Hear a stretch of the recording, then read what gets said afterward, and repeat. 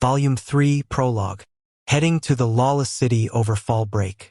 My sister Claire ended up winning the Bushin Festival. Rose showing up out of nowhere threw me for a bit of a loop, but thankfully, I was able to improvise a satisfying climax to my performance. She nearly stole the show from me, but in a flash of brilliance, I was like, wait, can I pull this off? And stole it right back from under her nose. And I totally nailed it. The world is ever-changing, and we all have our own motivations as we walk through life. No performance goes exactly according to script, so I need to keep my mind pliable to handle any situation the universe throws at me with a little bit of improv. Anyway, once the Bushin Festival ended, everything settled back into its ordinary routine. I mean, apparently the Oriana Kingdom is kind of a hot mess right now, but I'm just your average aristocrat, so that doesn't affect me starting my second semester. Still, word on the street is that Oriana Kingdom has split into the something-something faction and the other something-something faction, and they're starting to go at it. Everyone's saying that civil war is probably going to break out before the year is over. Man, if they really do start a civil war, I gotta get in on that action. That sounds like a blast. As for school, little has changed despite Rose's absence. I hate to say it, but that's the way things go. Everyone around me has been saying all sorts of nasty things about her, that she acted in a fit of jealousy or that there was some sort of succession dispute, but nobody actually knows what really went down. I'm on her side no matter what her reasons were, so I hope she's doing okay wherever she is. Claire's schedule has supposedly been booked ever since her victory. Between all the speeches she's had to give and the parties requesting her attendance, she's like a bona fide celebrity. All that died down a bit when we headed into fall break, though, and she's back at the academy now. I guess that's why they call it 15 minutes of fame. Unfortunately, now that she's free, she's been breathing down my neck, and I found myself reluctantly forced to throw her a celebratory dinner. That brings us to the present, where she and I are in the middle of enjoying a meal at one of Mitsugoshi's restaurants. I'm pretty sure I ordered the blessing for the peasants course. Dirt cheap, a limited time offer. But for some reason, they brought us this super extravagant banquet. Weird. I had no idea you could pull something like this off. Not even the party they threw at the castle had food this nice. Claire remarks upon seeing the feast. We're also in some sort of private room for high-class VIPs. I wondered if maybe they'd mistaken me for someone else. But I double-checked with our waitress on my way to the bathroom, and apparently there's been no error. Just thinking about the bill makes me squirm. Oh wait, this place is part of the Mitsugoshi group. Maybe they're giving me special treatment because I'm friends with Gamma. You know, I'm friends with Mitsugoshi's president. I tell my sister. Oh please. No, seriously. I'm pretty sure that's why they're giving us the VIP treatment. I wish your jokes had better punch lines. Don't worry. I get what's going on here. I can see how much work you must have gone through to put this together for me. Claire smiles. I haven't seen her look this pleased in a while. Better just let her believe what she wants. I love the food at Mitsugoshi's restaurants. It's all so unusual and delicious. You know, this is the first time I've had roast beef. Ha!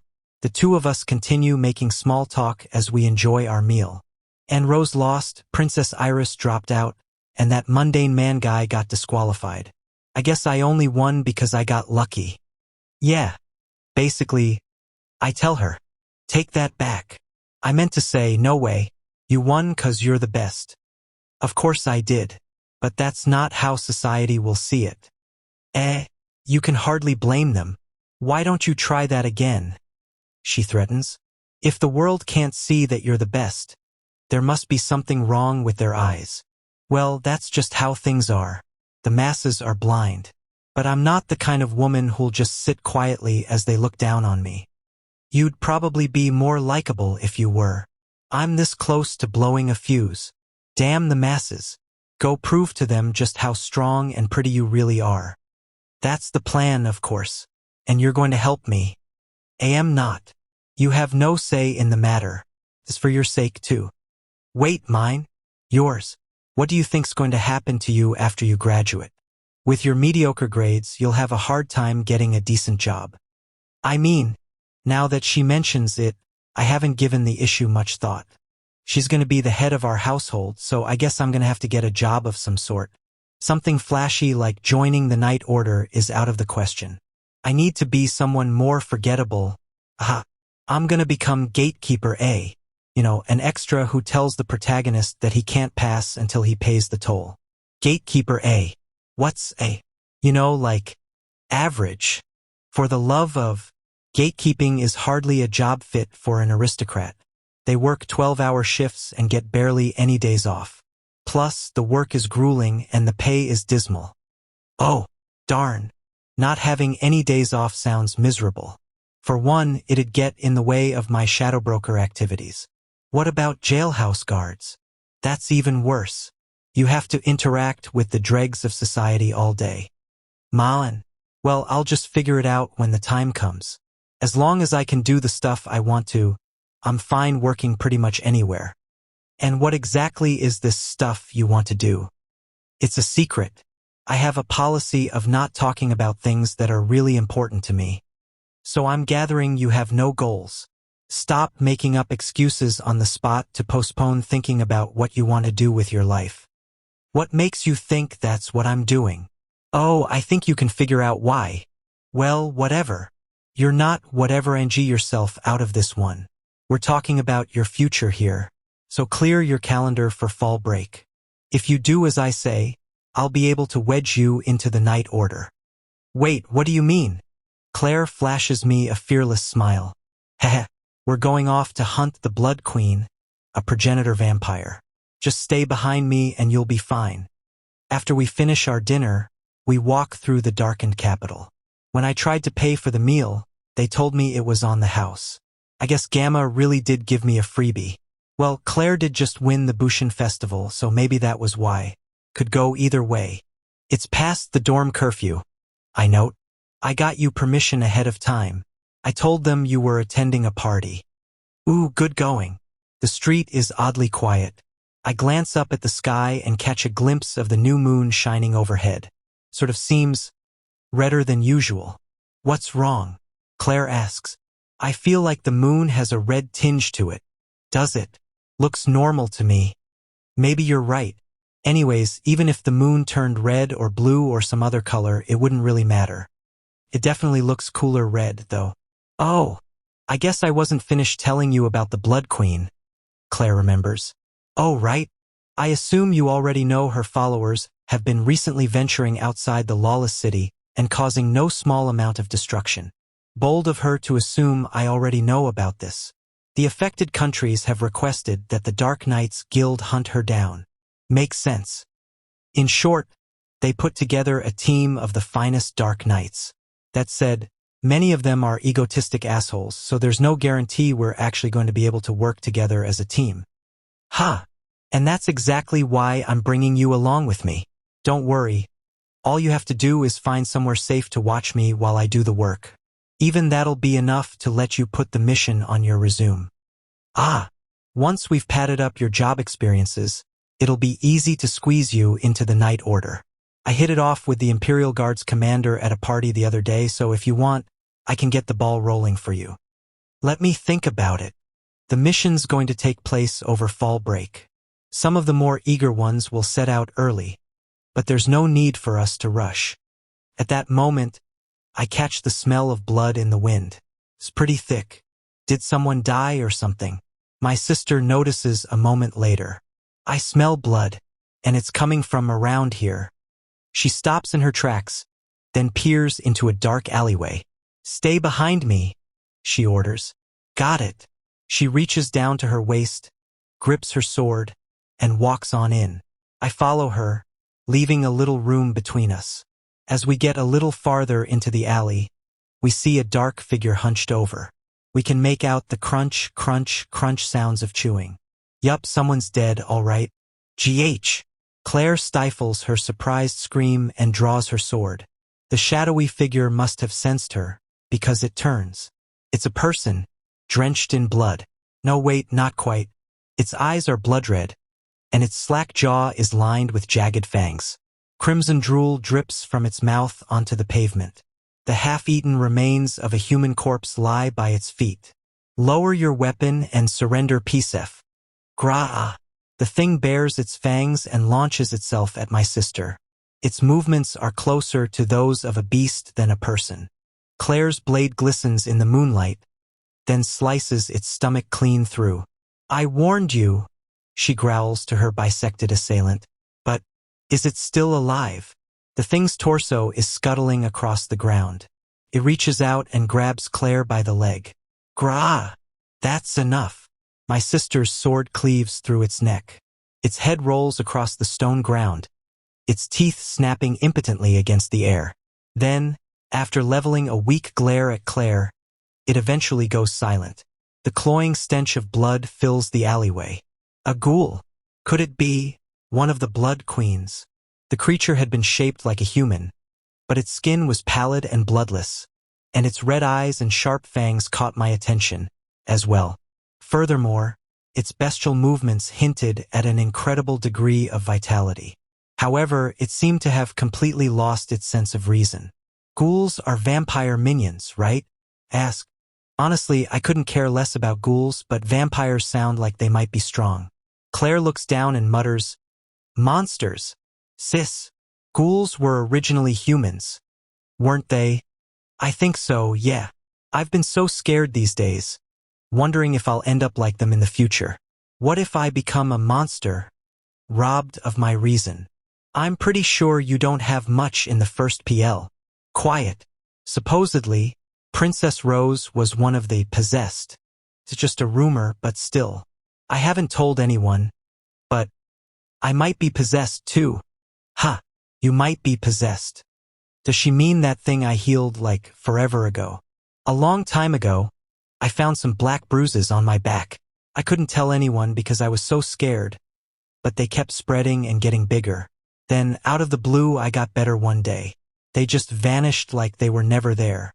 Thank goodness, I thought. I'm cured. But when I looked into it more recently, I found possession never goes away. So if that's what caused those black bruises, then eventually, I'm pretty sure you have nothing to worry about. You're totally cured after all. That was a joke, silly. There's no way I'm one of the possessed." Claire smiles and gazes up at the night sky. "But still, there's no guarantee I'll be able to stick around forever. That's why I need you to clear your schedule for fall break." "Ugh, this isn't up for discussion. I'm going to go let the Night Order know what happened here." She turns her back to me and starts marching off. I catch another glimpse of the sky, and sure enough, the moon really has a hint of red tonight. I kind of want to see what these vampires are all about. And the lawless city sounds pretty interesting, too. I'm sitting in my dorm room listening to Beta talk. Every night, after I'm done with my classes, I have my regularly scheduled Shadow Garden briefing. After the incident at the Bushin Festival, Perv has been, aha! After thinking over everything my sister told me, I'm really starting to get fired up about going to the lawless city. After all, I haven't had a chance to go bandit hunting recently, and the lawless city is basically a glorified crew of bandits. And when it comes to outlaws, what's theirs is mine. It's made Epsilon's job considerably easier as well. Now, as far as the Oriana Kingdom internal affairs go, aha! Like Claire said, I'm going to have to think about what I want to do in the future. At the end of the day, it all comes down to money.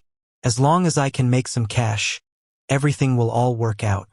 And did I mention the lawless city is full of glorified bandits? I'd bet anything that their boss is making mad bank off all the shady stuff they're doing. In other words, all I have to do is bust in and make off with their treasure, and my problems will go away. Easy. The Shadow Garden continues to grow at a satisfactory rate, and the laboratory at Alexandria has begun development on the steam engine, with, aha! If I focus on amassing enough money to spend the rest of my life goofing off, I'll never have to worry about finding a real job.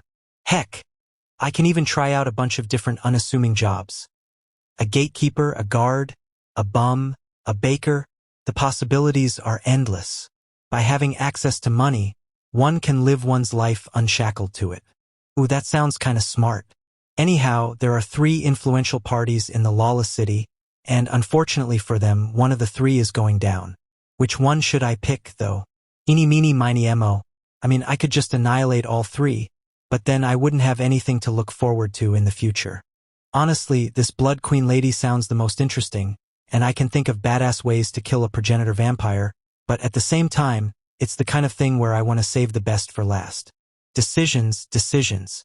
As things stand, the Blood Queen really does feel like the best candidate. And that concludes my report. Aha! If there's anything I've omitted or overlooked, by all means, let me know. Beta is kneeling before me with her head bowed. It reeks. When she hears me, she twitches. The lawless city. It reeks of blood. Thank goodness he wasn't talking about me. Beta murmurs quietly. It seems the Blood Queen is up to something. That's correct. We couldn't find a strong connection between her and the cult, so we didn't feel the need to do anything about it. But a storm is coming. A storm of blood. A storm of what? Look at the moon, Beta. Ha! I point at the vaguely red moon hanging in the air outside the window. Ha! Is it a little redder than usual? Took you long enough to notice. That's the red moon. Wait, is that really the legendary red moon? And if it is, I cast a sidelong glance at Beta, who's staring dumbfoundedly at the sky, then hold my blood-red glass of wine up to the lamp as I take a sip. The legendary red moon. Ha! Anything sounds cool if you stick the word legendary in front of it. Tch, that can't be. If that's the case, then the lawless city, no, everything around it will be wiped out. Worry not. But people are in danger. We need to dispatch the Shadow Garden at once. Didn't I tell you? Worry not. NGH. Forgive me. I look down at Beta as she trembles before I leisurely cross my legs. Leave this to me. You don't mean you're planning on handling this one alone, Master Shadow? Are you trying to stop me? I understand that's the most efficient way to handle the situation. But, Master Shadow, what if something were to happen to you? Worry not. The corner of my mouth curls into a grin. After all, the moon is just a little redder than usual, right? Beta looks at me, eyes wide. She initially looks shocked, but her face quickly softens into a gentle smile. I fear I forgot who I was talking to. She offers me a deep bow. The moon is just a little redder than usual. Against you, Master Shadow, even the legendary red moon amounts to little more than that. I'll be praying for your success. Damn. All it took was the moon looking kinda red. And now it's the legendary red moon. Beta's always been good at this stuff. Don't you think? The moon looks beautiful this way. Hee. So it does. And it's thanks to you that we can see it that way. Will you drink with me? Yes, gladly. Beta and I gaze up at the moon as we enjoy our wine. Looks like I'm gonna be able to start my fall break at the lawless city with a bang. The lawless city is, to put it succinctly, one giant slum. The homeless are huddled everywhere. Shanties line the roads, and the foul stench of garbage permeates the air. But that isn't all the city has to offer. For example, it's home to a notable peculiarity. 3 skyscrapers towering above its streets. That's the Blood Queen's castle. The Crimson Tower, comments a man who looks like a professional wrestler heel. He gazes up at the blood-red edifice. It looms over him, illuminated by the setting sun. What's wrong, Quentin? You chicken. Standing beside him is a handsome blonde man. Like hell I'd go chicken, Goldie. I just ain't never seen a building that tall before. I've fought all over the world, and I have to admit it is an impressive spire. It'd probably take all day just climbing it. The two of them sigh as they cast their gazes up at the Crimson Tower. It looks almost like a spiral of blood circling up into the sky. Neither of them can even begin to imagine how it was built. Just 'cause they got a fancy tower don't mean that the guy inside's strong. Let's get a move on. At the end of the day, they're just a band of hoodlums, after all. The Blood Queen's head is ours for the taking. Quentin and Goldie's appearances make them seem like complete opposites, but they hit it off surprisingly well from the day they first met. Maybe it was because they bonded over having been beaten by the same opponent, but for whatever reason, the two of them have been working as a team since the Bushin Festival. They walk through the lawless city under the evening sky. The closer they get to the city's center, the less it feels like a decrepit slum and the more like a multicultural hodgepodge. Well, that's a surprise. Yeah, stay sharp. People merely looking in from the outside never see this aspect of the lawless city. The buildings aren't the only thing that are different. The people passing by them are no longer commonplace bums, but ruthless hunters casing them with gleams in their eyes. Not a single person around them seems like an easy target. Quentin and Goldie immediately pick up on that. They brace themselves as they walk, ready to draw their swords at a moment's notice. The buildings around them start to take on a unified aesthetic. It's proof they've made it to the Blood Queen's turf. They notice a change in the air, too. We're close.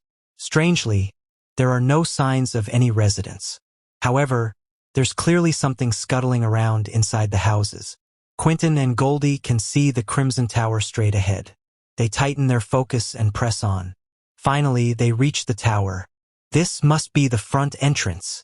Quentin approaches the massive door. Ominous, inhuman figures are carefully etched across its surface. Here we go.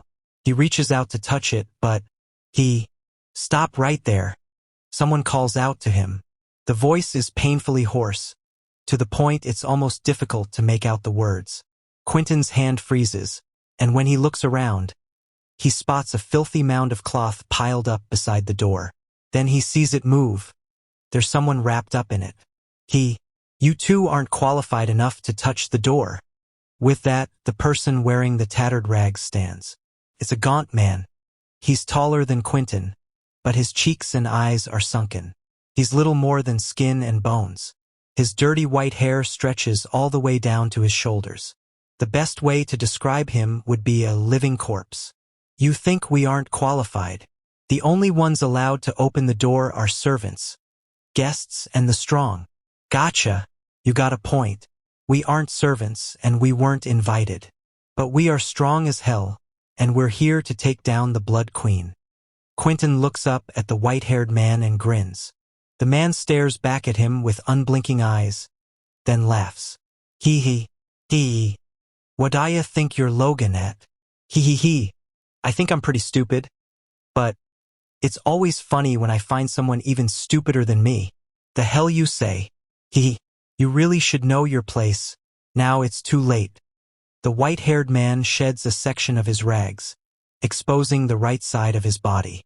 There's nothing from the shoulder down. This was the result of my stupidity when I tried to challenge the Blood Queen 4 years ago. Not only did it cost me my arm, but now I'm a lowly watchdog on a leash. There's a thick collar with a chain fastened around the man's neck. I'm Quentin, a Bushin Festival veteran. And he's Goldie, the victorious golden dragon. We ain't chumps like you. That means nothing to me. I have a policy of not remembering the names of anyone weaker than me. And just who the hell are you supposed to be? I'm just a watchdog. But once, long ago, they used to call me the White Demon. The White Demon. Never heard of you. Goldie, you know this guy. Quentin turns to his partner. Goldie shakes his head. It does sound familiar, but, sorry, I can't pin it down. However, his eyes are fixed cautiously on the watchdog. And there you have it, Mr. Nobody, Quentin snaps. Fine by me. The names of the stupid are best forgotten anyways. No hard feelings. But we're going through that door whether you like it or not. But I'm a watchdog. I can't just go letting weaklings by me. It's your funeral. Quentin glares at the watchdog and unsheathes his blade. The watchdog reaches down with his left hand and draws his narrow, single-edged sword in kind. It's a beautiful weapon and longer than he is tall. Goldie follows suit and draws his blade. Quentin, be careful. What I mean, be careful. That man, I just can't gauge how strong he is. What? That one-armed pile of skin and bones. You're full of it. Quentin ignores Goldie's warning and attacks. His great sword casts a shining trail through the evening sunlight, and a moment later, blood sprays. Cleaved neatly in two, pieces of the great sword clatter on the ground. Cue Quentin, Goldie shouts, and as he does, Quentin crumples from the gaping wound in his chest. Now then, who's next? The watchdog stands before Goldie, drenched in Quentin's blood. Damn you. Goldie hadn't been able to make out the watchdog's slash that downed his friend. All he saw was the spray of blood and the greatsword falling. It was an incredible display of skill. Goldie can tell the watchdog stands far, far above them. Despite being robbed of his dominant arm and being reduced to skin and bones, he readies his sword regardless. He hasn't known Quentin for long. However, they were united by the common goal to get back on their feet after the same crushing defeat. Don't worry, he's still alive. He's no good dead after all. The watchdog laughs. How dare you? Goldie gathers magic in his sword, then unleashes his strongest attack. Demonic Golden Dragon. Fatality Strike. The moment he releases it, his eyes meet the watchdog's. The watchdog's eyes are black and horribly bloodshot. When Goldie meets this bottomless gaze, he suddenly remembers who the white demon is. Wait, you're? The watchdog's lips curl upward.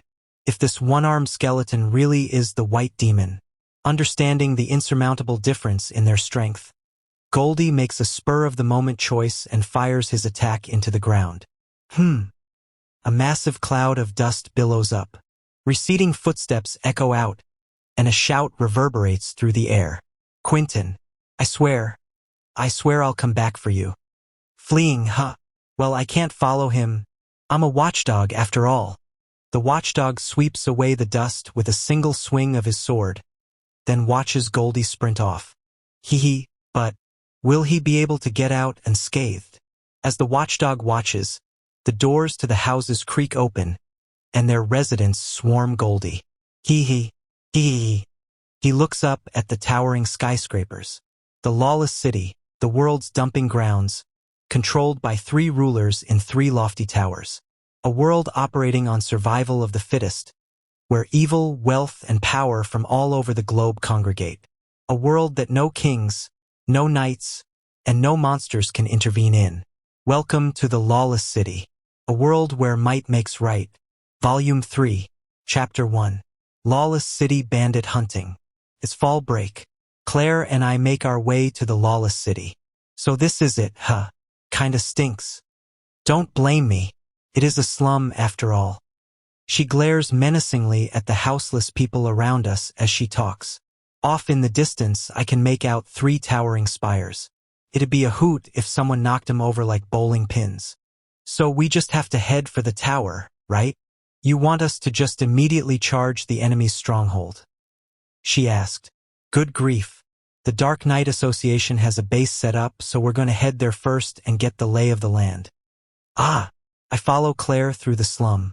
After a little while, we arrive in an area lined with street stalls. It's bursting with activity, and the merchants are selling all manners of strange foods, sketchy drugs, stolen goods, and odd pets. Hey there, pretty lady. Come have a gander. I just got some real lively pets in. Who, me? But of course. You're the prettiest young lady to ever walk this planet. Eincha. Heh, someone's got a good eye. I guess it wouldn't hurt to have a little look. Sis, he's just trying to butter you up. Shut up.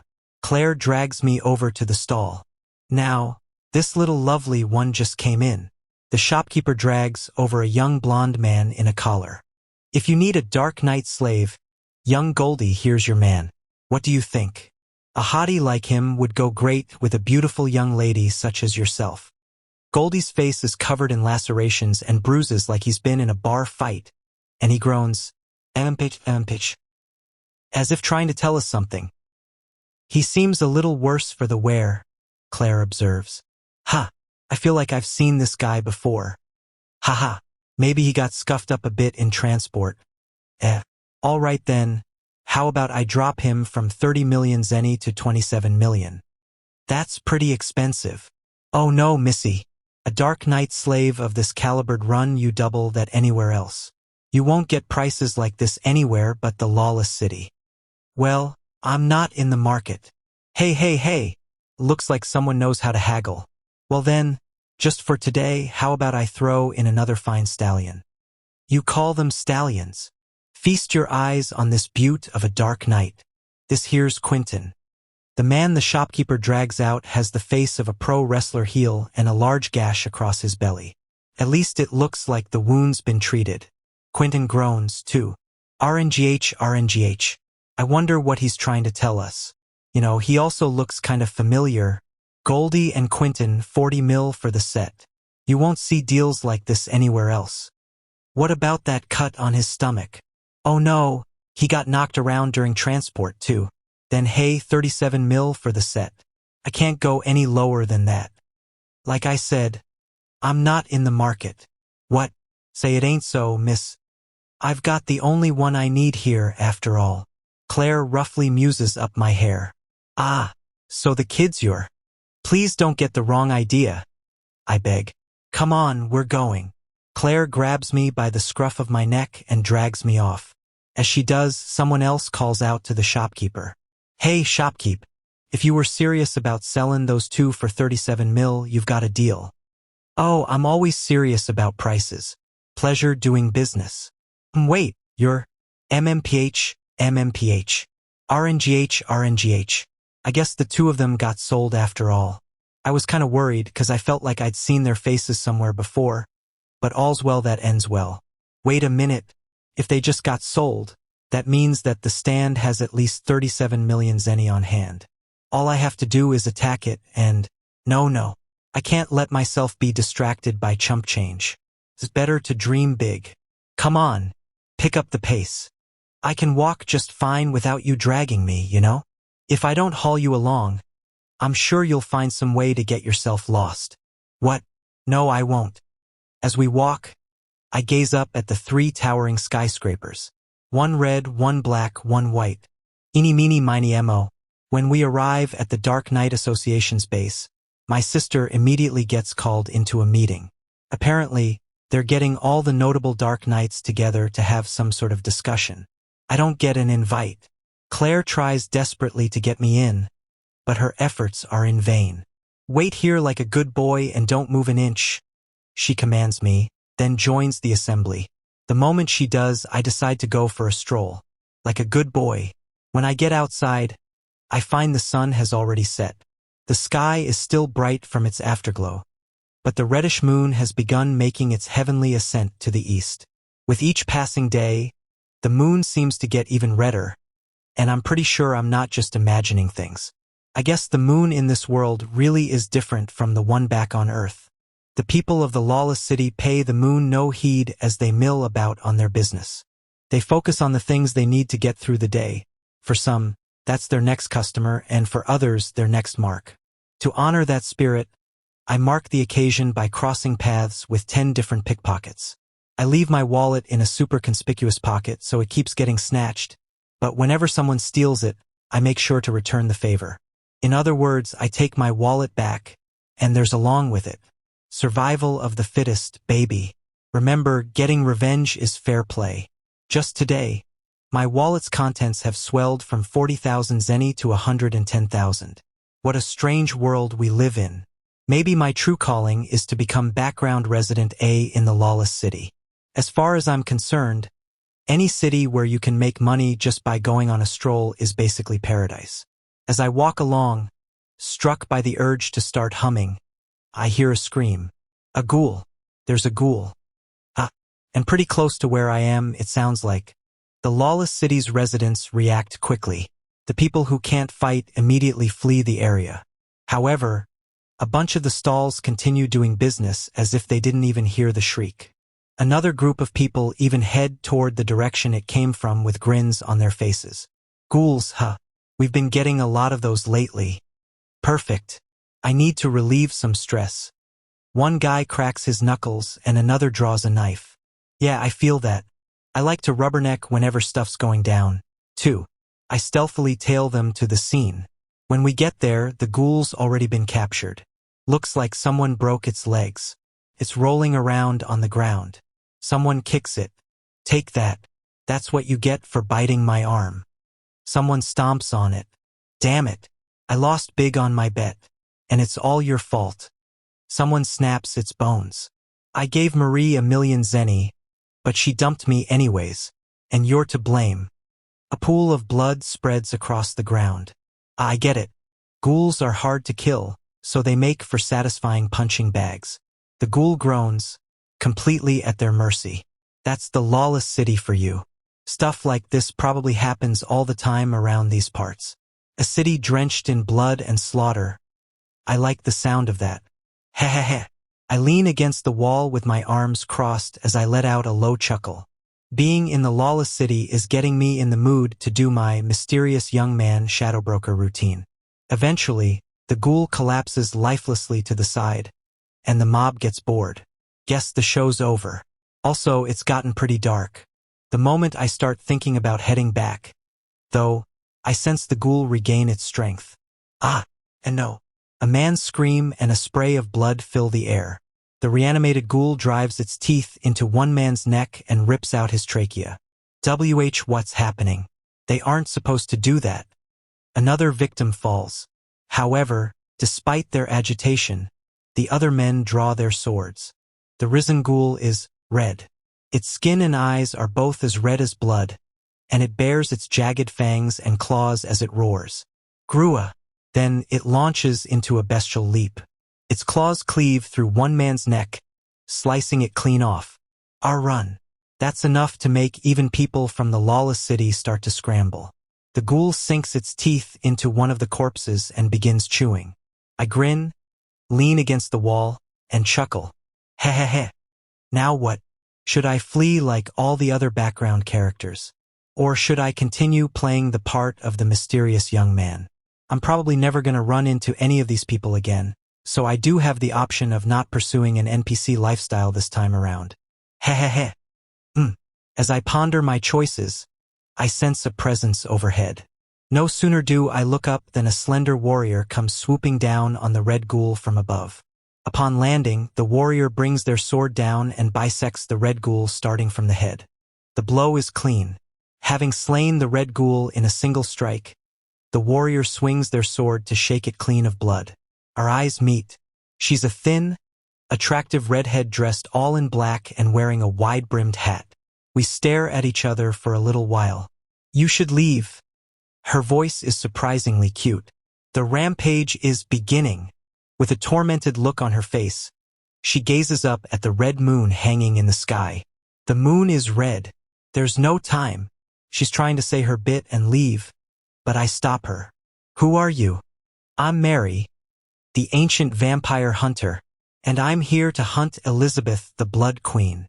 And with that, she vanishes into the night. What's with this feeling? It's like my chest is throbbing. Heh. A grin spreads across my face as I look up at the red moon.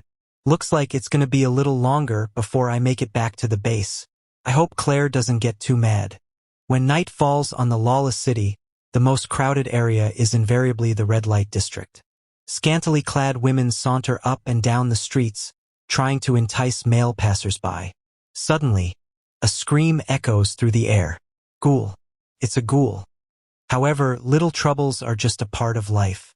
The brothel's bouncer heads outside and makes quick work of the creature. On any other day, that would have been the end of it. One of the girls screams as the bouncer is mercilessly ripped to shreds. This ghoul is redder than usual. It tears through the bouncer with ease, then makes its way toward the shell-shocked girl. Marie. One of her friends calls out to her, but it's too late. However, the red ghoul is suddenly split in half. Rent in two. It topples over, revealing a swordsman wearing a jet-black long coat standing behind it. He swings his ebony blade to clear off the blood, then looks down at Marie. His eyes gleam red beneath his deep hood. Eek! Scared by those inscrutable eyes, Marie shrinks back. If you want to live, then flee. The jet-black man's voice echoes like it's coming from the bowels of the earth. The rampage is starting. As he murmurs, he looks up at the scarlet moon. It feels like there's a deep sorrow hidden within that form of his. The red moon. There isn't much time left. For some reason, the moon's been red as of late. Marie had thought it strange, but none of her sex worker friends had paid much attention to it. The moon being red doesn't change anything, they'd all thought. Wait, who are you? Marie calls out to stop the jet-black man from leaving. He looks like he's busy, but he did just save her life. She needs to at least thank him. The name's Shadow. I lurk in the darkness and hunt down shadows. And with that, shadow vanishes into the night. Wait! I need to thank you. Marie looks around, searching for the suddenly missing man. Marie, are you okay? Her coworker wraps her in a tight embrace. Why yeah, I'm fine. Thank heavens. This kind of stuff's been happening all the time lately. I dunno if it's the Blood Queen or what, but, Seichu, you can't say stuff like that. Humph, who's gonna stop me? More importantly, that was Shadow just now. You know him. Yeah, but only the rumors. They say he attacked a school, blew up the sanctuary, and runs a gang of hooligans. He was a little scary, but Marie doesn't think he looked like a bad person. Shadow can't be that bad. What are you talking about? He's as big a villain as our 3 rulers. But what's a big shot like him doing in the lawless city? He said something about a rampage starting. That the moon was red and that there wasn't any time. He must know something. He must have noticed the red moon that nobody else paid attention to, then deduced the reason behind it. Marie gets the sense that he's doing it to protect them all. What's up with that? Her friend rants. The Blood Queen's been on a tear recently. Is she gonna team up with Shadow and start another war? Come on, gimme a break. It's always us little guys who get caught in the crossfire. That's not it. Shadow, he's here to stop something from happening. Oh yeah, like what? I don't know what it is, but it's definitely something bad. Something's begun. Marie looks up uneasily at the red moon. However, she's sure Shadow will do something about it. Thank you, Shadow. She looks out to where Shadow vanished into the night and whispers to herself. Sid is missing. Claire dashes through the darkened, lawless city in search of her brother. That idiot. I told him not to move an inch. When she heard that he'd left the base on his own, her mind went blank. One of the other Dark Knights laughed, saying Sid was probably being sold as a slave as they spoke. Claire decked him, then immediately rushed out. The lawless city is dangerous at night. It isn't just an ordinary slum. A Dark Knight student like Sid would be chum in the water for some of the people who lived here. Has anyone seen a kid who looks about 15 with black hair and dark eyes? She asks the passersby as she frantically scans the streets. There are some who take that as an opportunity to attack her, but she dispatches them all. Her skills are no joke. She did win the Bushin Festival, after all. She's following an eyewitness's lead, then finally spots the raven locks she's looking for. However, the young man in question is currently being devoured by a ghoul in a back alley. And no, she draws her sword in a flash and minces the ghoul to pieces. Her rage only serves to accelerate her blade, and the sound of her tempestuous slashes hums across the alley. Once she's done, she kneels in front of the mangled dark-haired boy. No, this can't. His black locks are drenched in blood, and it's just about the same length as Sid's. The corpse is too disfigured to properly identify. However, this was the only eyewitness account that matched her description. Sid, I'm so sorry. I never should have brought you here. There's no guarantee that the boy in front of her is Sid. Even so, she embraces his bloody black hair and sobs. It feels like the regret and remorse are going to crush her. As she's being racked by emotion, someone approaches her from behind. What? She barks, still holding the body. Were you the one searching for a boy with black hair and eyes? Ha! Hoping against hope.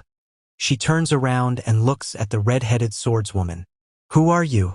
I'm Mary, a vampire hunter. I've seen 2 kids that match that description.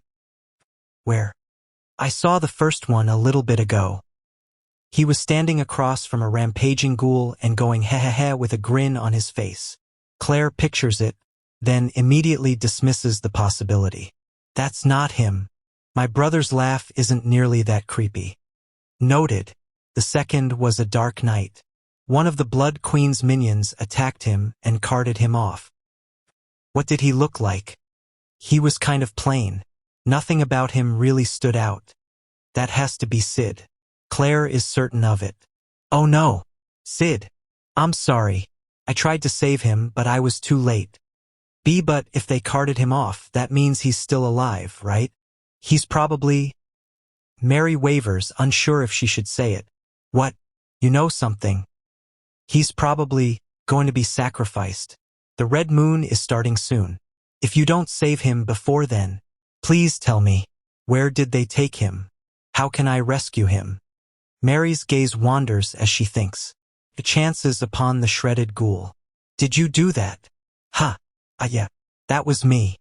If we work together, there might still be a chance. My target is Elizabeth the Blood Queen. Your goal is to save your brother.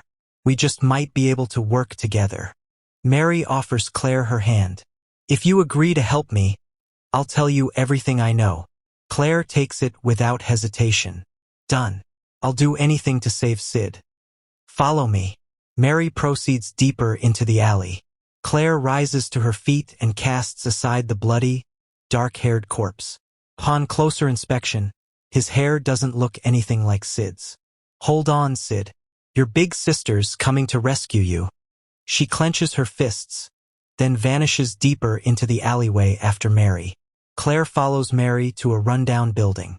For whatever reason, it's practically buried under a thick layer of sediment. Mary takes a lamp and illuminates its interior. It reeks of dust and mold. There's a chair over there, Mary says, still standing. I'm fine. The chair looks to be on the verge of collapse anyway. Fair enough. Claire, was it? Now, your brother's probably in the Blood Queen's castle, the Crimson Tower. What did you mean when you said he was going to be sacrificed? To explain that, I'd need to start by telling you about Elizabeth the Blood Queen. She was a progenitor vampire, and she and the other progenitors used to rule the night. This story took place over 1,000 years ago. Mary gets a distant look in her eyes as she speaks.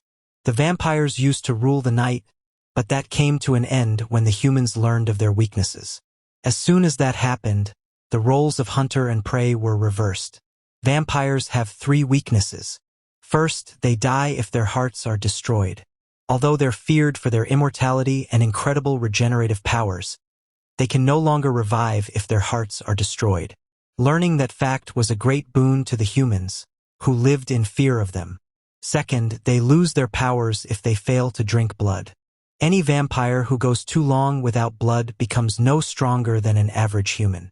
Thus, they're biologically forced to coexist with humanity, unable to ever exterminate them fully.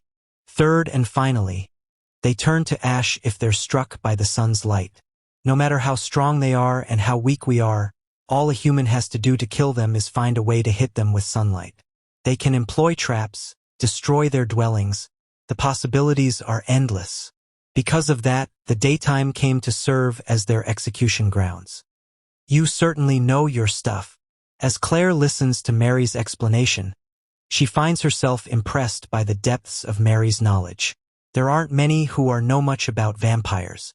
After all, they're largely a thing of the past, and the number of vampire-related casualties in recent years has been close to 0. The lawless city is an exception. Rumor has it the Crimson Tower is the vampire's final stronghold. That said, even the people running the association's meeting haven't been able to confirm whether there were actually vampires there yet, and their only knowledge on the matter was academic.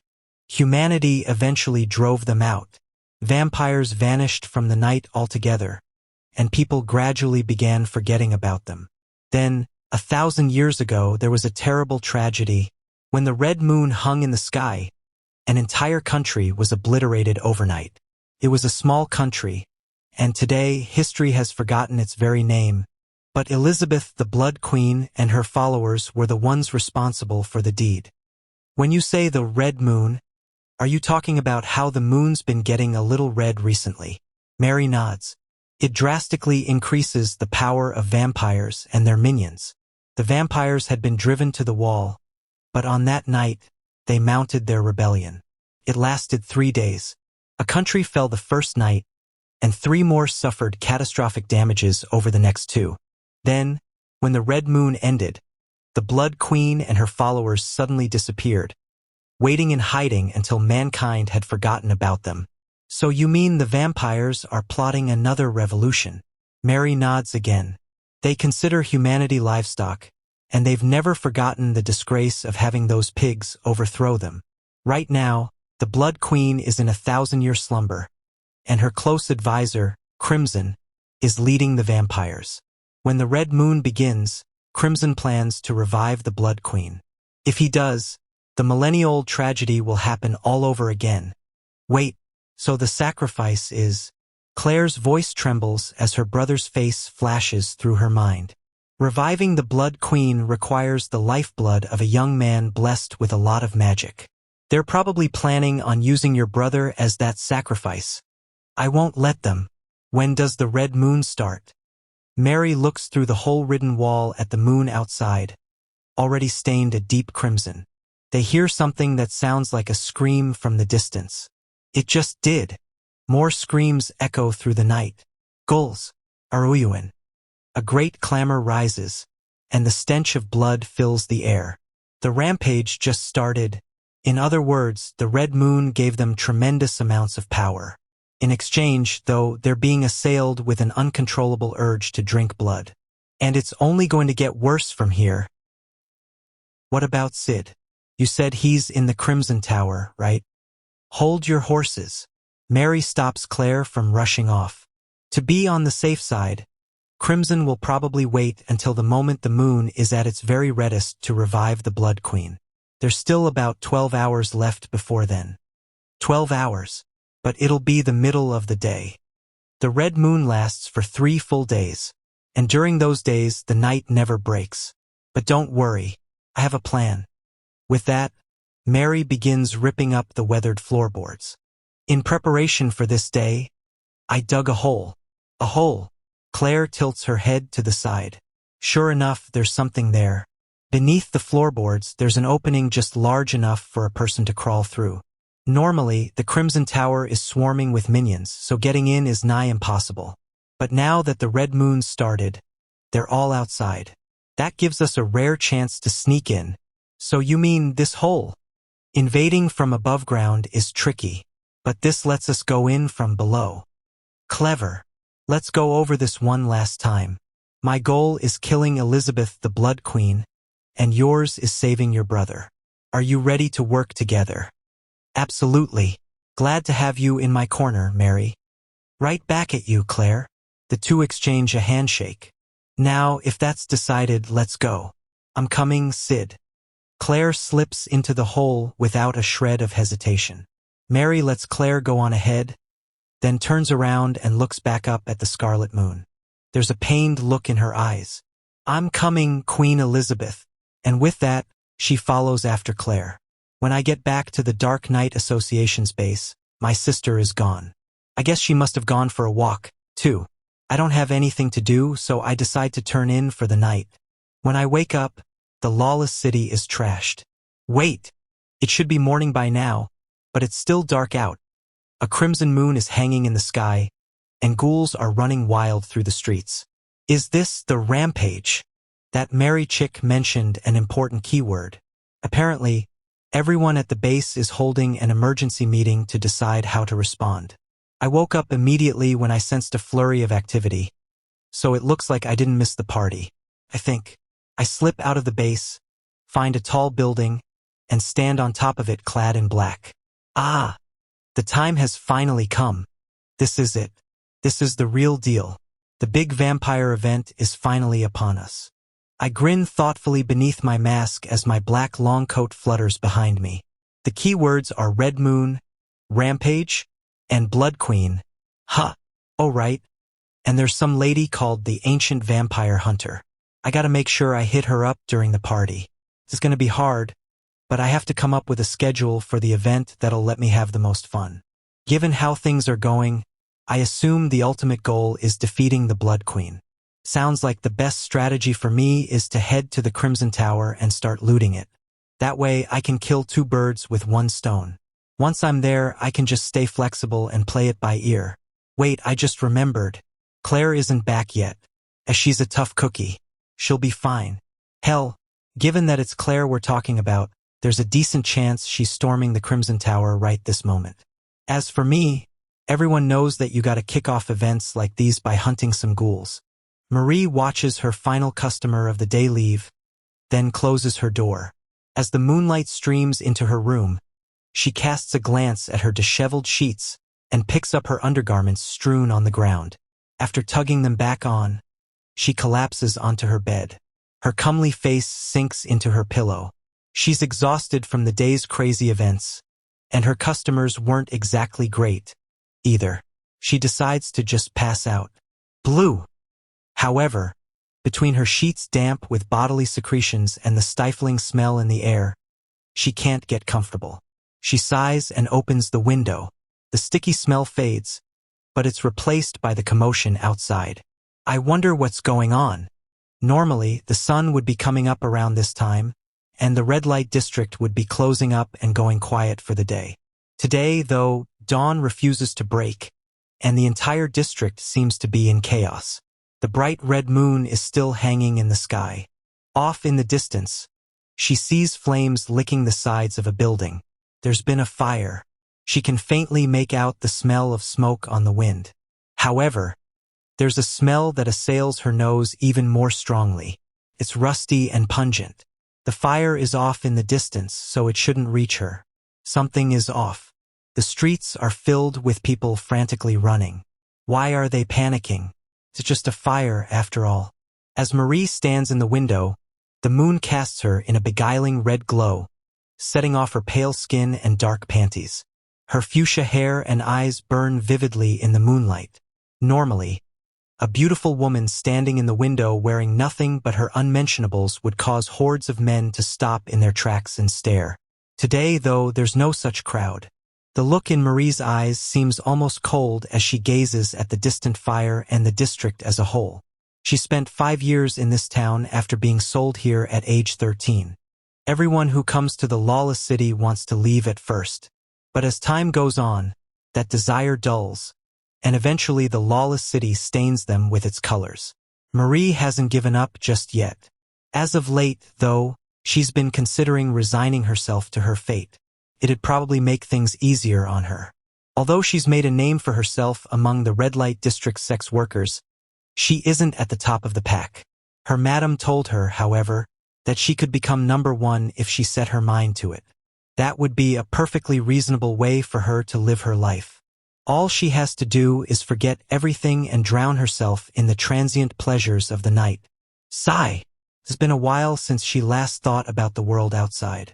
Little by little everyone forgets about it, and bit by bit the lawless city paints them over and makes them part of itself. One day that'll include her. She goes to close her window when, eek, a beast leaps through it and into her room. No, not a beast. A humanoid carrying themselves like one, a ghoul. Her room is small. There's nowhere to run. Marie shrinks back across her bed. The ghoul grins, putting its sharp fangs on full display, then pounces toward her. And no! Tears roll down her cheeks. In that moment, she realizes she's going to die. I told you. Flee! Booms a low voice. In an instant, the ghoul is torn to shreds. Corpse chunks rain down as blood sprays across the room. Why you're... Marie's heart throbs upon seeing that familiar figure with his ebony blade. It's a man wearing a jet-black long coat. Shadow. The rampage has begun. Behold, the town is stained with blood. The town.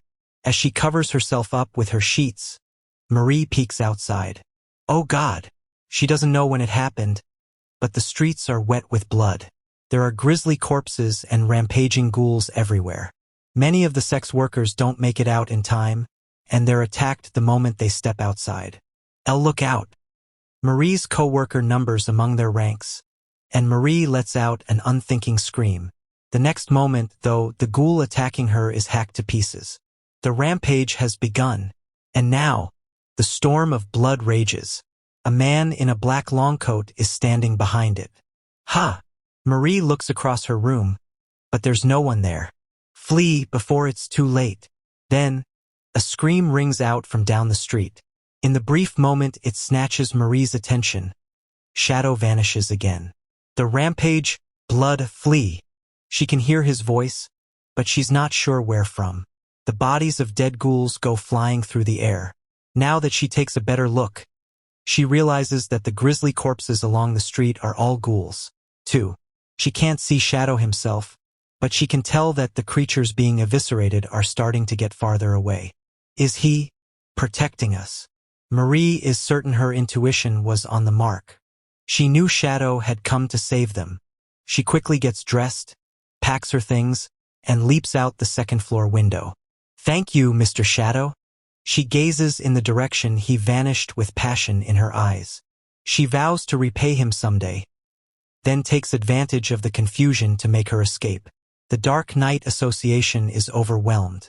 They rounded up their finest to mount a counteroffensive against the ghouls, but between the creatures' enhanced powers and overwhelming numbers, the association was forced to retreat. Grain the Strong is wounded, too. We have to fall back. Stop talking nonsense. That's your post. If you don't hold it, who will? Not my problem. We've got men down. You want me to just let them die? A group of Dark Knights is surrounded on the main road. They're trying to mount a resistance, but the seemingly endless throng of ghouls is wearing them down. Everyone, please follow your orders. Claudia, the elite association member in charge of commanding the anti-Blood Queen operation, desperately strains her voice, but it's only a matter of time before morale crumbles. The road is overflowing with ghoul corpses.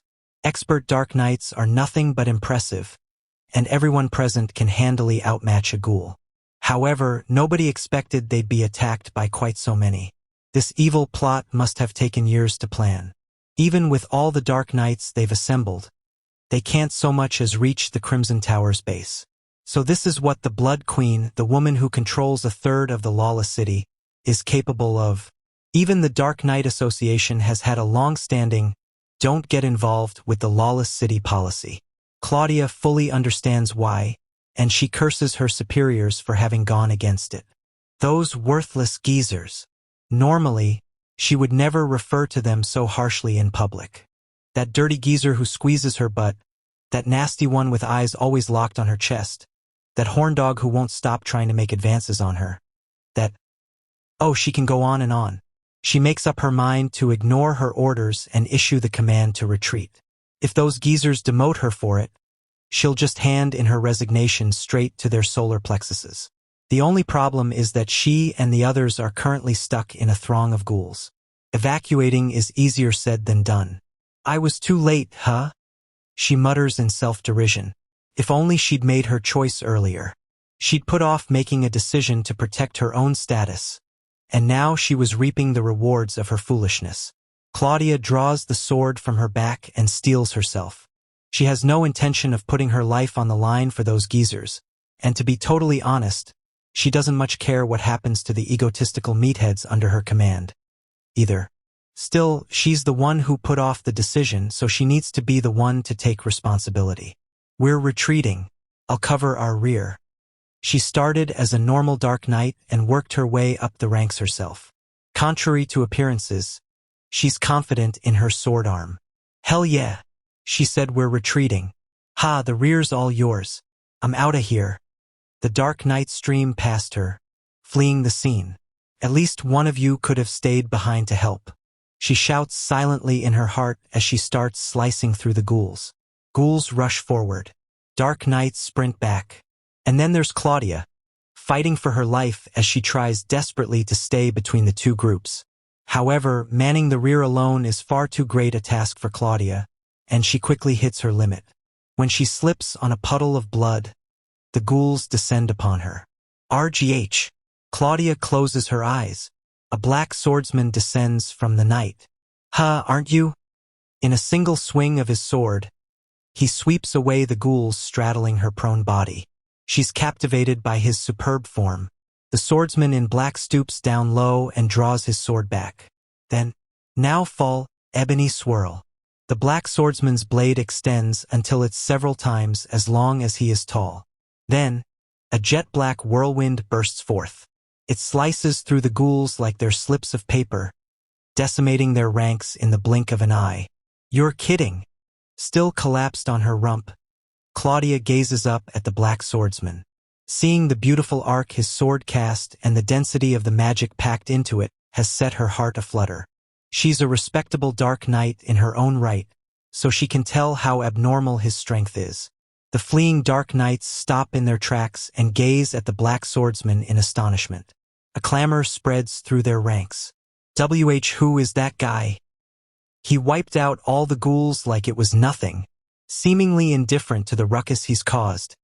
The swordsman speaks in a voice that sounds like it's echoing from the abyss itself. The rampage has begun. This is beyond you people. The rampage. The moon is red, which means time is short. A red moon hangs in the dark sky. Claudia can't think of a time she's ever seen it that color before. She'd thought it a little creepy, but she had no idea why it was like that. The moon is red. Wait. At that moment, Claudia connects the dots between everything that's going on in the lawless city and an old legend she heard as a child. You're saying that that's the red moon? If it was, they were all in danger. When the red moon last appeared 1,000 years ago, vampires decimated an entire country overnight. If things kept on like this, that tragedy was about to be repeated. Claudia calls out to the black swordsman as he turns to leave. Wait. Please, as a member of the Dark Knight Association, I'm asking for your help. Having his insane power on their side would be an enormous boon. Selling her shitty bosses on the idea was going to be a struggle, but still, his response is flat. That won't be necessary. I'll end this soon. You'll end this. Claudia shivers. Wait. You're planning on taking on the Blood Queen alone. Couldn't be done. The Red Moon and the Blood Queen were practically on the level of natural disasters. It took an entire country mobilizing to stand up to them. But for this black swordsman, maybe it wasn't so impossible after all. Who exactly are you? The name's Shadow. I lurk in the darkness and hunt down shadows. His jet-black long coat flutters as he walks atop the carpet of blood. In shock, Claudia watches him leave. That was Shadow, she mumbles. His footsteps click as they become more and more distant. At his destination lies the Crimson Tower lording over the city and the dark red moon shining above it. Master Crimson, the sacrifice is ready. I see. Crimson has been looking down over the lawless city, but his gaze shifts to the moon floating in the night sky. His wine-red hair washes down past his elegant features. The red moon isn't ready yet. The moon is stained red, but it isn't enough. He has to keep waiting if he wants to be absolutely sure. How is gaining control of the city proceeding? He ventures to ask. Things have begun according to plan. But, Crimson whirls around and fixes his gaze on his tongue-tied subordinate. The man's eyes dart around as he continues. But a few localities have offered more resistance than we anticipated. Is it the Dark Knight Association's doing? No, they aren't proving a threat. However, there are 3 people who are. One is Yukaim the Spirit Fox. Another is Juggernaut the Tyrant. Those 2. Crimson grimaces as he looks back down over the city. The ghoul swarm is spreading out and expanding its area of influence well. But there are 3 waves fighting against the tide. Crimson is all too familiar with Yukaim the Spirit Fox, ruler of the White Tower, and Juggernaut the Tyrant, ruler of the Black Tower. He's suffered bitter losses at their hands many times before. Although he's loath to admit it, both of them are a fair bit more powerful than he is. Now, though, things are different. The Red Moon has begun. All he needs to do is resurrect his queen, and they, too, will sink into the ocean of blood. Let them do as they please. It's not as though they can reach us. When the Blood Queen is reborn, our victory will be assured. Crimson laughs as he approaches the coffin enshrined in the middle of the room. Oh, my beloved queen! Soon, this world shall be ours. As he strokes the coffin, he suddenly realizes something. Wait, you said 3 people. Who's the 3rd? Crimson only knows of 2 with the strength to stand against the Red Moon. We're not entirely certain yet. But we know he's taken out a number of ghouls on his own, as well as the vampires we sent as reinforcements. What? His name is Shadow. As we see it, he may well pose the biggest threat to us. Shadow. Crimson frowns as he whispers the name. Volume 3, Chapter 2. Storming the Crimson Tower. There are 3 forces rushing toward the Crimson Tower. One is the tyrant on a violent rampage. The man is like a tanned Goliath. His weapon is a massive, billhook-shaped slab of iron, and he uses it in conjunction with his raw brute strength to cleave through the ghouls. Nobody dares get near him. The moment they do, they're bound to be reduced to mincemeat. The next force is the spirit fox, prancing toward the tower. She's a fox woman with bewitching beauty and fur the color of snow. 9 tails shine in the moonlight. Each of her hands holds an iron-ribbed folding fan, and she weaves an elegant dance as she slices through ghoul after ghoul. The moment their eyes are led astray by the alluring skin peeking out from within her kimono, she brings them to their eternal slumber. As they massacre their way through the creatures, the two forces crash into each other. Screw you, vixen. What a positively troublesome man you are. The spirit fox skillfully repels the tyrant's billhook. When it smashes into the ground, a large cloud of dust flies up. Been a while, spirit fox. A fiendish smile spreads across Juggernaut's face. Yukaim sighs in annoyance. I, personally, would have preferred not to see you at all. Hey, I'm just here for the bloodsuckers. But I'm happy to put your ass in the ground, too. Juggernaut brandishes his gigantic weapon like it's a toy. Nobody likes a persistent man, you know? Yukaim readies her fans in turn. But the moment the two of them are about to attack, the final force converges on their position. A man wearing a jet-black long coat silently descends through the night. Then, in the blink of an eye, he vivisects his 3 vampiric pursuers. Seeing the man's agility stuns the tyrant. His movements are smooth, explosive, overwhelmingly powerful. Even the tyrant finds himself forced to admit the man is strong. What impresses the spirit fox is the way he handles his sword. She's lived a long time, but she's never seen such beautiful swordplay or such efficient, economical technique. His sword dance is practically an art, to the point that it amazes even Yukaim. The two speak in unison. Who the hell are you? And who might this be? The man in black turns to look at them as he shakes the blood clean from his sword. My name is Shadow. I lurk in the darkness and hunt down shadows. And with that, the 3 forces collide. Each of them tries to stare the others down. Yukaim's eyes are like pools of still water. Juggernauts are black and have a falcon-like glint in them. And Shadow's are red, glowing, and inhuman. Shadow, I feel like I've heard of you before. Rumor has it that there lies a mysterious armed group called the Shadow Garden outside the city. Its leader goes by the same name, it would seem. Oh, so he's that Shadow. The rumors were of questionable veracity, but the man has the skills to support these claims, it seems. Their steely gazes bear down on Shadow, but he doesn't seem to mind. The wind blows, causing Shadow's sword to whistle. Yukaim unfurls her fans, and Juggernaut hoists his billhook up onto his shoulder. The wordless standoff draws on. Juggernaut is the first to break the silence. Are we just gonna keep staring at each other? Or are we gonna get this death match started? If there is going to be killing, I would like to have Mr. Shadow on my side. Pray pardon, Mr. Shadow, what say you? Yukaim casts an amorous glance Shadow's way. Juggernaut scoffs. Hey, word to the wise, don't trust that fox. She'd kill you in your sleep. This is insipid. Despite the gravity of the situation, Shadow turns his back on the other two without a shred of trepidation. The red moon has risen, and the rampage has begun. I don't have time to waste playing around with you people. Turn your back on me. That takes balls. Juggernaut glares at the back in question. It would seem you have a peculiar insight into this situation. The red moon.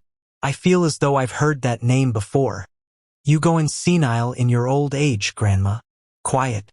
As Mr. Shadow said, I too verily believe fighting here would be a waste of time. I only came hither because I did not want to lose any more of my people to the ghouls. You're the same, no? You and I ain't got nothing in common.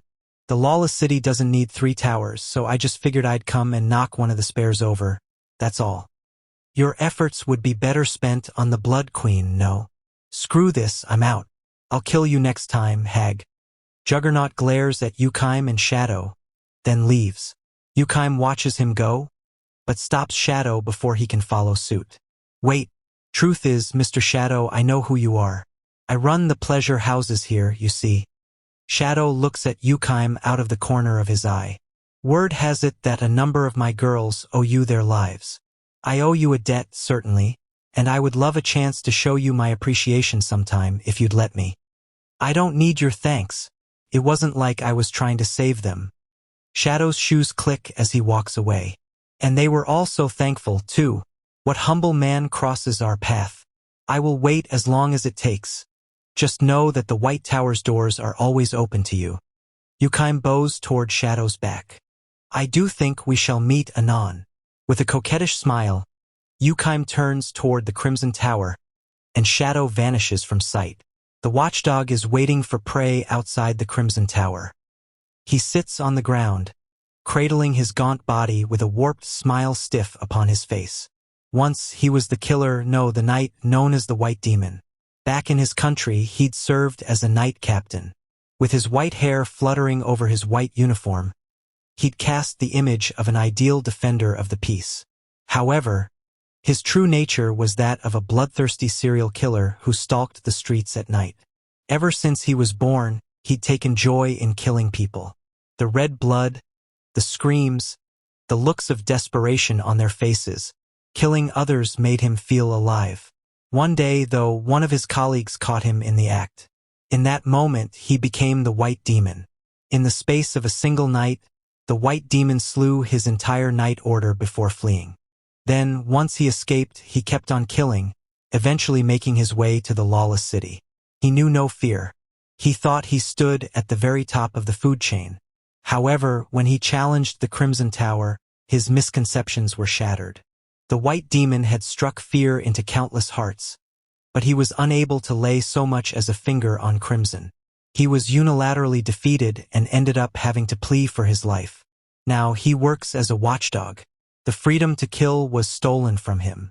Killing had given his life purpose, and he'd lost even that. Now an opportunity was finally approaching him. When the red moon started, most of the vampires had left the tower. That meant there was no one left to judge him. As long as the red moon continued, he could kill as he pleased. And so the White Demon waits for prey. He's the watchdog no more, he's the White Demon, and he's waiting for people to slaughter. Rumor has it that the Dark Knight Association is planning on assassinating the Blood Queen. As the White Demon waits for his target, he practically prays that someone will come by. And then, violent footsteps rumble through the streets, and his fervent wish is granted. The White Demon looks up in ecstasy to see a tanned behemoth. The man's body is covered in thick, veiny muscles, and he's carrying a billhook longer than he is tall. The man glares at the White Demon with a stern glint in his eye. He practically exudes violence. The White Demon is certain of it. This is Juggernaut the Tyrant, one of the lawless city's rulers. You're in the way.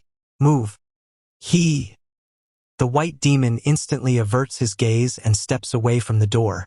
He knows full well that there are people who are stronger than him, and he knows he absolutely can't lay a hand on the lawless city's rulers or their inner circles. He learned that the hard way from fighting Crimson. Annoying. The tyrant stops in front of the door, then swings his colossal billhook and smashes it to smithereens. The White Demon shrinks back to let the tyrant pass and looks at the pulverized door. It had been thick, not to mention reinforced with iron. Even a dark knight would have had trouble getting through it. The man who obliterated it in a single blow enters the Crimson Tower. The White Demon is terrified at the thought of what might be starting. Then he hears footsteps from behind. They're reserved and light, so they clearly belong to a woman. He likes women. Their flesh is so tender. A wicked grin spreads across his face as he turns around. There, he finds a woman so bewitching and fair. She seems almost unworldly. Her hair is lustrous and white, and it's adorned with a pair of fox ears. 2 iron fans hang from her kimono sash. That's all well and good. However, the problem is the 9 foxtails swaying behind her. There's no mistaking it. The woman is Yukime the Spirit Fox, one of the lawless city's other rulers. Move. The White Demon shuffles to the side before she even finishes her sentence. She's way out of his league. He cowers behind a corner as the spirit fox passes him by and enters the tower. Then he looks up. Is the tower going to survive now that the tyrant and the spirit fox are inside? Are those monsters going to have an all-out war? Then he hears footsteps once more. Upon hearing them click, the white demon grins. The tyrant and the spirit fox are already inside, so there's no way someone of their caliber can possibly show up. Sure enough, who he finds is just some guy in black he's never seen before. The man's wearing a jet black long coat, and his face is covered beneath a hood and behind a mask. However, it's impossible to get a read on the man's strength. When someone is as strong as the white demon, he can usually tell how powerful his foe is before the fight even starts. However, he's drawing a complete blank on the man in the long coat. Still, compared with the tyrant and the spirit fox, he's probably an easy target. This is the prey I've been waiting for. Hee hee. The moment the man in black enters his range, the white demon strikes. Got him. As soon as that thought passes through his head, the white demon finds himself looking up at the sky. Unable to tell what's going on, he glances around, only to find that his bottom half is still standing. It's been separated from his top half, and it gushes blood as it topples to the ground. That's when the white demon finally realizes he's been cut in two. He assumes the man in black will just head into the Crimson Tower after having sliced him in twain, but instead, he plants his foot on the outside of the tower and begins running straight up its side. As the blood pumps out of his body, the white demon can't believe his eyes. But the man in black isn't done yet. Halfway up, he comes to an abrupt stop, smashes open the wall with his fist, and slips into the hole. The man is insane. He's clearly far more dangerous than the other two. The white demon now realizes that he's laid a hand on someone he absolutely wasn't supposed to. The moment before the life fades from his body, he recalls something. Wait, isn't that where they keep the treasure? Thump, thump, thump. Hearing a low thud, Beta glances up from her book. When she looks around the spacious library, she sees that one part of the wall is vibrating in concert with the noise. Is someone hitting the wall from outside? Right as the thought crosses her mind, the wall suddenly gives way, and a pair of women come tumbling through, accompanied by a fair bit of dirt. Ow! Oof! The dark-haired girl lands on the ground face first, and the red-haired girl collapses on top of her. Ow wow! I wasn't expecting the wall to be so brittle. When the dark-haired girl looks up with her hands clamped on her nose, Beta realizes that she knows her. It's Claire Cagnew, her master's sister. I told you to be careful, her attractive red-headed companion notes emotionlessly. If we'd taken it slower, we might not have made it in time. Also, Mary, would you mind getting off me? Oh, sorry, Claire. After the redhead does as requested, the two of them stand up and dust off their clothes. By the way, where exactly are we? We should be right under the Crimson Tower, but Beta chooses to answer their questions. You're in the Crimson Tower's underground library. That's when they finally notice her sitting on her chair. Well, they found us fast. That's why I told you to be careful. Look, I'm sorry, but it looks like we'd have been found out one way or the other. The two of them draw their swords and square off against Beta. Beta sighs and closes her book. Good grief. I never expected someone to come popping out of the wall. Now I should get rid of the witnesses. Beta sneaks a glance at Claire as she mutters. But it looks like that isn't an option. Nobody lay a hand on them. Although she quietly gives some orders, all appearances suggest that the three of them are alone. I have no intention of fighting you. Would you be so kind as to put away your sword, Miss Claire? You know me. You're Claire Cagnew, the winner of the Bushin Festival. I guess my name's gotten around. Fair enough. Tell me who you are and what you want. Once I'm sure you aren't my enemy, we'd be happy to back down. Wait, Claire. We don't have time to be fighting unnecessary battles. She doesn't look like she's on the Blood Queen's side, and she looks like a tough opponent. Claire's gaze sharpens as she speaks. Beta looks like she's just casually sitting there, but the air about her suggests she won't go down easily. Agreed. Beta's wearing a black bodysuit and mask, and she certainly doesn't look like one of the Blood Queen's supporters. If anything, she's probably an intruder like Claire. Who I am and what I want? Huh. Well, you're right. Just like you, I'm here to invade the Crimson Tower. I need more details. I'm afraid that would take a while. Give me the specifics, but make it concise. How particular. Beta shrugs. My name is Beta, and I work for the Shadow Garden. I came to the Crimson Tower because I have some business to attend to. Is that so? And what exactly is the mysterious Shadow Garden doing here? How much to tell you? There are things I'm allowed to say and things I'm not, after all. How about this?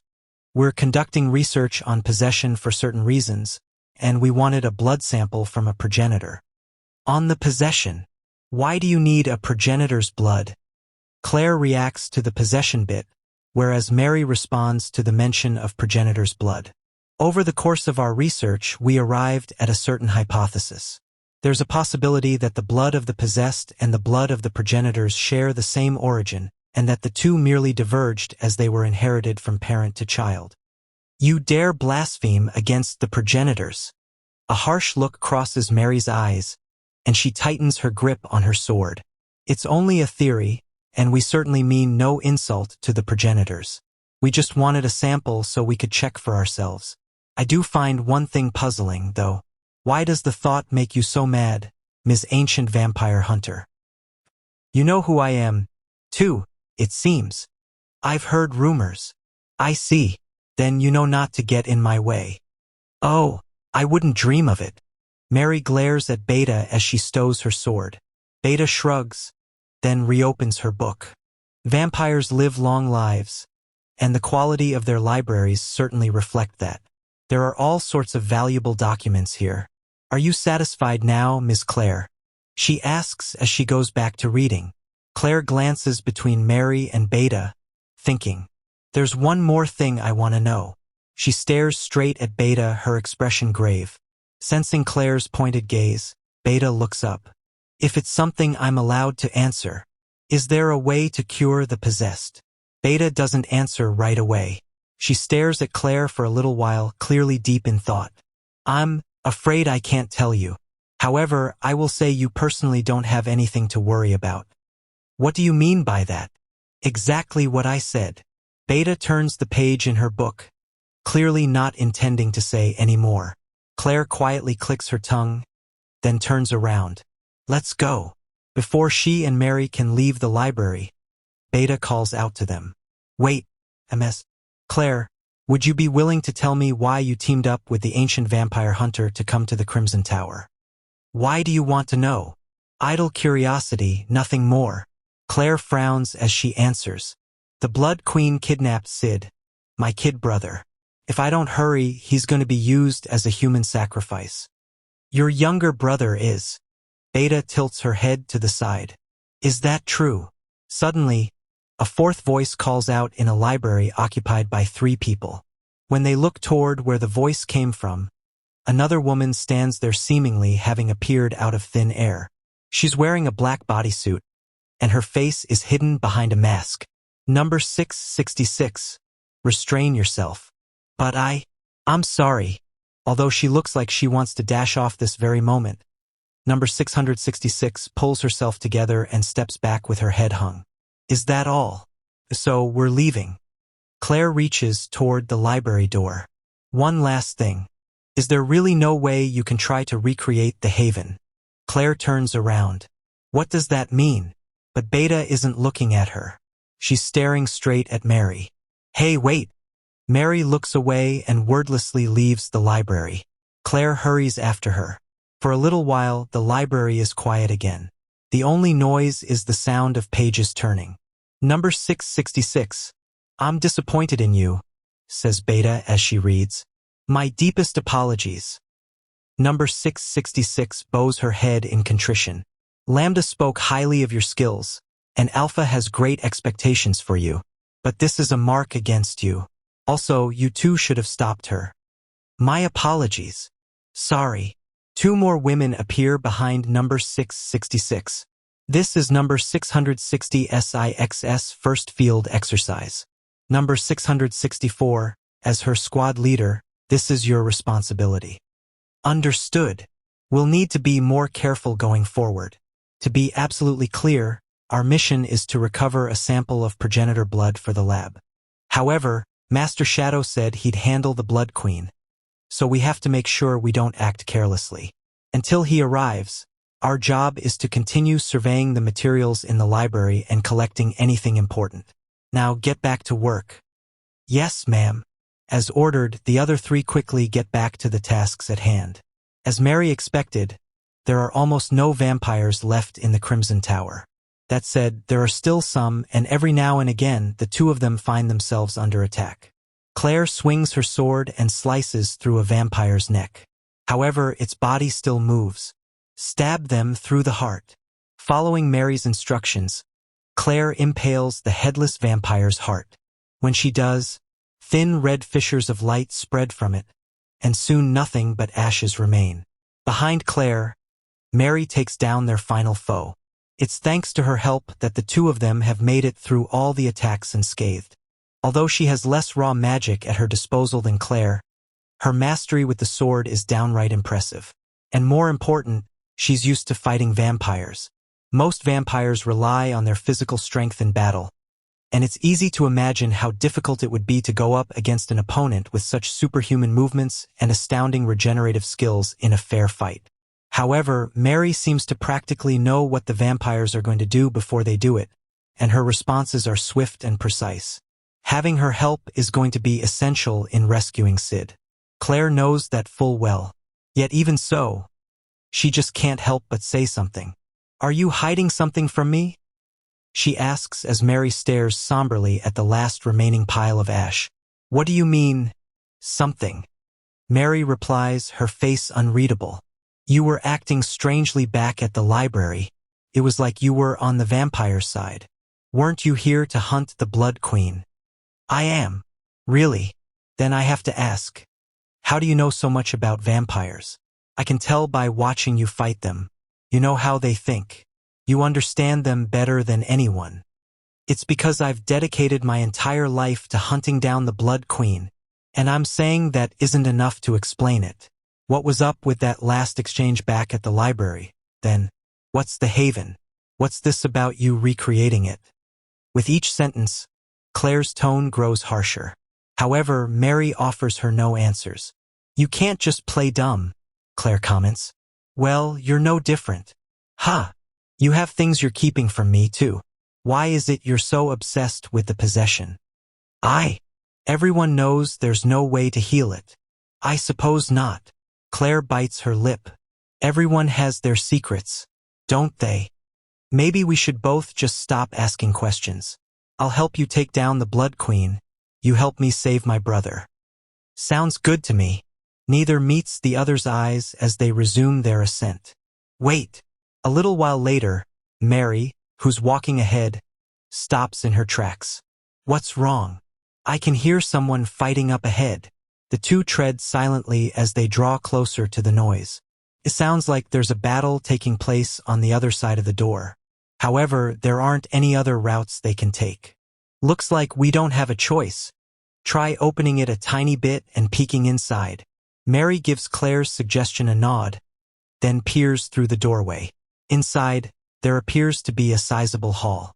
The scarlet moon floats in the sky outside a large window.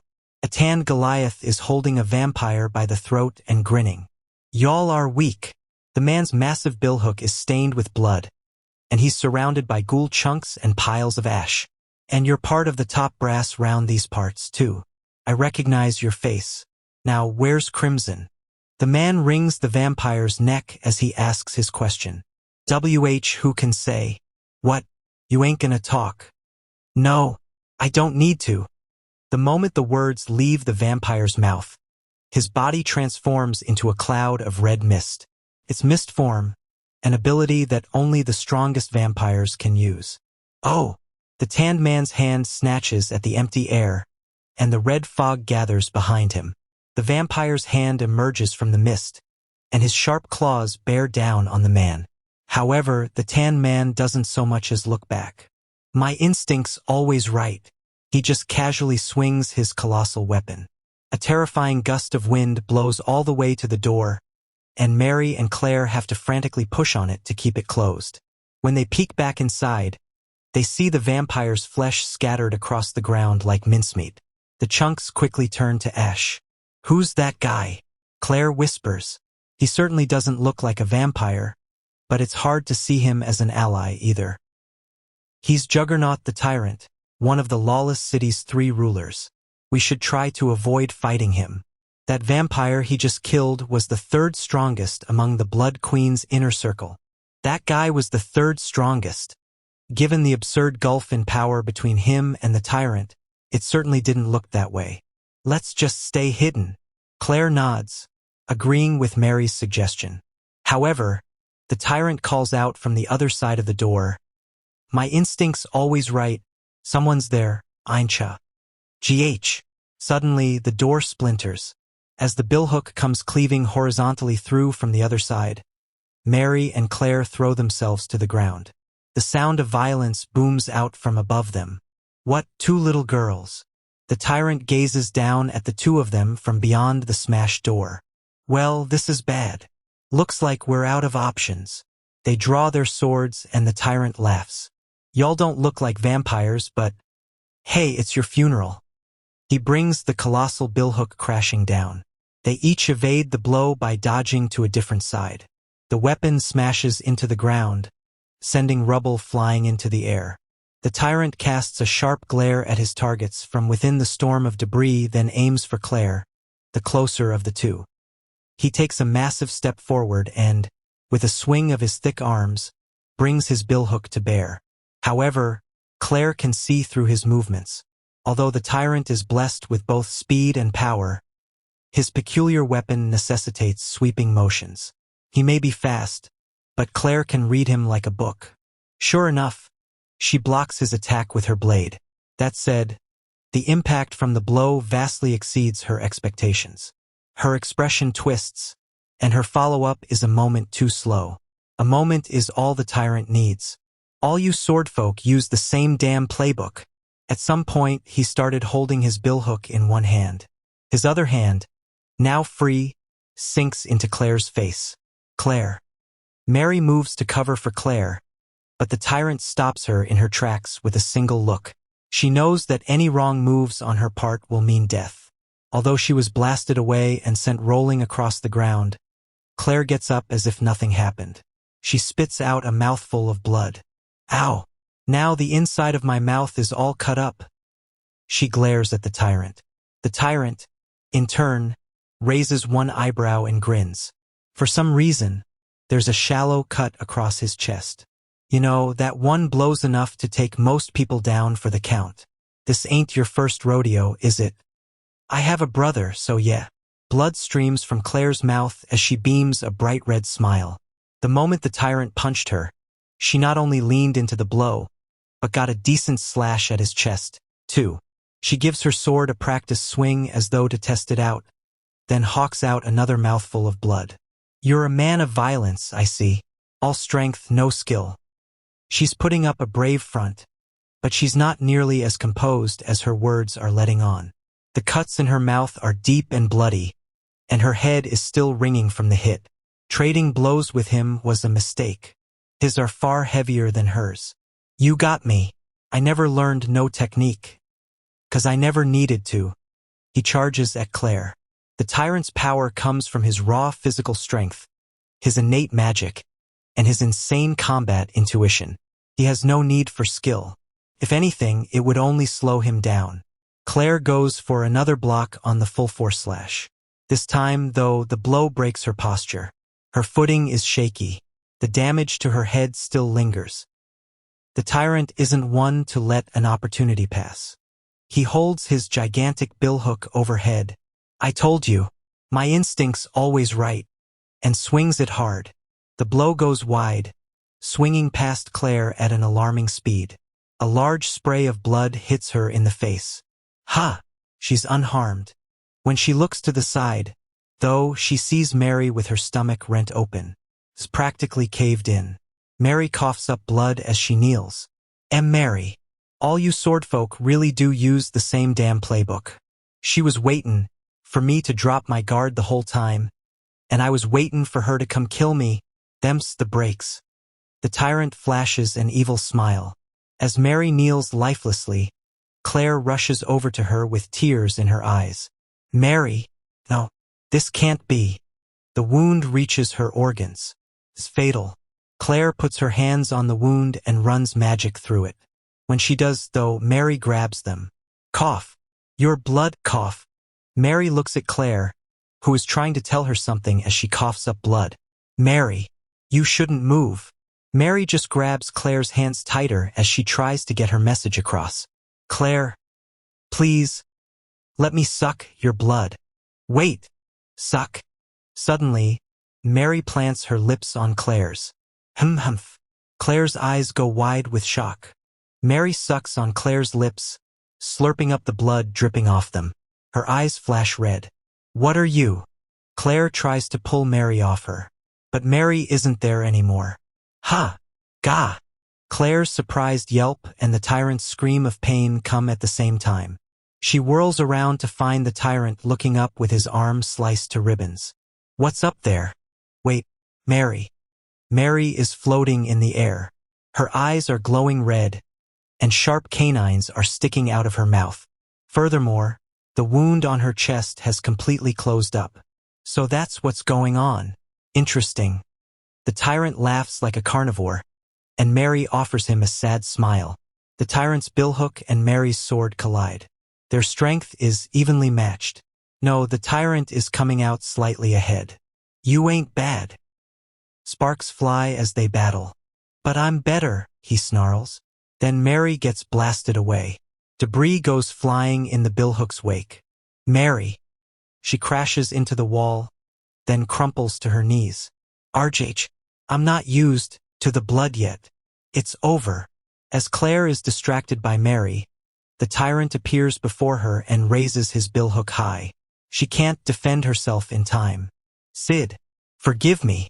In her final moments, the only thing Claire thinks of is her brother. But then, the time of awakening is nigh. A man wearing a jet-black long coat swoops in between Claire and the tyrant. Hey, the hell's your problem? You're in my way. The man blocks the billhook, then launches a casual upward kick. Casual as it is, though, it's also unbelievably fast. The blow sends the tyrant flying. He smashes through the wall hard, coughing up blood as he goes. Unfortunately for him, the wall leads outside. With nowhere left to stand, he enters a free fall. As he does, his screams fade into the distance. Shadow. You basta a ward. Claire looks up at the figure's back. Your Shadow. Under normal circumstances, his overwhelming power might have caused her to put her guard up. But now, for whatever reason, seeing him sets her heart at ease. Why is he inspiring such emotions in her, even though they've never met before? Claire doesn't know. She can't tear her eyes off him. There isn't much time left. Suddenly, he vanishes. Ah! It's like he was never even there. Shadow. A faint glimmer of loneliness remains in Claire's chest. That was Shadow. Did he save us? Asks Mary as she gets back on her feet. I think so. He took out the tyrant in just one hit. Mary, are you okay? Probably. Sorry about that, Claire. For sucking your blood out of the blue. Oh, that's water under the bridge. But, Mary, is the thing you were hiding from me. Yeah, I'm a vampire. Huh. I'll tell you everything. Who I am, my motives, and the truth behind the Blood Queen. And with sadness in her eyes, Mary begins her tale. Mary was once a follower of Elizabeth the Blood Queen. This was back in the era when vampires ruled the night. At the time, Elizabeth held great power, even for a progenitor. Vampires hunted and killed humans practically for sport. Most of them saw humans as base livestock, and there were even some countries where they reigned over them wholesale. For the vampires, it was their golden age. Elizabeth, however, couldn't stand the idea of hunting more humans than was necessary. Because of that, she hunted only the bare minimum she needed to survive, refusing to take their lives in excess. There was no shortage of vampires who opposed her methods, so despite her power, her followers numbered few. Soon, though, the vampires entered their dark age.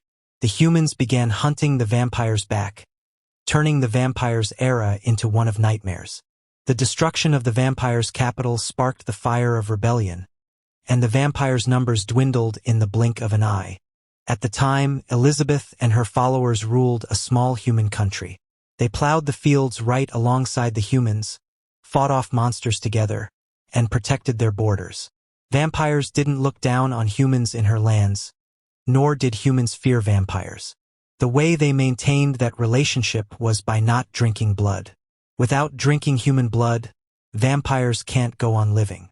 That was the prevailing belief at the time, but by abstaining herself, Elizabeth disproved this theory. Progenitors' compulsion to drink blood is dozens of times stronger than that of normal vampires. The pain she endured must have been unimaginable. But she successfully went cold turkey through agony comparable to lopping her own arm off. Upon seeing her resolve, her followers did the same. Without drinking blood, the vampires gradually lost their powers, eventually becoming no stronger than humans. However, there were things that they gained, too. For one, they gained the power to stay out in the sun. By giving up blood, they became able to live in the same beautiful, sunlit world as humans. They also gained tranquility in their hearts. By abstaining from blood and living their lives basking in the sun's rays, their urge to drink gradually subsided. Eventually, their dispositions were no different from humans. Despite all that, Elizabeth the progenitor's powers were as great as ever. Her skin would become inflamed when exposed to the light, so she couldn't go outside without a thick black parasol. The only reason it didn't instantly turn her to ash was because most progenitors had a certain degree of resistance to sunlight in the first place. Also, no matter how long she went without blood, her maddening urges never ceased. Yet despite her agony, she carried out her life beneath her parasol just the same as all the others. Eventually, she gathered up her followers and spoke to them. "Let us build a haven here, a land where humans and vampires can live in peace." And by taking in and protecting vampires being pursued by humanity, her followers' ranks grew. Of course, the condition for her protection was that they give up blood. Some of them resented her for this and revolted against her. It was with a heavy heart that she had to exile them. Some refused to comply, and those she put down herself. At some point, all the vampires in the world came under human attack, and they all gathered under Elizabeth's banner. Her population expanded, humans and vampires mingled together, and her land prospered. She used her great powers to defend her lands, so vampire hunters dared not enter. The haven she'd set out to create was a success. She prayed everyone would be able to continue living in peace. However, all it took was a single night for the haven to fall. It was the night the red moon rose in the sky. Elizabeth's urge to drink grew ever stronger, so she was forced to lock herself away in her castle. Back then, Mary was her second in command, and Crimson was her third. The two of them took turns bringing her meals, but when it was Crimson's turn, tragedy struck. Crimson mixed human blood into Elizabeth's food. If she'd been at her best, she might have noticed its scent before she ate it.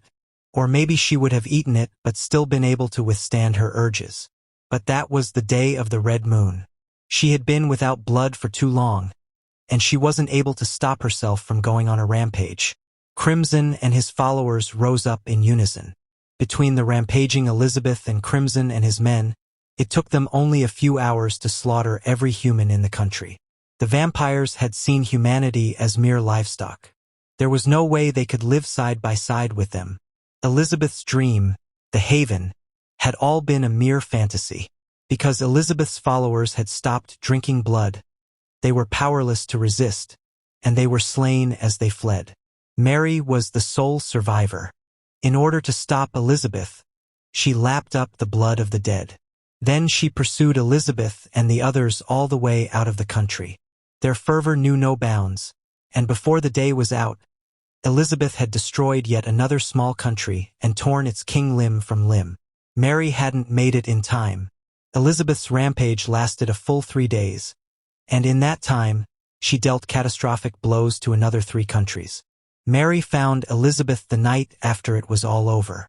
Elizabeth was weeping as she gazed out on the countries she'd ravaged. "Please, cast my ashes into the sea so I can never rise again and repeat this mistake," she begged, then drove her sword into her own heart. She should have turned to ash, but she didn't. Her blade missed the vitals ever so slightly. Her heart stopped, and her lungs no longer breathed. It was like she was dead, except she wasn't. If Mary placed human blood in her mouth, she would instantly be resuscitated. Alternatively, if she gave the sword a small push, Elizabeth would instantly turn to ash. Mary couldn't do either. She couldn't go against her master's will, but she couldn't bring herself to kill her either. Instead, she hid her eternally slumbering queen in a coffin and vowed to protect her until the end of days. It was a foolish decision. A few years after that, Crimson snatched Queen Elizabeth away. Because I refused to drink blood, I wasn't powerful enough to protect her. Now he's planning on using her again. I don't know how I could face her if I let the tragedy of 1,000 years ago play out once more. Mary smiles sadly. But that's everything. I'm not human. I'm a vampire. And I'm sorry for keeping that from you. It's fine. I'm no different. See, I might be one of the possessed. A few years ago, these black bruises appeared on my back, and they just wouldn't stop spreading. But when I looked in the mirror one day, they were just gone. Poof. If those black bruises were the mark of the possessed, then eventually, I'll become a monster. That's why I forced my brother to come here with me. I wanted to get him into the Night Order while I still can. But the moment I looked away, the enemy snatched him. I don't know how I'll be able to face him if anything happens to him. Ah! The two of them are silent for a bit. I find it hard to believe that the Haven was really all a fantasy. Can't you just try again? Claire doesn't think Elizabeth was wrong. If she can, she wants to save her. Mary shakes her head. I don't want to make the same mistake again. I see. Well, if you're not going to save her, I will. If we kidnap her and wait for the red moon to end, she shouldn't go on a rampage.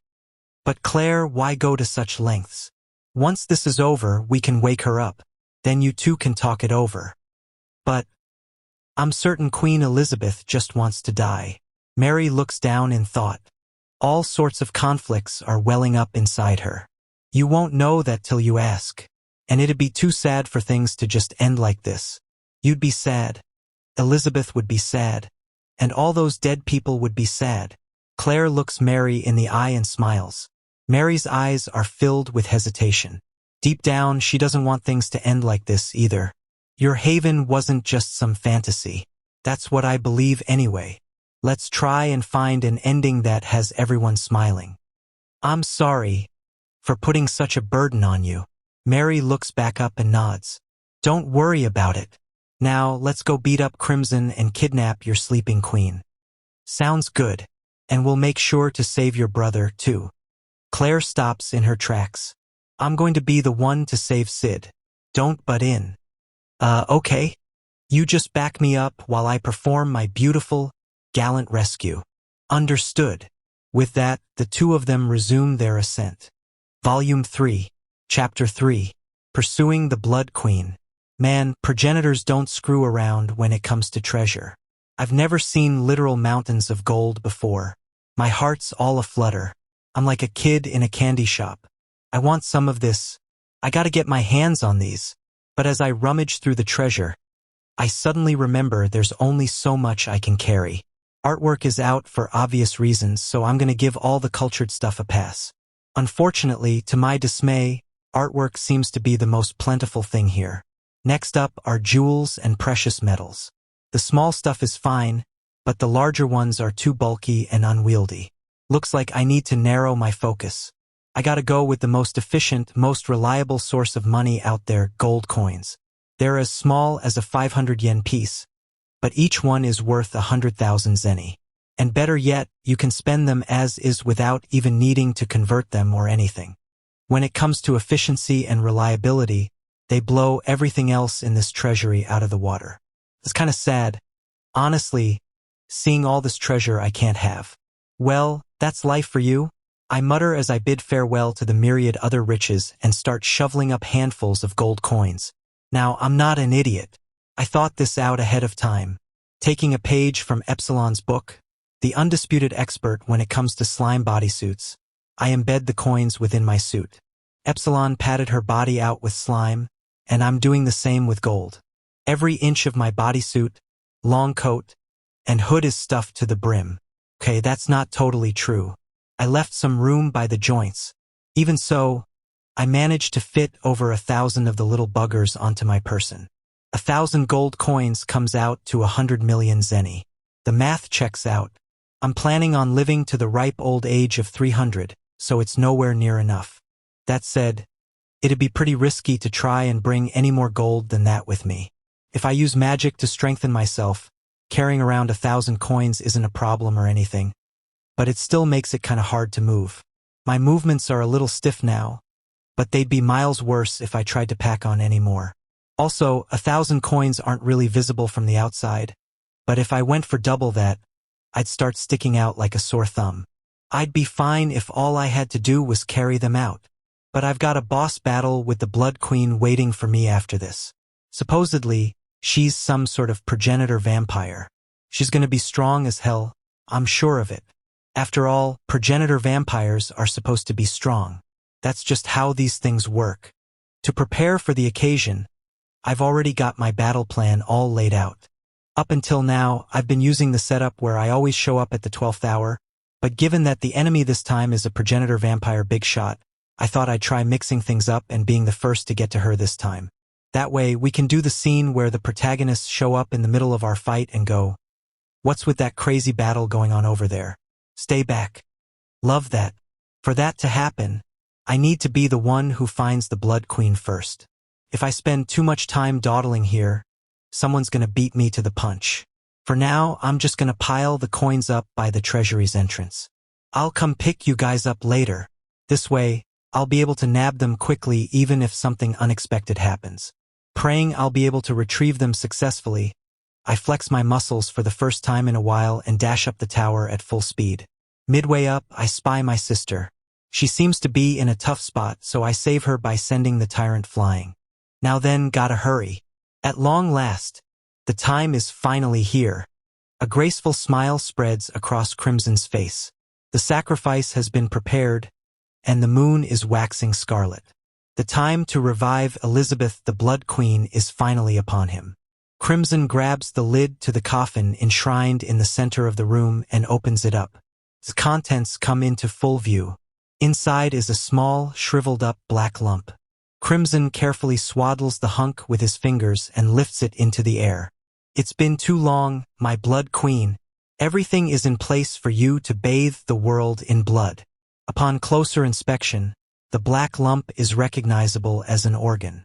Specifically, a shriveled-up heart. After 1,000 years, it's all that's left of the progenitor. As long as it remains, though, she can still be resuscitated. That's just how progenitors are. Crimson closes the coffin and carries the heart to the raven-haired sacrifice. He gouged out the boy's heart earlier, and he now fits the Blood Queen's in its place. Fresh blood, fresh flesh. That's all the Blood Queen, the mightiest of the progenitors, needs to rise anew and begin her reign of terror once more. Hehehehehe. It'll take a little longer for the revival to begin. Crimson knows he needs to leave for some time. The Blood Queen will be starving when she comes to, and she'll attack man and vampire alike. He won't be able to get closer until she settles down a bit. He walks briskly to the door, opens it, and steps outside. Suddenly, he freezes in his tracks. And who do you think you are? He hadn't sensed anyone out in the hallway. When he opened the door, there shouldn't have been anyone there. Out of nowhere, a man dressed in a black long coat appears before him. Crimson immediately extends his claws and prepares himself for battle. "Begone now, lest your life is for glue." Crimson's body splits in two. He's been cleanly bisected from head to crotch. He hadn't even been able to follow the ebony sword swing with his eyes. His eyes go wide in shock as he quickly regenerates. Crimson is a powerful vampire in his own right. He can shrug off a bisection or two easy. Who are you? How dare you lay that vulgar blade of yours on M. Blue? In the middle of his sentence, his head goes flying. Even though he was on high alert, he still couldn't see the man's movements. I say, I'm starting to get ru. This time, his arms are sent into the air. You fool. Under the red moon, vampires are uncha. His legs get the same treatment, instantly carved into pieces. Then his torso gets sliced like salami. What? My regeneration can't keep up. Why flew? The regenerating parts of his body immediately get chopped off and minced. Wait. Wait just one moment. What are you after? We can talk this mru. Next, his necklace head gets diced up. Impossible. This can't be happening. Afterward, all that's left is his heart. 2 gets stabbed. Crimson crumbles to ash. The man in the long coat then enters the room and stops in front of the large coffin. My name is Shadow. I lurk in the darkness and hunt down shadows. He waits for a moment. On standby. Waiting. Blood Queen. I know you're in there. And still he waits. He stays in place. You're there, right? I don't sense anyone, but you're just concealing your presence, right? Shadow opens the coffin and peers inside. There's no one there. Ha! Wait, seriously. What kind of cliché is this? He looks around the room and spots the corpse of a dark-haired young man with a hole in his chest. You aren't the queen, are you? Nah, you're a guy, and dead to boot. He tilts his head to the side and looks at the pile of ash by the door. Was that vampire the queen? He did have red hair. No, there's no way it's a dude, right? He did seem kinda like a boss, though. Boo it, he was way too weak for that. He ponders for a moment. Is this one of those weird scenarios where the queen is missing? Maybe it's the thing where she never even existed in the first place, or the one where she's already been killed, or the one where she's out and about. Anyways, let's go pick up the coins.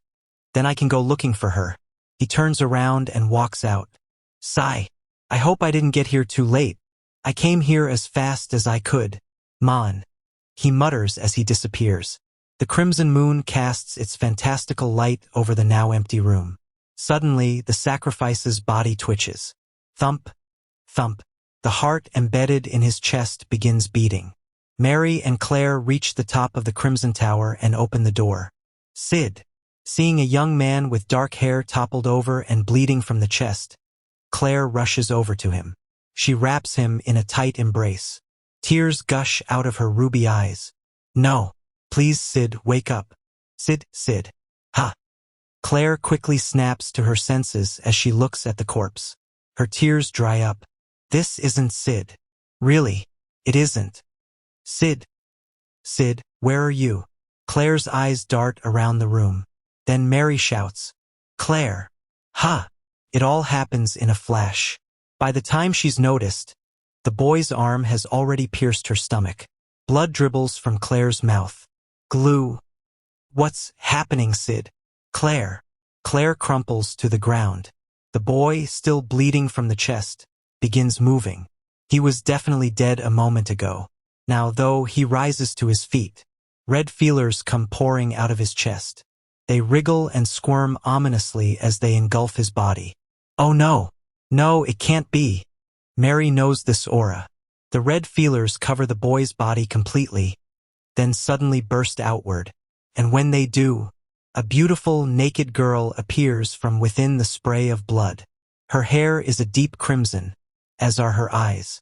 Her skin, on the other hand, is pale, and her proportions are nearly perfect and feminine. She looks exactly like the Elizabeth that Mary remembers. Elizabeth embraces the impaled Claire, then sinks her fangs into the girl's neck. Claire's voice dribbles from her mouth. Ah! She's still alive. However, all Mary can do is watch as Claire has her blood sucked. Mary knows all too well. Now that Elizabeth the Blood Queen has risen, there's nothing they can do. Claire. Ah! Claire gets tossed aside, her skin pallid from the blood loss. Next, Elizabeth turns her beautiful gaze on Mary. In her eyes, Mary is nothing more than food. Oh, Queen Elizabeth! Mary trembles as she shrinks backward. Her master is risen. Elizabeth is the strongest of the progenitors, and there's no way to stop her. Once again, Mary was too late. Tears well up in her eyes. In an instant, though, the despair in her eyes turns to astonishment. A dark figure appears out of nowhere and crashes into Elizabeth. An ebony blade collides with Elizabeth's crimson claws. It's the woman in the bodysuit they met down in the library, Beta. "Secure her," she shouts, and 3 other figures appear to protect Claire. Beta blocks Elizabeth's claws with her sword, then leaps backward to put some space between them. Number 665. What's her status? Still breathing, but she needs treatment badly. Noted. Unfortunately, I doubt she plans on just letting us go.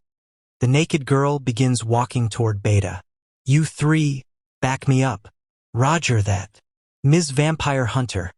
I'm leaving Ms. Claire in your hands for now." "Oh, Claire." Mary takes Claire from number 665 and cradles her in her arms.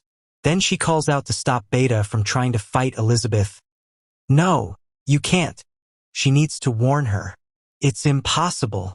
Not even you can beat her." From beneath her mask, Beta casts a feline glance Mary's way. "Even if that's the case, this is my mission." With her ebony blade in hand, Beta faces off against the Blood Queen. How did things get this bad? Beta laments her failure as she faces off against the Blood Queen. It's all her fault that her lord sister's life is in such danger. Her master hasn't shown up yet. There must be an important reason why he had to prioritize some other matter, which means he implicitly left the situation here for Beta and the others to handle. However, Beta hadn't realized that until it was too late. Because of that, the worst-case scenario is unfolding before her eyes. If the unthinkable happened and her master's sister were to fall, Beta wouldn't be able to face him anymore. "Time to see what I can do against the legendary Blood Queen," she murmurs. Her eyes are filled with determination. There's only one way she can fix her mistake: by beating the Blood Queen. An intense look crosses Beta's face as she concentrates magic into her ebony blade. Then she taps her toes against the ground to signal her orders to her subordinates. The other 3 fan out. They're ready to act at a moment's notice. Beta stares at the Blood Queen and waits for the timing to line up. All the Blood Queen is doing is slowly walking forward to close the distance. As the red moon's light shines on her nude body, she stares right back at Beta. Although the look in her eyes is inscrutable, she seems almost sleepy. She enters Beta's range. Hiya! Beta's slash marks the start of the battle. Her attack's gentle elegance calls Shadow's swordsmanship to mind. The Blood Queen blocks it with the claws on her left hand. As she does, her right moves to attack. However, before she can, number 666 launches an assault on her from behind. The Blood Queen has no choice but to use her right hand's claws to ward number 660's attack off. At the same time, numbers 664 and 665 are already rushing in from her sides, and Beta begins her follow-up attack as well. The Blood Queen casts a drowsy glance at the 3 slashes bearing down on her, then only protects her heart. All 3 blades cleave deep into her fair skin. Fresh blood fills the air and sullies her flesh. However, she doesn't so much as stir. I can't get it out," cries number 664. The 3 swords, still buried in the Blood Queen's body, refuse to budge. By catching their attacks in her muscle sinew, the Blood Queen has succeeded in sealing their movements, too. RGH. Beta reinforces her body, then forcibly rips her sword free. However, numbers 664 and 665 don't act in time. "Change your sword's shapes," Beta cries, but she's too late. The Blood Queen's claws bear down on the 2 of them. That's when number 666 makes her move. In a beautiful display of swordwork, she slices through the Blood Queen's tendons. When she does, the vampire's arms go limp. They regenerate a moment later, but it's just long enough for the other 2 to change their slime sword's shapes and yank them free. Then Beta lands a slash on the Blood Queen's face. Number 664 lops a chunk out of her side. Number 665 slices open the tendons in her leg. And finally, number 666 sends her flying with a slash to the back. The progenitor's naked body crashes into the wall. Good work, 666. Number 666 responds with a tiny nod. Buried in the rubble, the Blood Queen can't move. Beta warily readies her blade, making sure to keep a safe distance back. All it had taken was a glance for Beta to determine that the Blood Queen was a formidable foe. Her initial impression was that fighting her one-on-one would be impossible. Even with 3 of her subordinates, she'd been expecting a rough fight. In reality, she had been a fearsome opponent. However, she's easier to fight than Beta had anticipated. The rookies were exceeding her expectations, too. It's just as Lambda had told her. Between number 664's leadership, number 665's wisdom and intellect, and number 660's battle prowess, they made for a solid team. We might just be able to win this, Beta says unthinkingly. But you can't. You people are strong, I'll give you that. But Queen Elizabeth has only just awoken. This isn't anywhere close to her full strength. Mary's eyes are filled with tears and despair as she cradles Claire. Queen Elizabeth has always been a late riser. Ha! The Blood Queen's magic is rising explosively, causing the very air to tremble. When she rises from the rubble, she's clad in a dress the color of blood. No, that's not quite it. She's clad in blood in the shape of a dress. Her once naked body is now hidden away under liquid. It slithers hypnotically over her skin, almost as if it were alive. Beneath her mask, Beta grimaces, feeling the power radiating from the vampire. So this is the Blood Queen. Something cold runs up Beta's spine. She can feel in her very skin just how fundamentally outmatched they are. The Blood Queen is an honest-to-God monster. The only person who could possibly stand up to such a freak of nature is her master. Beta. Number 664 looks toward Beta for guidance. Beta shakes her head. She doubts the Blood Queen would let them escape if they tried, and they'd have to leave her master sister behind anyway, so the plan is a non-starter. A voice breaks the tension. Well, I see you have quite the monster here. Allow me to join the fray. Its owner is the nine-tailed fox who just appeared. Her silvery hair flutters as she snaps her iron folding fans open. You're Yukaim the spirit fox. Beta's never met her in person, but she's fully familiar with the lawless city's rulers. She and Yukaim exchange a stare, each trying to discern something about the other. Beta makes her decision. We appreciate the help. Then let us fight as comrades. They all square off against the Blood Queen. However, they're interrupted by yet another intruder. Hey now, don't go getting this party started without me. The tanned behemoth marks his arrival by smashing in through the windowpane. Lifting his massive billhook onto his shoulder, he looks at the Blood Queen and scoffs. So you the boss round these parts. This town's mine, lady. Don't go thinking you can just come in and do as you please. Where exactly did you come in from? Where I came in from is none of your damn business, hag. But this woman's head is mine. Oh, be my guest. The tan giant readies his billhook. Beta knows who he is, too. He's one of the lawless city's other rulers, Juggernaut the Tyrant. Now, all 3 of the lawless city's rulers are gathered in one room. Each of them boasts power enough to control a third of the city, and a full 2 of them are squaring off against the Blood Queen alongside her. Beta thanks her lucky stars. They still have a chance. Take that. Juggernaut seizes the initiative. With barbaric movements, he closes the gap and brings his billhook crashing down. The Blood Queen doesn't so much as move an inch. Tch hell. Although the vampire is the one who takes the weapon head-on, the surprise shout comes from Juggernaut. His billhook passes right through her without stopping. Mist form. It's the ability exclusive to powerful vampires that allows the user to turn their body into fog. When the Blood Queen uses it, though, there isn't any warning or lead-up. And what's worse, she's able to use it only on the part of her body in the billhook's path. This is bull. Juggernaut swings his weapon in a wide sweep. Once again, the Blood Queen takes the attack without even flinching. Her neck distorts for a moment as the billhook passes through it like air. Then an orb of blood gathers at her right hand. is filled with insane amounts of magic. Yukime and Beta cry out in unison. That's dangerous. Get down. The progenitor releases the orb into the air, and it explodes. When it does, blood sprays around them. In the blink of an eye, though, it coalesces into arrows and goes flying at each person present. The projectiles paint the air scarlet. Beta doesn't hesitate. She immediately moves to cover Claire and blocks the arrows with her body. Her slime bodysuit hardens over her vitals, and she cuts down as many of the arrows as she can while using her body as a shield.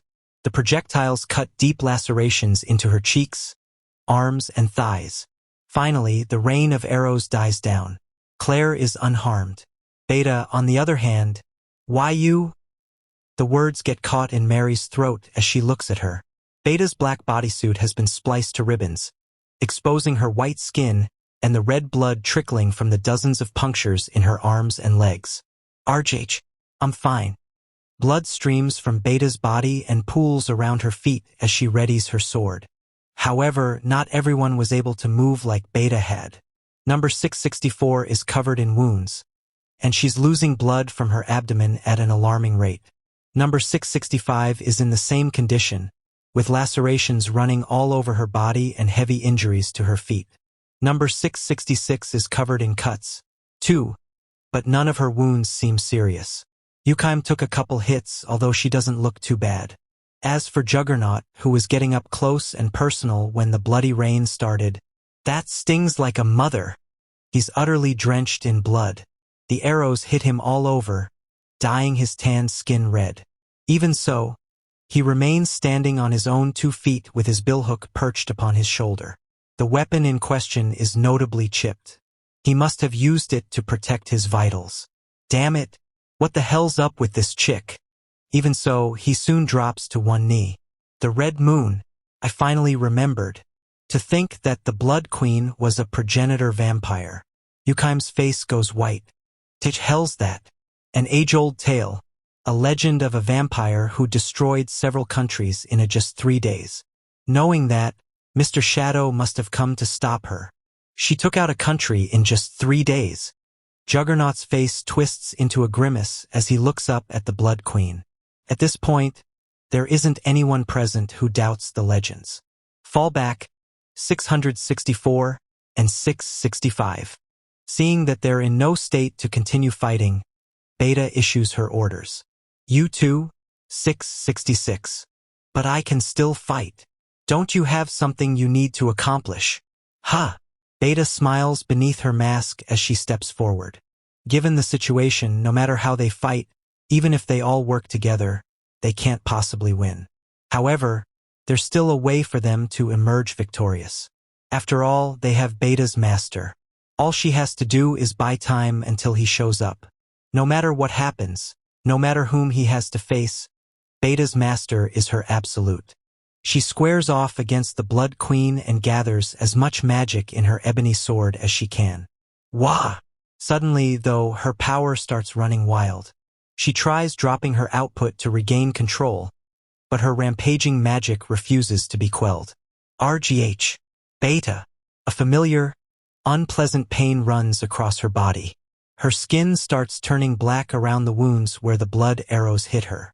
These are symptoms of the possession. Now that she knows the cause, Beta immediately changes how she's trying to suppress her magic. She's largely successful in getting it to settle down, but she's still having a hard time controlling it. Meanwhile, the Blood Queen makes her move. She creates a gigantic orb of blood above her head, then piles enough magic into it that the air starts to quiver. "No!" Beta's voice trembles. This attack looks to be far more powerful than the last, and she isn't in much of a condition to move at the moment. She hears shouts from behind her. "Claire! Claire, pull it together." Beta turns her head to see Claire in Mary's arms. Her wounds are turning black, too. Wait, she isn't. Everything is going horribly, horribly wrong. The hovering orb condenses, ready to burst at any moment. "Master Shadow, forgive me," whispers Beta, her voice sounding like she's on the verge of tears, and Claire's eyes snap open. Claire is dreaming. The white space she's floating in seems to go on forever. She doesn't see anything else there. Only her. She just hears the beating of her own heart. Can you hear me? Suddenly, she thinks she can make out a sound. She looks up. Can you hear my voice? Now she's sure of it. When she looks in the voice's direction, she sees a woman with long black hair. Claire peers into the woman's violet eyes. Who are you? I'm here to help you. Help me. Yes, you. The woman's purple eyes sweep over Claire's body. Ha! Wait, what's going on? Claire's fair skin is beginning to turn black.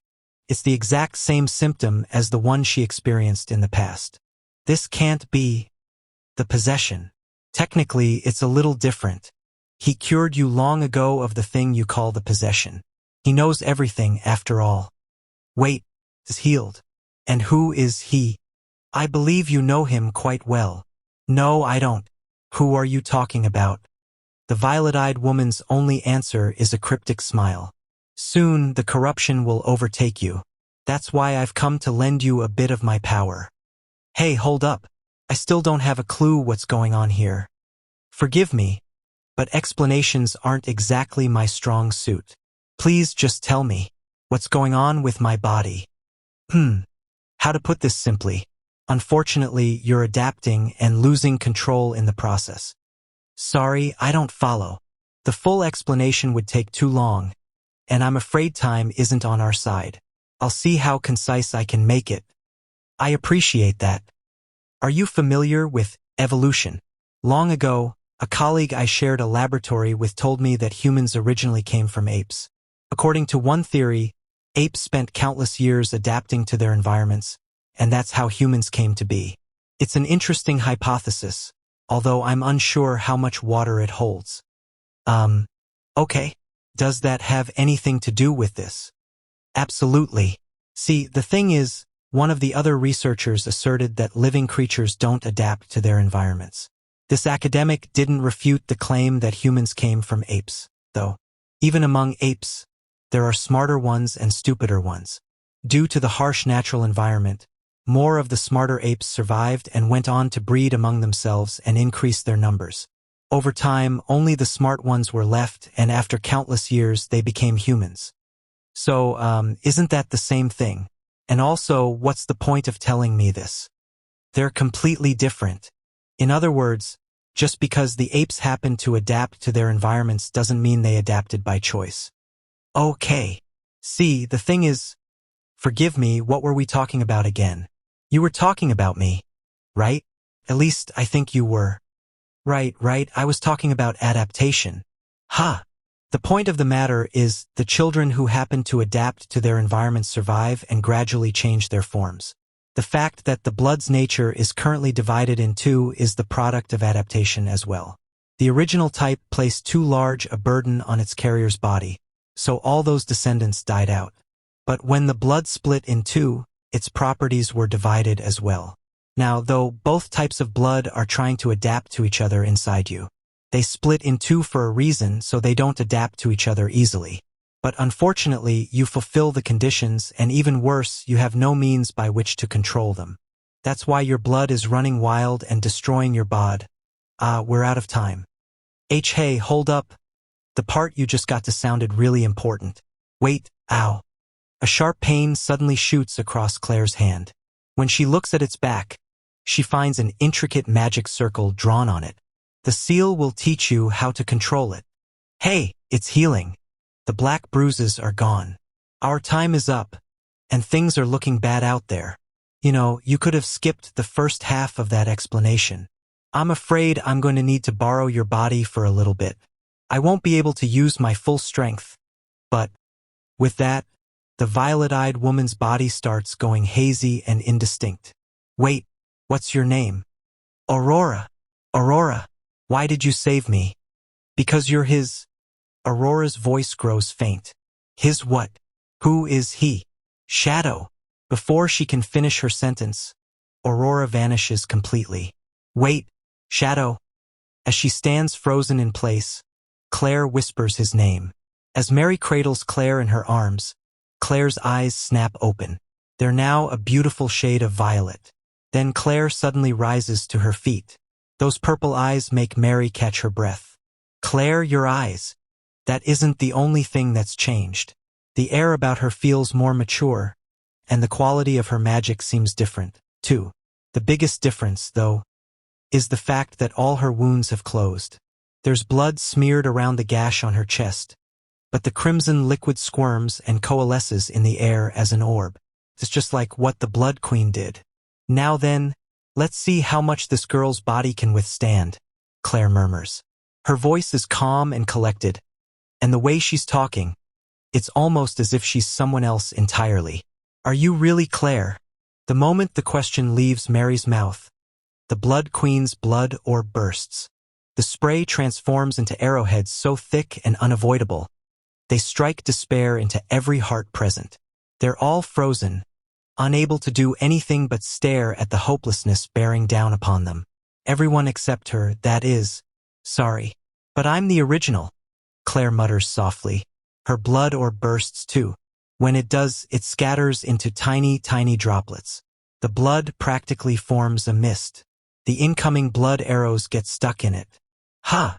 Mary is the only one who utters a word, but she's far from the only one doubting their eyes. The blood arrows have lost their momentum. They drip harmlessly to the floor. Once you released it from your body, stealing control of your blood was child's play. I wasn't able to take it all, but Claire is grinning bewitchingly and looking at the vampire, who's currently sporting several wounds. After Claire's blood mist stole control of the arrows, she turned them around. However, it was successful on only a few of them. All the others she was forced to just drop on the ground. Still, the feat isn't something a human being could pull off. It's like watching two Blood Queens go at it. Everyone is at a loss for words. Come now, projectiles are no way to fell a witch. Claire licks up the blood spattered across her lips. It stains her tongue bright red. Then the Blood Queen makes her move. Her arrow wounds heal in an instant, and as they do, her blood dress changes form. What was once a dress is now gory feelers. In the flash of an eye, they propagate. See now, that's more like it, Claire says, then releases feelers of her own from her body. They look the exact same as the Blood Queen's. The scarlet feelers spread, each set seeming like it's trying to intimidate the other. All at once, the battle begins. Each spear-like tip rushes forward to meet the enemy. Some of them come up from beneath the floor and others come down from the ceiling, but there are enough of them to pack the room full. Both combatants are assailed from all directions. Many of them crash into each other, leaving scant few that reach their marks. When they see the feelers bear down on them, Claire draws a scarlet scythe and the Blood Queen extends her crimson claws. Then they each slice down the enemy's feelers with a single strike. The feelers soar through the air, crash into each other, slice each other up, and paint the room ruby with fresh blood. The red moon's light streams down from the newly opened holes in the ceiling, casting the two beautiful women in its radiant glow. Their fight is playing out too quickly for the eye to keep up with. They're utterly inhuman. Nobody can tear their gaze from the exquisitely savage battle. They're incredible. What a battle! Are the two evenly matched? It's impossible for any of the observers to tell. All they know is neither of them has dealt a decisive blow yet. As the feelers' fervent dance drags on, Claire sighs. We seem to be at an impasse. However, she flashes an impish grin. You've breathed in quite a bit of my blood mist, haven't you? As the words leave her mouth, the Blood Queen collapses to one knee. Gory vomit gushes from her mouth. Red tears stream from her eyes. Blood gushes from every orifice in her body. Groa! For the first time, the progenitor lets out a moan of pain. You really have to make sure you take control of the mist you breathe in, you know? Claire's feelers surge toward the kneeling Blood Queen. She tries to raise feelers to defend herself, but they're crushed under the mass of Claire's assault. The wall of feelers conceals the vampire from view. Blood fills the air. All that's left of her is a red puddle. It's a far cry from my full strength, but perhaps it will do. The mature bearing, the enigmatic smile, the inhuman battle prowess, the violet eyes. The Claire standing there with her arms crossed isn't the girl Mary knows. Claire, what in the world happened to you? She casts a fleeting glance Mary's way and offers her a troubled smile. It almost resembles Claire's. The next moment, though, her violet eyes are filled with caution. A dense mist of blood envelopes their surroundings, eventually coalescing into the shape of a person. You're kidding. This can't be. She's still alive. Alarmed voices fill the air, but Mary understands. The Elizabeth she knew wouldn't go down so easily. As Claire is right now, though, she's going toe-to-toe with her. As long as she's here, the tragedy of 1,000 years ago won't be repeated. But as the unharmed Blood Queen emerges from the mist, Claire's body keels forward. She drops to one knee. I suppose this body has reached its limit. The look on her face is pained, and a line of blood trickles from her mouth. Claire's body is unable to withstand the inhuman power it's putting out. Claire is kneeling, and the Blood Queen is lording over her. It's a complete reversal of the scene from just moments ago. Man, we just can't catch a break here. This is bad. Oh no. Mary's eyes water. If Claire goes down, there won't be anyone left to stop Elizabeth. The tragedy will repeat itself, and when everything is over, her queen will fall into despair once more. Mary never wants to go through that again. She rushes to Claire's side. Claire, Claire, are you okay? I'll buy you some time. Mary draws her sword and squares off against the Blood Queen. It's fine. I've done enough. Claire extends a feeler and stops Mary in her tracks. My work here is done. All I needed to do was buy time until he showed up. A radiant smile spreads across her face. That's right. He's here. An ebony shadow descends on them. My name is Shadow. I lurk in the darkness and hunt down shadows. Upon seeing him, Claire collapses with a relieved look on her face. The ebony figure's long coat flutters behind him as he draws his blade. Hey! It's that little. Good heavens. You're Master Shadow. Beta trembles with joy. Her faith in her master is absolute. Ever since she and the others were young and weak, he's tirelessly stood before them to fight back the darkness. She grew up watching him from behind. Even against the Blood Queen, she's sure he'll be fine. Maybe it's because of how safe he makes her feel, or maybe it's because of how long it's been since she last saw him, but she feels almost as though his body is a little bit bigger than usual. But not everyone necessarily feels the same way. The hell you show up now for? Mr. Shadow, be careful. The Blood Queen, she is not normal. The look Juggernaut casts Shadow's way is disgruntled, and the one Yukime does is filled with worry. How rude. Beta glares at the two of them. While all that is going on, the air between Shadow and the Blood Queen is growing tense. Shadow readies his ebony blade. The Blood Queen deploys her red feelers. That's when Beta realizes. The aura the Blood Queen is emanating has grown even stronger. The woman's a monster. Sweet heavens. That wasn't her full strength. Juggernaut and Yukime seem to have noticed it, too. The Blood Queen's power has grown since her fight against Claire. Her eyes flash like scarlet rubies as her blood dress writhes even more animatedly than before. The tension between her and Shadow reaches its crescendo, and at long last, the blood feelers and the ebony blade meet. Innumerable feelers bear down on Shadow, but his ebony blade arches beautifully through the air as it slices them all down. Trails of red and black collide over and over as the combatants' terrifying speed leaves all the bystanders in the dust. For them, though, the attacks are meant as little more than feints. Suddenly, the Blood Queen's body wavers, and a second later she's behind him. Her red claws are aimed straight at his back. Shadow's body abruptly wavers in turn. The claws find nothing but empty space as the black sword impales the Blood Queen from behind. Sploosh! The Blood Queen bursts with a sound like water being dumped from a bucket, and blood arrows fill the air around them. As Shadow swats them down, the Blood Queen puts some space between them. They square off again, as though the fight just started over from the beginning. He's going toe-to-toe with that monster. My, what incredible speed! The battle was far too fast for any of them to make out, but they all gawk at it regardless.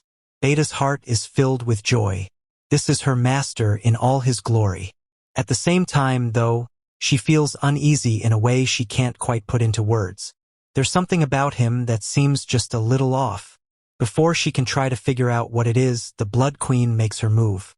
She detaches 2 of her feelers, then uses their blood to create 2 copies of herself. Watch out. This is what made Queen Elizabeth the strongest progenitor. Her ability to make blood copies of herself and control them at will. Immediately after Mary finishes shouting, 3 of her queens shoot feelers at Shadow. The ebony blade slices through their feints. The battle is playing out just like it did before. Unlike last time, though, there are 3 blood queens that use the feeler's cover to launch a surprise attack this time. One of them attacks from behind, one from above, and the last from his side. Shadow adroitly avoids all 3. His defensive movements are so flowing and elegant that it's almost like he knew where the blood queens were going to come from.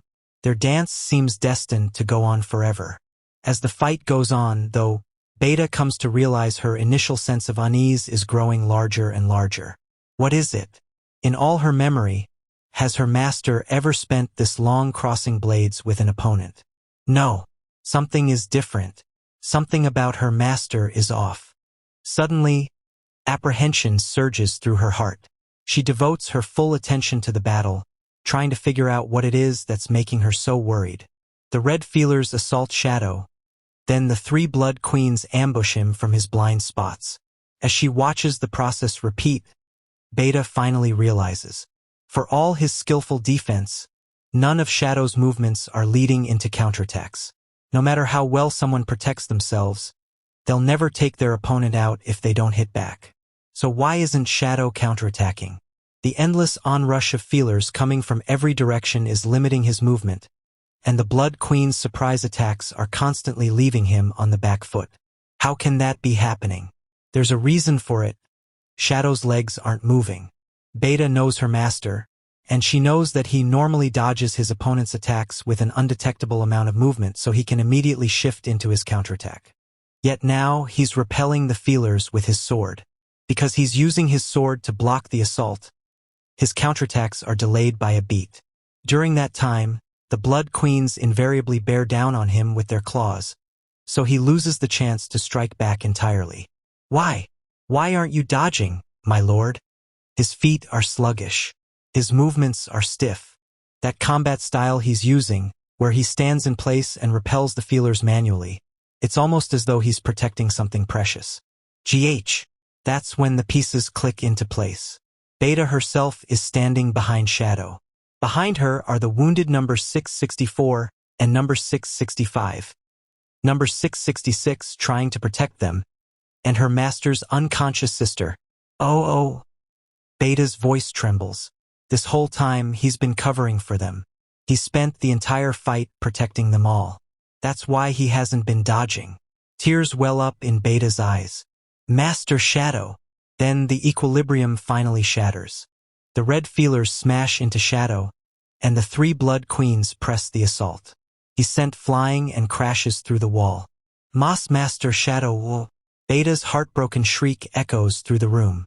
Ignoring her body's screams of agony, she practically drags herself toward the collapsed wall. No. Master Shadow. Master Shadow. Master Shadow. This would never have happened if they hadn't been dragging him down. Beta curses her own weakness. She hates herself for not even being able to stand up. Tears stream ceaselessly from her eyes as she crawls along the floor and leaves a bloody trail in her wake. Master Shadow. Master Shadow.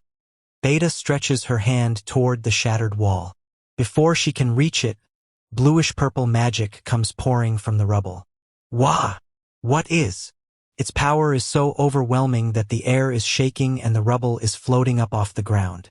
The bluish-purple magic paints over the moon's red light. Then Shadow emerges from the other side of the wall clad in a colossal mantle of energy.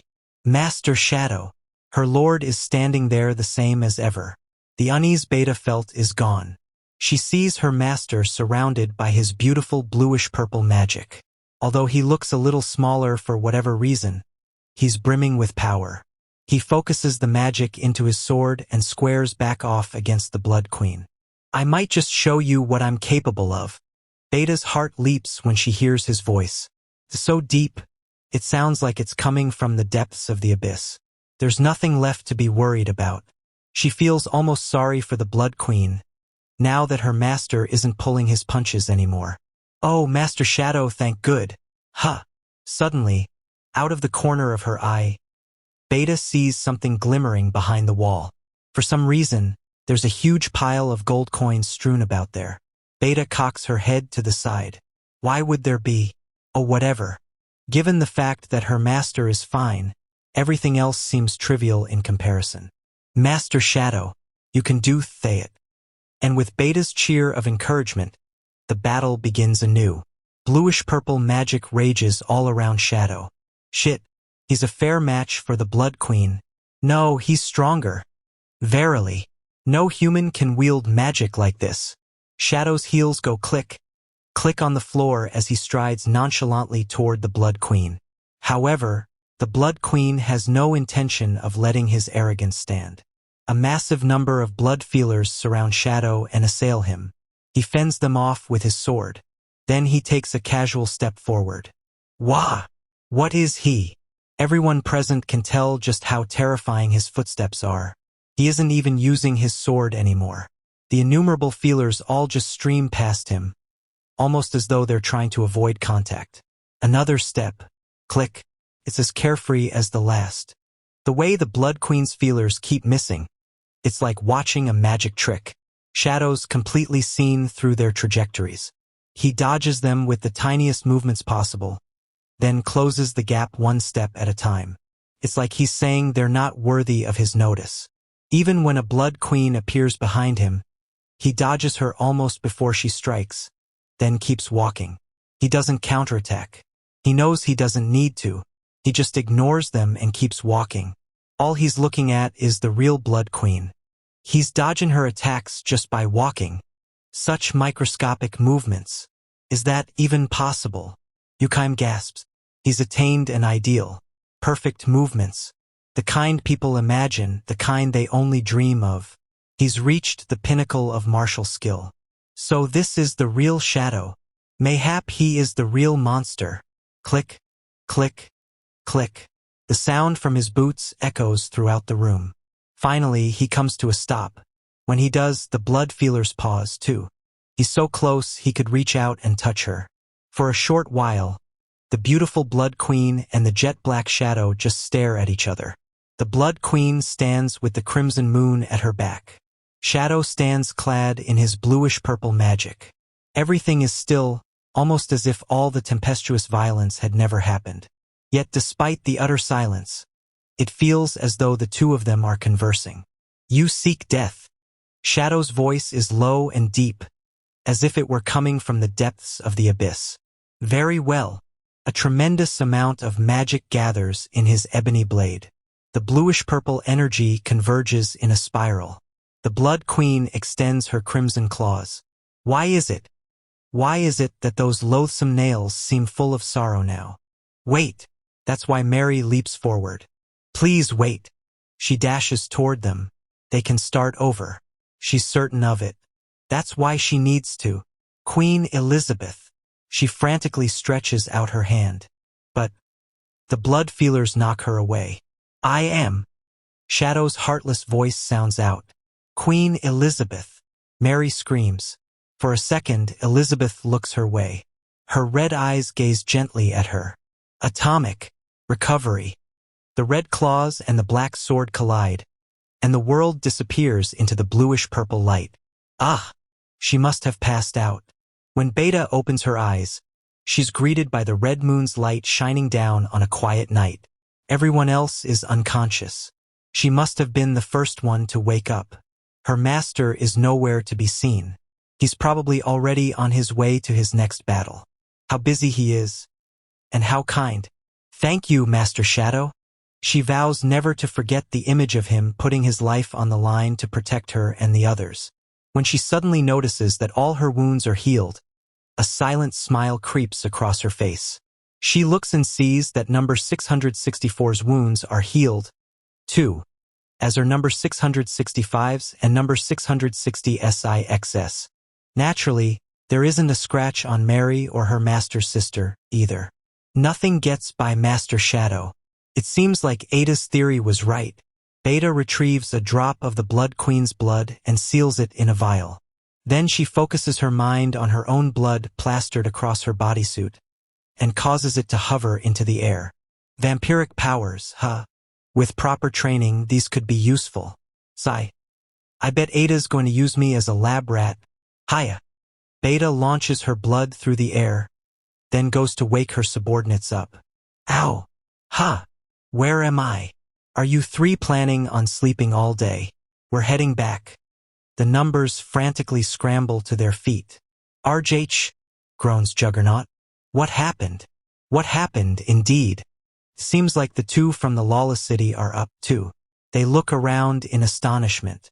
Wait. Shadow did all this. The man protected everyone all on his own. The Crimson Tower's been annihilated. They all look up at the sky, as though trying to burn his existence into their very eyes. Beta turns around. Come on, we're going. Ah. Sounds like Claire and Mary just woke up behind her. Beta glances backward and sees Mary helping someone up from amid the rubble. It's an adorable little girl with dark crimson hair. I hope you're able to find it this time. Your haven, that is. And with a kind smile, Beta vanishes into the darkness of the night. As the morning sun beats down on me, I gaze at the elegant, black-lacquered carriage and yawn. The carriage's windows are blocked by a thick curtain, so I can't see inside, but I imagine my sister is exchanging teary goodbyes with her vampire friend. The autumn air is crisp and pleasant. All sorts of stuff went down, but the real-deal vampire progenitor event has come to an end. Things got a little rocky when I ran into some unforeseen problems in the middle there, but at the end of the day, I was able to rescue the big finish. And hey, all's well that ends well, am I right? The one thing I didn't manage to rescue, though, was all the gold coins. For a while there, I was sitting pretty on a whole 3,000 coins, but because of, shall we say, a myriad of circumstances, I ended the day with a scant 500. 500 coins come out to 500 million zenny. That's nowhere near enough for me to retire on. But after some thought, I've come to the conclusion that maybe this is fine.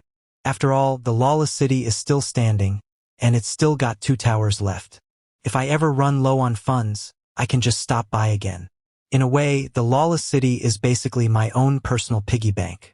A little while later, the carriage door opens and Claire steps out. Speaking of my sister, there's been a big development on that front. It happened last night at our inn. I did kind of wander off on my own back in the lawless city, so I stopped by her room to make a cursory apology. When I opened her door, I saw something. There was some sort of badass magic circle on her hand, and she was wrapping it up in a bandage to hide it. And to make matters worse, she was muttering, "My right hand is trembling. A special power awakens in me." I chose to say nothing and quietly closed the door. She's got the 3-hit combo trope of a magic circle, a bandage cover, and a special power going on. I guess she's finally getting to that age. When she steps out of the carriage, she walks toward me with a suggestive smile on her face. I call out to her in as normal a tone as I can muster. "You all set?" "Yup, let's go." The two of us set off. Suddenly, though, "Sid." She hugs me from behind. "What's up?" "It's nothing." "No, it is something. See, the truth is. Here it comes. I have a special power sleeping within me." She's doing her big coming out scene. It wouldn't do for me to refute her here. If you carelessly shut children down, they're liable to get rebellious on you. Figures. I always knew you were special, sis. I knew you'd believe me, Sid. She squeezes a little tighter. I have to unravel the secret behind this power. And the secrets surrounding him. Don't worry. I'm sure you'll do great. I'll support you no matter what path you take. Claire. Sid, have you heard of Shadow? Oh yeah, he was crazy cool back at the Bushin Festival. Why, did he do something? No, it's nothing. Claire hugs me tight. There are probably no shortage of hardships waiting for my sister after this. She'll struggle, she'll suffer, and she'll have to confront some cold, hard truths. But if her right hand is throbbing, there's no getting around it. It's all part of growing up, after all. No matter what path she eventually decides to take, I'll respect her for it. After all, the path she's walking is the path I, too, once walked. Suddenly, I feel a gaze on my back. I turn to look. There's a girl standing in the black lacquered carriage carrying a large black parasol. I can't see her face because it's hidden behind it, but I can make out her lovely crimson hair fluttering in the autumn breeze. Under the parasol, she bows deeply. Volume 3. Auxiliary Chapter. Field Notes on a Little Brother by young Claire. Claire Cagnew just turned 8 this year and has a brother 2 years younger than her named Sid Cagnew. Claire herself is an outstanding young girl. The Cagnew lineage has produced countless dark nights, and as such, expectations on her are especially high. Her brother, Sid, on the other hand, is depressingly average. He's not stupid or anything, and it's not like he hates exercising. But no matter what they make him do, it all comes out flat and uninspired. If the two of them were a painting, Claire would be smack dab in the middle, the focus of the work, and her brother would probably be mistaken for some bystander just passing along behind her. A mismatched pair of siblings. For some reason, realizing that's how people saw them upset Claire to no end. In the Cagnew household, dark night training begins when you're 6. Claire is 8, so she started 2 years ago, and she's already to the point where she's won a youth tournament. Her brother Sid just turned 6, so he started training recently too. But, Blue, sis, you're so strong. Pathetic words tumble out of his mouth as he crawls along the ground. Come on, that was only a light tap. Don't go crying over something so weak. Claire looks down at Sid and prods him with her wooden practice sword. Hey, cut it out. Sid squirms, clearly not enjoying himself. Look, you can still move. See, the only reason you go down so fast is because you don't have any guts. This is tyranny. Good grief, you're pathetic. All right, I just had a great idea. Claire grabs Sid by the scruff of his neck and starts dragging him off. Their father watches over their training in the mornings, but after that, he has work, so he leaves them to practice on their own. They don't have a choice in the matter, of course. Sid looks up at Claire as he slides along the ground. Where are we going? You're too much of a wimp. So we're gonna go do some special training to build up your character. Special training. Baldy told us, remember? The Scarface gang is camped out in the forest nearby. Baldy refers to their father. Their mother was the first to call him that, and Claire followed her example. Children do learn from their parents, after all. Aha. And he told us not to go anywhere near it. Yeah, and that's why we're going. Ha, that doesn't make any sense. If we do, you'll be able to build up some guts. Hitch, there's no way. We shouldn't. See, you always wimp out so quickly. I won a tournament, remember? It's fine, you don't have anything to be worried about. It was a youth tournament. Oh geez. Claire continues dragging Sid along, and eventually they leave the grounds via a side path and make their way to the forest. The two of them have been walking through the forest for about 2 hours. Come on, Claire, we should go home. This is dangerous. Claire yanks Sid by the hand as she plows forward. What are you talking about? We just got here. It's almost noon. Mom's gonna be worried about us. True. If we don't make it back for lunch, she will be mad. Their father might be a baldy, but their mother is a demon. Yeah, think of how mad Mom'll be. Sid agrees. Fine. Today's special training is now complete. You feel a little braver now, right? Oh yeah, definitely. I'm doing this all for you, so you should feel thankful. Oh, I do. All righty, let's head back. With that, Claire turns around to head back the way they came, and bumps into someone. Hey, no one said there'd be kids round these parts. As they hear the deep voice, 7 men emerge from the thicket. Their bodies are clearly trained and their swords are clearly used. These are no ordinary villagers. Wait, are you people the Scarface gang? Ha, the girls heard of us. Sorry, kid. But you ain't making it home alive. They look down at Claire and sneer evilly. I should be the one saying that to you. Claire draws her child-sized sword. However, her hands are stiff and shaking. One of the bandits draws his weapon. A dark night to be, huh? Maybe if we were normal bandits, you could have pulled something off, but what's that supposed to mean? Bad news, kid. But we ain't your run-of-the-mill thugs. Every member of the Scarface gang is a Dark Knight. We go after all sorts of well-guarded noblemen and companies, and we've got an international bounty on our heads of over 100 million zenny. Even a whole group of Dark Knights couldn't take us down. Claire glances at her brother trembling beside her, then steps forward to protect him. So what? You're pretty cute, kid, so you'll probably sell for a decent chunk of change. The boy's gotta die, though. Don't you dare touch a hair on Sid's head. Claire makes the first move. She's far faster than any 8-year-old has any right to be, and she slips in front of the man in the blink of an eye. Clang! A metallic noise rings out. Damn, you're pretty fast. The man blocks her attack with ease. The two of them lock swords. RJ, Sid, run away. Claire gathers strength in her arms, hoping to buy even a second more. The moment she does, she suffers a tremendous blow. Irk! It's a kick. In the middle of their sword-on-sword struggle, the man launches a casual kick her way. That's all it takes to smash Claire into a tree and send her crawling across the ground.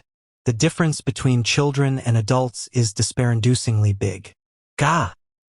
You weren't half bad. For a kid, that is. Sid, run. All she wants is to let her brother escape. Nothing more. But her wish goes ungranted. Don't bully my sister.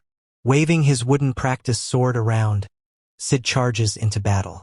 Sid, you can't. A tear drips from her eye. Oh, buzz off. The man's sword cleaves toward the young Sid. When she sees her brother fly into the air and crumple lifelessly to the ground, more and more tears flow from Claire's eyes. No, Sid. A precious memory flashes across Claire's mind. She was only 3 at the time, so her ability to understand her surroundings was still developing. Her parents had taken their eyes off her, and she accidentally knocked over a pot that had been on the fire. Boiling water came gushing over her head. She was only 3, so there was nothing she could do. Yet at the very last moment, someone yanked her back from behind. She fell on her back and avoided the water by a hairbreadth.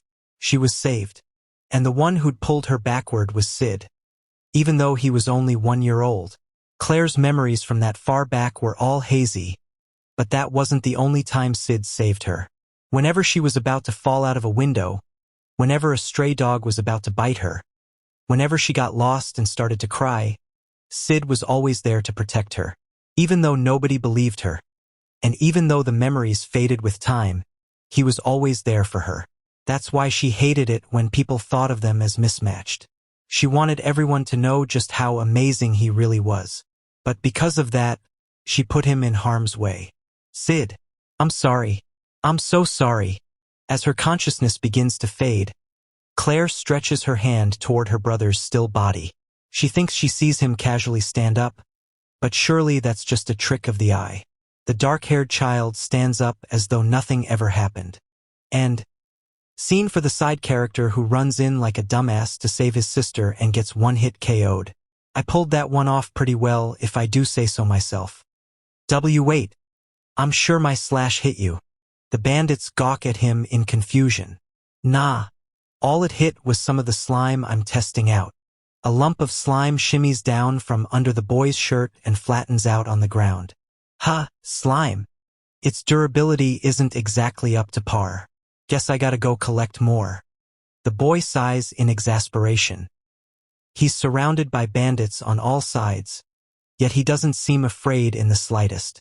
What an odd child. I was planning on coming and crushing you guys tonight, But my sister does tend to be a bit of a wild card. As he talks, the boy picks up his sister's dropped sword. I ain't got a clue what to make of this kid. But hey, whatever. This time, I'll make sure The man's voice suddenly cuts off. Cough blue. He clutches his throat and launches into a coughing fit, hacking up blood. Why are you guys so weak? Fresh blood drips from the child's sword. The man whose throat got sliced collapses. Who the hell is this kid? The bandits, who watched it all play out, draw their swords in unison. I couldn't see his slash. This ain't no normal kid. It's fine, circle around him. He's just a boy. We can surround him and crush. Exactly. The boy has already made his move. Wah! At the end of the day, I'm still just a kid. The second head gets lopped off. Be behind us. Surprised screams sound out. My body and magic are both still developing. If you guys surrounded me, that'd be it. I'd have no way to break free. The boy's voice comes from between the trees as a third and fourth head go flying into the air. This ain't real. How's the kid so fast? Nah, I'm not that fast. A kid's body can't take much more strain than this, see. Unable to make out Sid's movements, the bandits have no way to fight back as he slices off their heads one after another. 5, 6. Now only one bandit remains. Ah, I getcha. You're right. You ain't that fast. You're just making it look like you are. A metallic noise rings out, and the slaughter comes to a halt. The bandit with scars running all across his face is blocking the boy's sword.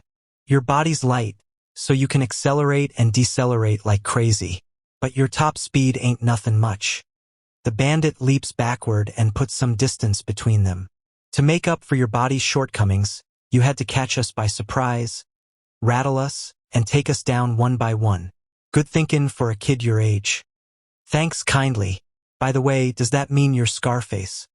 That's me all right. Scarface in the flesh. He readies his large knife. Then he vanishes. Behind you. He's facing the boy from behind. As Scarface brings his oversized knife down, the kid turns and swings his sword. The two blades meet, and the boy goes flying. You're light. The tiny body spins through the air. Then he makes a graceful feline landing. 'Cause I jumped backward. My hands are all tingly now, though. The boy shakes his hands like he's trying to return sensation to them. You picked a bad fight, kid. My power, my magic, my speed. All of them are stronger than yours. True enough. The boy accepts the assertion. It's a damn shame. I may be a washout now, but I once walked the path of the blade too, so I can tell. If you had 5 more years, you could have been a dark knight known the world round. Could be. It's a shame the world's gotta miss out on that, but my revenge comes first. Scarface vanishes once more. A moment later, his knife whistles through the air and slashes through the boy's body. It should have cut him right in half. What? The boy's body offers no tactile resistance. The moment Scarface thinks he's cut the kid in two, the boy's body disappears. Then he hears a young voice behind him. That was an afterimage. Impossible. Scarface whirls around to see the boy standing behind him, unharmed. Kids' bodies are fragile, so they hit their limits quickly. Which means all I gotta do, the childish sword comes slashing down, is break those limits. It casts a beautiful silver arc through the air as it strikes at Scarface. So fast. It's a miracle he's able to bring his knife up to block in time. Scarface grimaces as the heavy impact makes his hand go numb. Now they're locked blade to blade. Given Scarface's strength, he should be able to send the kid flying with ease. However, RGH, I can't move. Why? No matter how much strength he puts into it, he can't make the knife move an inch. Suddenly, the air trembles. The boy's magic swells up to incredible levels. Why's your magic? The boy's eyes are glowing red. Overdrive. The knife cracks, then shatters into pieces. The fragments sparkle as they shoot through the air. Sliced in two, Scarface watches his own blood fly up as he topples to the ground. On his face, his eyes are frozen wide in shock. The boy looks down and coughs up some blood. Cough. Guess that's too big a burden for a kid's body to bear. He wipes the blood off his lips. He cleans the blood off the sword. I give that 30 out of 100. A real shadow broker would never get pushed so far. He sighs. Sis, wake up. Hearing her brother's voice, Claire immediately snaps awake. Sid. Thank Gooden, Irk. Claire tearfully squeezes Sid as tight as she can. Oh, Sid, you're okay. Thank goodness. Oh, thank goodness. Her chest is bursting with relief and regret. I'm sorry. I'm so sorry. You must have been so scared. Irk. Can't breathe. Sid. Sid, wait, what happened to the bandits? Claire's wits return to her, and she glances around. The bandits are nowhere to be seen. The only things around them are bloodstains. Some bounty hunters came and they all ran away. Then the bounty hunters went after them. He replies as he struggles in her arms. I see. I guess that makes us lucky. Need air. Thanks for trying to save me, Sid. No problem. I did get sent flying, though. Claire shakes her head. She's remembered an important memory she'd been on the verge of forgetting. You've always been saving me, Sid. Since the very, very beginning. That's what she loves about him. I'm going to become stronger. Then, once I'm strong, it'll be my turn to save you.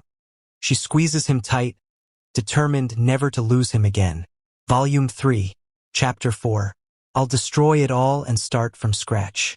Yukaim the spirit fox waits for her guest atop the White Tower's highest floor.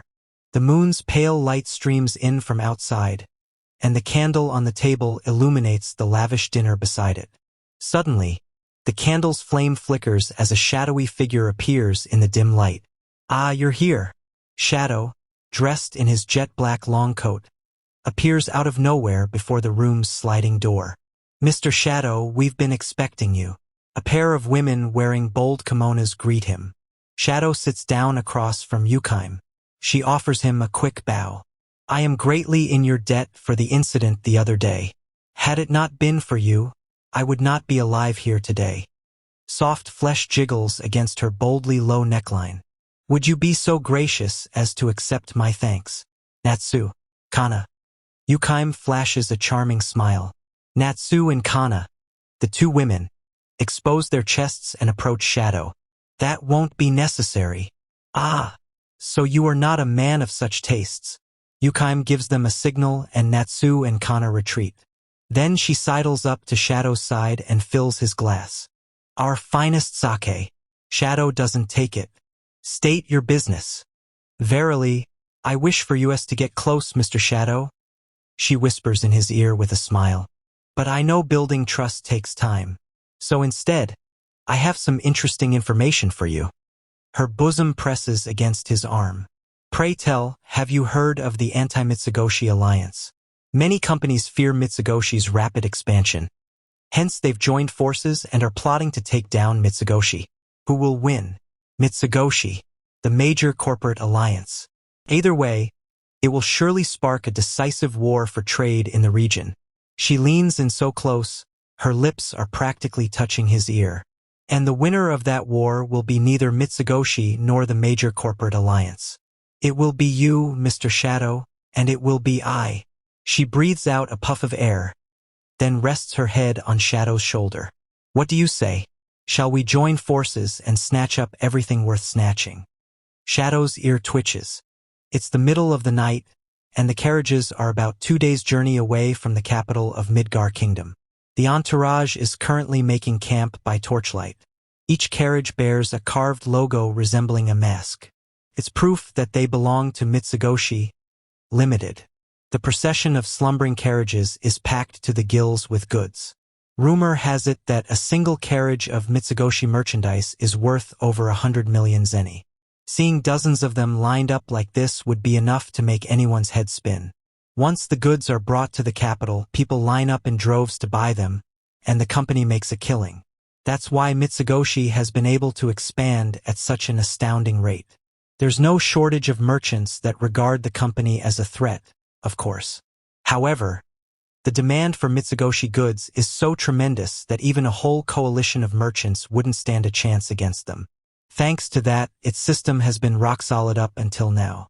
However, if a coalition of merchants couldn't stand up against Mitsugoshi, what about a coalition of companies? Now, at long last, the major corporations are getting off their asses and banding together. Amid the darkness, several figures gaze down at Mitsugoshi's camp. Each is wearing a mask on their face and a sword on their hip. They would look like simple brigands if it weren't for one incongruous fact. They're all dark knights. It isn't rare for dark knights who've committed crimes to fall into lives of banditry. But an entire band of brigands being dark knights is nigh unheard of. Communicating via hand signals, they creep toward the camp. Then all at once they charge. Ache! A female scream rings through the air. They cut down the silver-haired elf who was standing guard, then go after the rest of the personnel. The sounds of slaughter echo through the night. When attacked by a group of dark knights that size, not even Mitsugoshi stands a chance. The final survivor is a beautiful elf with platinum blonde hair. As they drag her out of the carriage, tears well up in her blue eyes. Please, I'm begging you, don't kill me. On seeing how beautiful she is, vulgar sneers creep across the brigands' faces. We'd better make an example of her. Heh, you said it. They roughly tie her up. An example? What's that supposed to mean? Wanna find out? And no, please, don't hurt me. One man draws his sword and slowly slices the woman's dress open from the side, exposing her pale skin. Your luck ran out when you guys pissed off the Garter Corporation. All it took the president was a couple words to quell the major corporations fighting and unite them under one banner. Mitsugoshi is finished. Wait, no, you don't mean, you people are. You guessed it, we're Garter's private army. Our power's on par with that of a small nation. Despair flashes across the woman's eyes. The man's smile grows even crueler as his cutting reaches the woman's chest. A pair of round white mounds flop out, or rather, they should have. Instead, the only thing that comes into view is the lump of black clothing that was adhered to her skin. It covers her body in a flash, hiding her exposed flesh. The hell? I appreciate you being so forthcoming with me. The despair in her eyes is gone without a trace. It's been replaced by the ruthless, resolute gaze that only the truly powerful possess. Damn you! The man swings his sword at her. She doesn't dodge. The sword slams into her neck, then comes to a complete stop. The black garment refuses to let it sink any farther. Wah! The woman looks down coldly at the blade. You're so weak. Then she stabs forward. An ebony blade bursts through the man's heart and out his back. He collapses, blood foaming at his mouth. The woman casts a disparaging glance his way, then holds her sword aloft. It's time, punish them.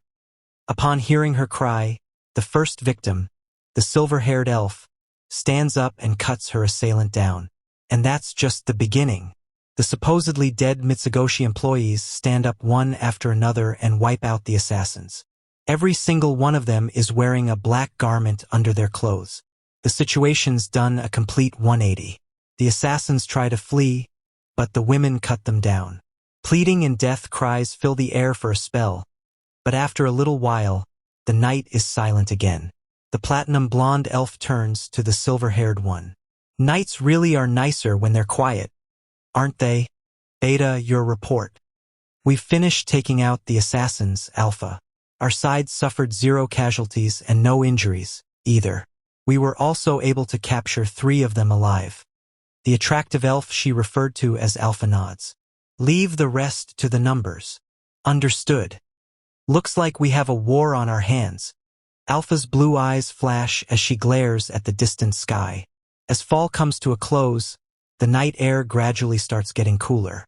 I listen to the bugs chirp and buzz as I change into a suit in my dorm room. Suits didn't exist in this world originally, but Mitsugoshi popularized them, and now they're all the rage among the aristocracy.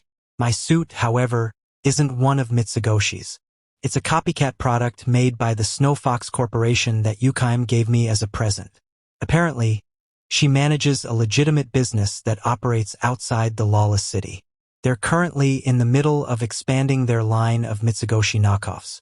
That said, Mitsugoshi's products make full use of all sorts of information I brought over from my original world. Even though Snow Fox is widely recognized as the leading authority on plagiarizing its designs, they've only been able to replicate a small fraction of their products. Mitsugoshi engineering is the best in the world. This society doesn't have antitrust laws, but if they did, the way Mitsugoshi's taking over the marketplace would definitely violate them.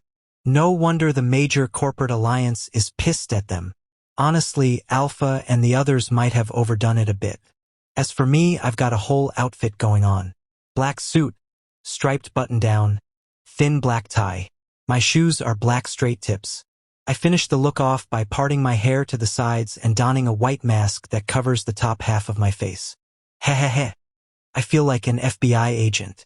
Slime bodysuits are great, don't get me wrong, and they can't be beat when it comes to functionality.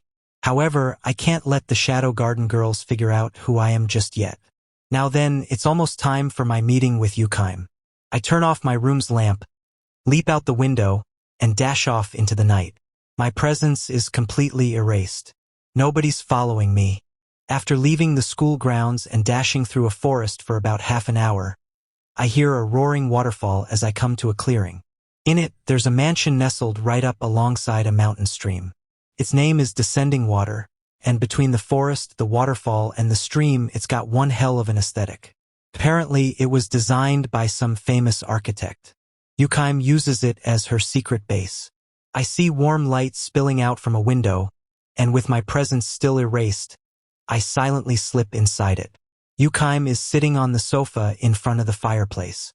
Her white hair glows in its light. My heels click as I walk, and the spirit fox turns to me and smiles. Once again, I fail to sense you coming, Mr. Shadow.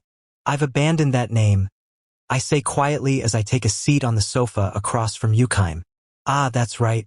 Now you're Mr. John Smith. Right? That's who I am now. For the next little while, I plan on acting as John Smith, super elite agent. I've even changed my tone of voice to sound cooler and more collected. My heart becomes warm to know you decided to trust me, Mr. John. Care to drink with me? Don't mind if I do. As Yukaim pours the wine, she makes sure to emphasize her exposed cleavage. Nice. I love this whole sexy accomplice from a sketchy organization vibe she's got going on. I pretend to enjoy the wine's aroma, then take a sip. For the record, I don't know shit about aroma or flavor when it comes to wine. There's profit in it for me. That's all there is to it. Oh my, a relationship built solely on profit. That's far too sad, no?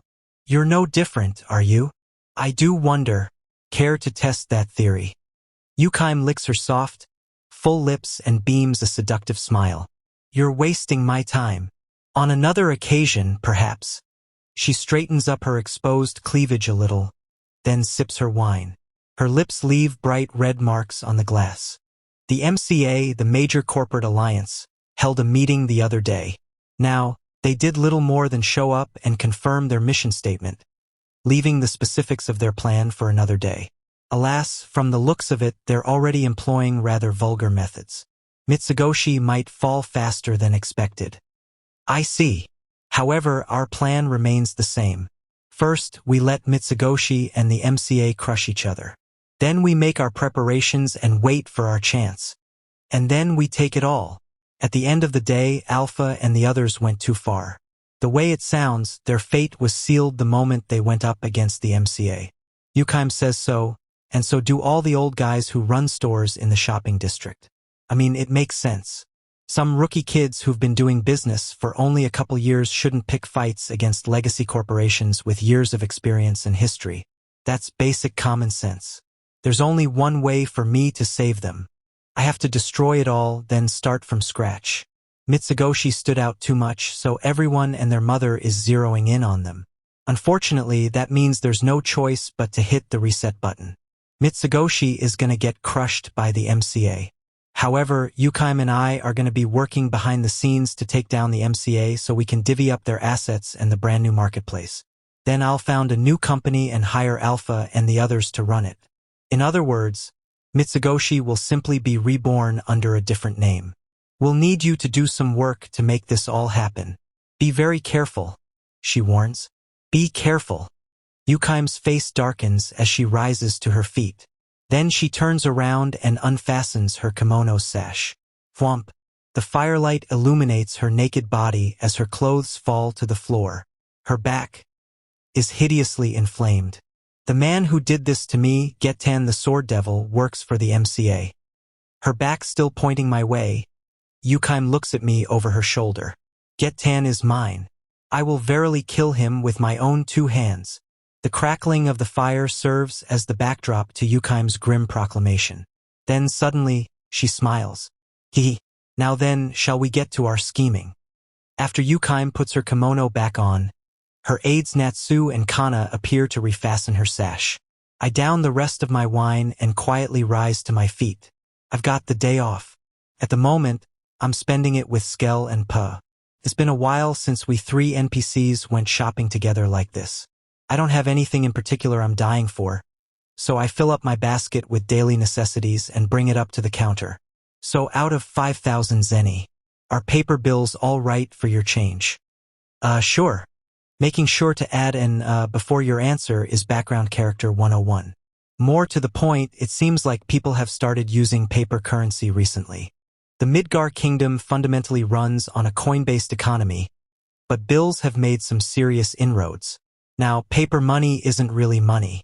Technically, it's more like a voucher that can be exchanged for actual currency. Because of that, there are plenty of stores that won't take them, and plenty of people who don't trust them. It's considered polite to ask permission before attempting to use them. Having taken my change and finished the transaction, I head outside and casually look over the bill. Ha! I only just noticed it, but why is the design different from other 1,000 zeni bills? Seeing me suddenly stop, Pa calls out to me. What's wrong, Sid? Did 1,000 zeni bills always look like this? What are you talking about? That's one of the new bills the MCA just put out. Do you not know why we're out shopping today? What do you mean? Today's the big sale commemorating the MCA releasing their new bills, remember? Oh, right. Was that it? Come on, Sid. Get your head in the game. I see. They're holding a blowout to entice people to use their new bills. Wait a sec. If the MCA only just put out their bills, where did all the paper money we've been using before come from? Now I'm kinda interested. So I reach into my wallet and pull out one of the older bills to take a look and discover a shocking truth. The hell? I can't stop myself from yelping. What's wrong, Sid? Hey Sid, what's up? Why the hell does this have Mitsugoshi Bank written on it? I can see the words on the edge of the bill clear as day. Mitsugoshi Bank. What the hell is Mitsugoshi Bank? Don't tell me Alpha and the others started a bank too. 'Cause it's a deposit receipt from Mitsugoshi Bank. Duh. Mitsugoshi Bank was the first one to start making paper money, remember?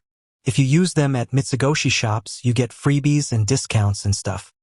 Now that you mention it, back at the beginning, Mitsugoshi stores were the only places you could spend paper money. I'd always thought that was weird, as well as the fact that they gave you discounts for doing so, but now I guess I know why. So they started a bank and kept it a secret from me, huh? Wait, did they? Actually, now that I think about it, I do remember that one time. A couple years ago, everyone would praise me and go, Master Shadow, you're a genius. Whenever I told them random trivia from my old world, so I'd get carried away and tell them about all kinds of stuff.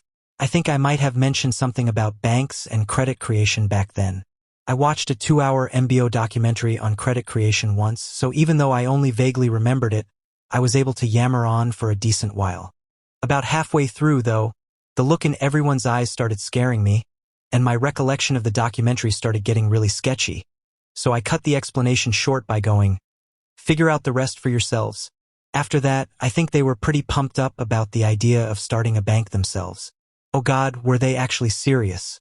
Is the word restraint in any of their vocabularies? Honestly, that was probably what set off the anti-Mitsugoshi faction. That's why the MCA's putting out paper money, too. If they hadn't, Mitsugoshi would have run off with the ball. They didn't have much of a choice. The question then becomes, how well does the MCA understand just how dangerous money creation can be? The time has come for me to wield the knowledge imparted in me by that 2-hour MBO documentary. The question is, how well do they? Just how dangerous? What's he babbling about over there? He's probably just stressed out. I can't imagine his life's going all that great, after all. When I take the simple yet elaborate Mitsugoshi Bank bill and compare it side by side with the flashy yet sloppy MCA bill, I notice something. Wait, is this? The Mitsugoshi Bank bill has a serial number and a watermark. The MCA bill has a serial number too, but it's missing a watermark. And its design isn't that detailed either. If someone were to make counterfeits, getting rich off them would be piece of cake. I don't have the means to manufacture them on my own. However, what I do have is a reliable accomplice who operates on the shady side of the law. Oh, I can work with this. I can work with this indeed. Skelpa. I'm on the verge of obtaining everything. What are you talking about, man? Sid. Did you hit your head? Turn, oh cranial gears of mine. As for you, 2-hour MBO documentary, I'm counting on you. As Yukaim gazes at the hearth and sips her wine, she feels wind blowing in from somewhere. When she turns around, she finds that the window's open. She hears a sound like a finger flicking metal. Mr. John, pray tell, is that you? Her question is answered when a suit-clad man emerges from the darkness. His physique is well-balanced, and his face sports a white mask and an intrepid smile. He takes a seat across from Yukaim, toying with the coin in his hand and flipping it into the air. This single gold coin can double many times over, all on the back of the fickle, phantasmal power called credit. His voice is low and resonant. Yukaim senses he's talking about the bills that have recently begun circulating. The slips of paper that the masses think of as currency aren't technically money at all. In truth, they're deposit slips. Tickets that can be exchanged to retrieve money you've lent the bank, nothing more. When Mitsugoshi Bank turned theirs out into the world, they also gave them the power to settle accounts. In other words, they made it so the deposit slips could be used for transactions. In the capital, it's fully possible to exchange 10,000 zeni worth of deposit slips for 10,000 zeni worth of goods. And anyone can then take those slips to Mitsugoshi Bank and liquidate them. As a consequence, the people have come to believe the slips of paper have the same value as actual money. He takes out 2 slips of paper and places them atop the desk. One is a Mitsugoshi Bank bill. The other is one of the MCA's. But do they really? Let's say, hypothetically, that someone deposits 10,000 zeni with Mitsugoshi Bank. Mitsugoshi will then issue the depositor a 10,000 zeni bill, and they'll go off and spend it during their daily shopping. But something strange happens here. There's the 10,000 stored at the bank, and the 10,000 making the rounds through the marketplace. We started out with a single 10,000 zeni coin, but all of a sudden there's 20,000 zeni floating around. Yukaim considers the fact that Mitsugoshi Bank got the people to believe that their deposit slips were just as good as money to be their magnum opus. Thanks to that, they've gained the ability to inflate a single coin's value countless times over. Now, if all the bank did was let the original 10,000 zeni sit quietly in their vault, there wouldn't be a problem. Even if the money in the system still technically doubled, the amount out in the marketplace is still just 10,000 zeni, so no contradiction is born. However, Mitsugoshi's been using the 10,000 zeni in their vault as collateral to issue yet another 10,000 zeni bill and lend it out. Not many people actually withdraw their money from banks, especially not when paper money is so convenient and easy to spend. Nobody wants to walk around with a heavy sack of gold coins jangling around, after all. Furthermore, Mitsugoshi is incentivized to cash in on the capital's prosperity. There's no end to the people who want to take out loans to start up businesses. So Mitsugoshi's bills are practically spreading faster than they can print them. The 10,000 zeni in their vault multiplies countless times over, and thanks to the capital's economic boom, Mitsugoshi Bank gets to rake in the interest. Such is the power of credit creation. Credit creation is exactly what it says on the can. Mitsugoshi Bank's leader might well be the greatest con artist the world has ever seen. Yukaim doesn't know who exactly was audacious and crafty enough to come up with such a scheme, but she'd love to get a chance to sit down and chat with them. But are these slips of paper really as valuable as the people believe they are? If John's story got out to the masses, they'd be shocked. Of course, it's probably common knowledge among the MCA's leadership. After all, they're the ones who are scrutinizing Mitsugoshi's every move. It's no surprise John was able to figure it out as well. But why did he bring it up? Yukaim thinks it over. Here are 2 bills. One is Mitsugoshi's. The other is the MCA's. Notice anything? Is there something to notice? Yukaim's eyes look like pools of clear water as she compares the 2 notes. The designs are different, of course, but she doubts that that's what he's hinting at. In that case, one has a watermark, while the other does not. Exactly.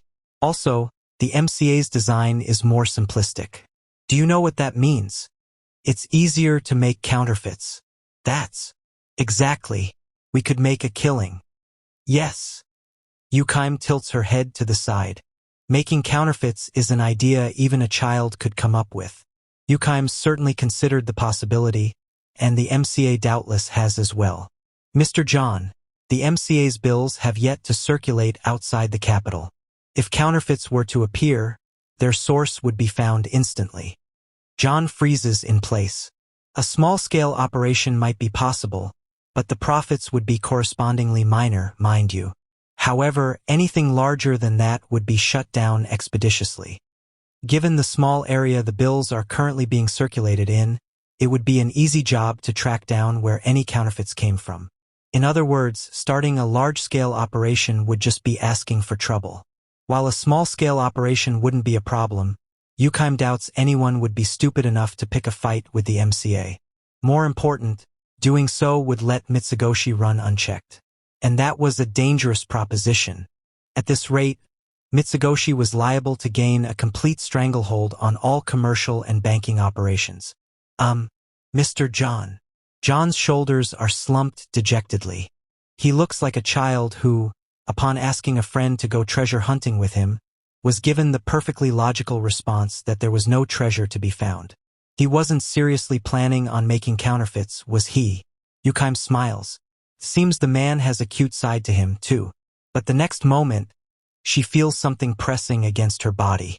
John's shoulders are still slumped, but he's emanating waves of raw power. Wah! Is that really what you believe? His voice sounds like it's resonating up from the void. What's with this insane force? It's not even magic. It's like his willpower given form. It's almost as though he's saying Yukaim's judgment was flawed. He's testing her, to see whether or not she's fit to be his partner. But still, what was it she overlooked? Yukaim thinks back over their exchange. Then she realizes something. If, hypothetically, they managed to introduce a huge number of counterfeits into circulation, then the MCA's credit system would crumble. Once the people harbored suspicions about the MCA's bills, they'd probably go in droves to trade them back for official coinage. However, due to the MCA's credit creation, they'll have issued many times more value in bills than they have cash on hand. They won't be able to cover all the exchanges.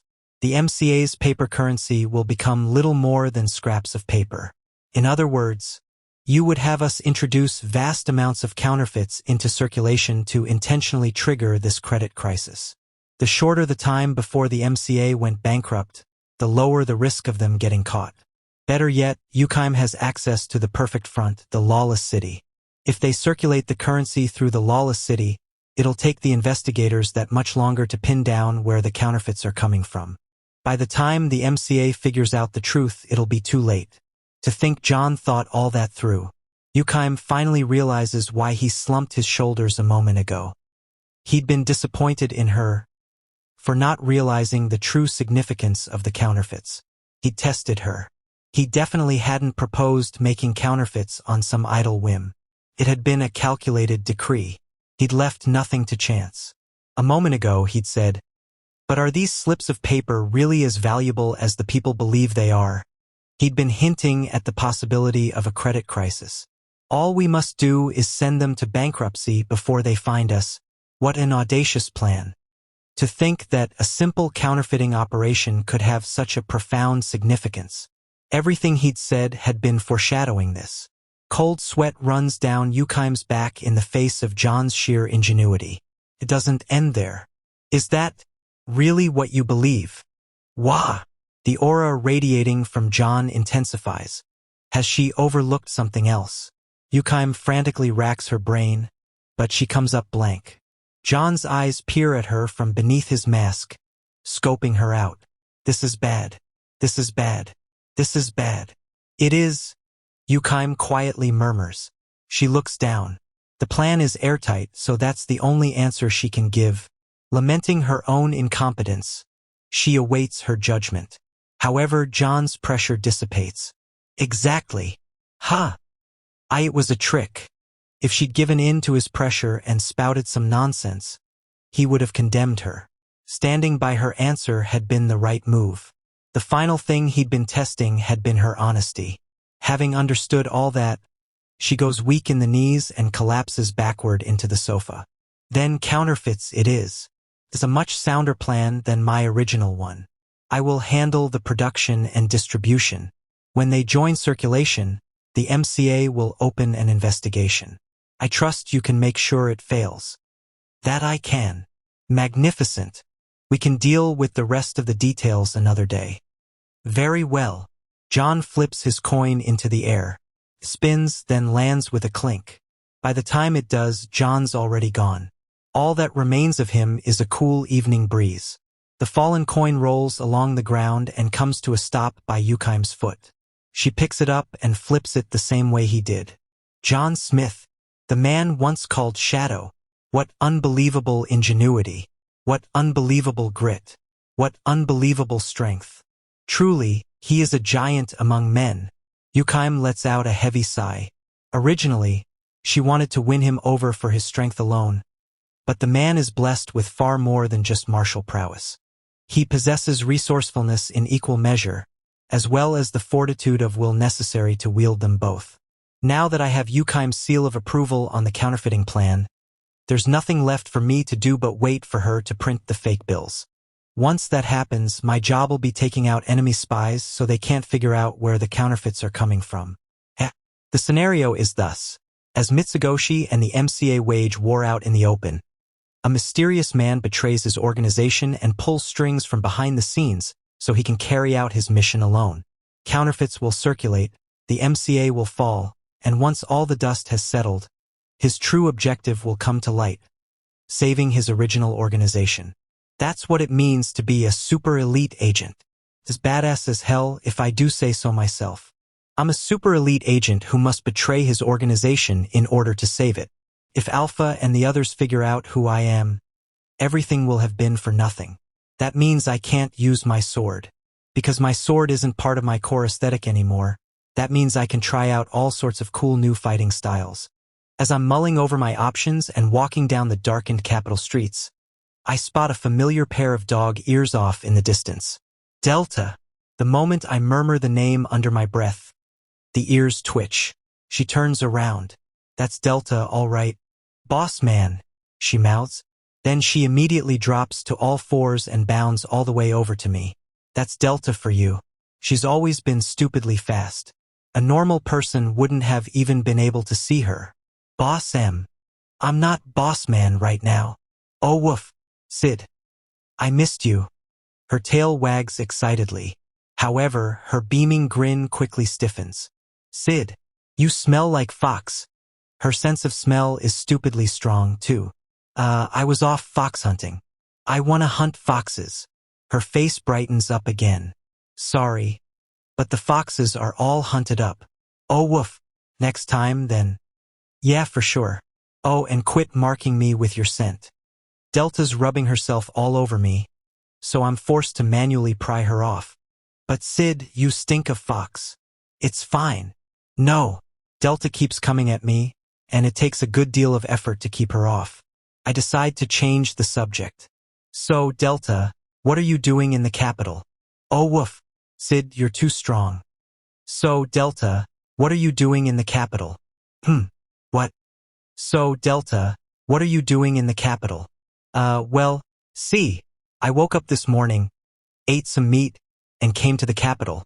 So, Delta, what are you doing in the capital? Well, see, I was hunting. In the capital. Outside the capital. It was fun. I hunted a bunch. Sid, wanna join? Why were you hunting? Come hunt with me. Why were you hunting? Alpha told me to. Sid, come hunt with me. Oh, it was Alpha's idea. Yeah. Sid, come hunt with me. What were you hunting? Bandits. Sid, come hunt with me. A bandit hunt, huh? Sid, you love bandit hunting. That's true. I do love bandit hunting. Come hunt with me. All right, I'm sold. It's not like I'm doing anything. Hooray! Delta grabs me by the hand and starts trying to drag me off. Hey, hold up. I can't leave right now. I gotta head back to the dorms first. No. Also, Didn't you have some business you had to deal with here in the capital? Business? I assume Alpha called for you or something. Alpha? Did you forget? She called me. Is she gonna get mad? I dunno. But you'd better go quick. But the bandit hunt. Delta looks at me dejectedly. I'll be free for a while, so why don't we just go tomorrow? Go take care of your business. Got it. Sid, make sure you wait for me. I'll be there at the dorm. Make sure you come inconspicuously, though. I'll come undercover. Delta drops back to all fours and dashes off through the capital at a breakneck pace. If anyone saw her, she'd definitely turn heads, but normal people can't make her out at those speeds, so maybe it's fine. For some reason, I'm reminded of the golden retriever I had back in my old world. I let out a quiet sigh. We race through the forest in the dead of night. I'm following close behind Delta. I was worried about how well she'd be able to follow my instructions, but she managed to show up at my dorm without causing a scene or anything. Of course, her abilities are the one thing I never have to worry about. Hunting is Delta's specialty. When I see the way she conceals her presence, I'm honestly impressed. She might well be the cream of the Seven Shadows crop. What's more, her ability to sense prey is off the charts. To be honest, her sense of smell and hearing are probably even better than mine.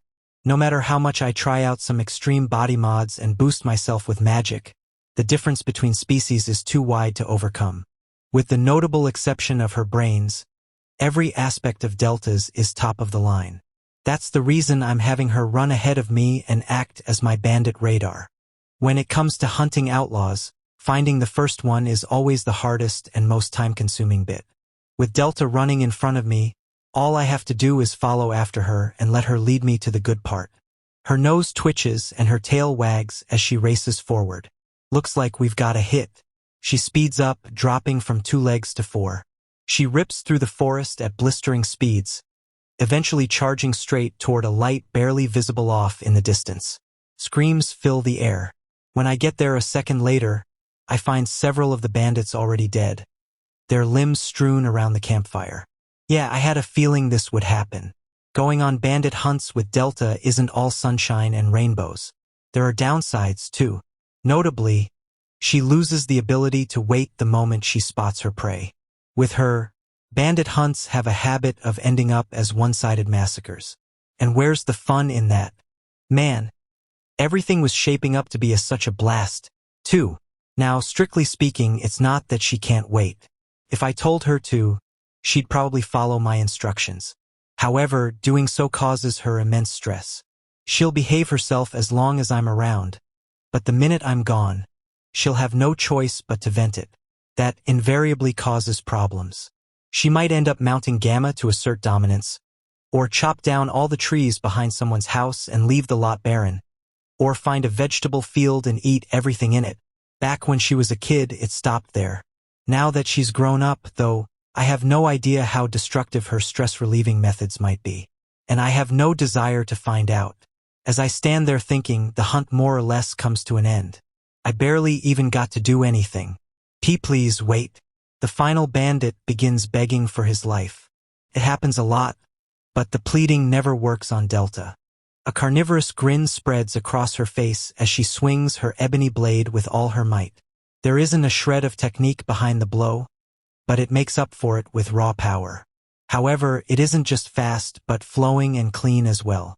I guess that's talent for you, huh? Her sword barrels at the bandit's neck, slices through the top layer of skin, then comes to a halt. Ha! Has Delta stopped? Impossible. She sniffs, taking in the bandit's scent. I knew it was you, Sarah. Look, it's me, says the outlaw, as he repeats, it's me over and over like a scammer. The bandit takes off his mask. His features are rough and masculine, but they aren't nearly as eye-catching as the fact that he has dog ears the same color and shape as Delta's. That is you, right, Sarah? It's me, your older brother. Delta sniffs again, then tilts her head to the side and looks my way.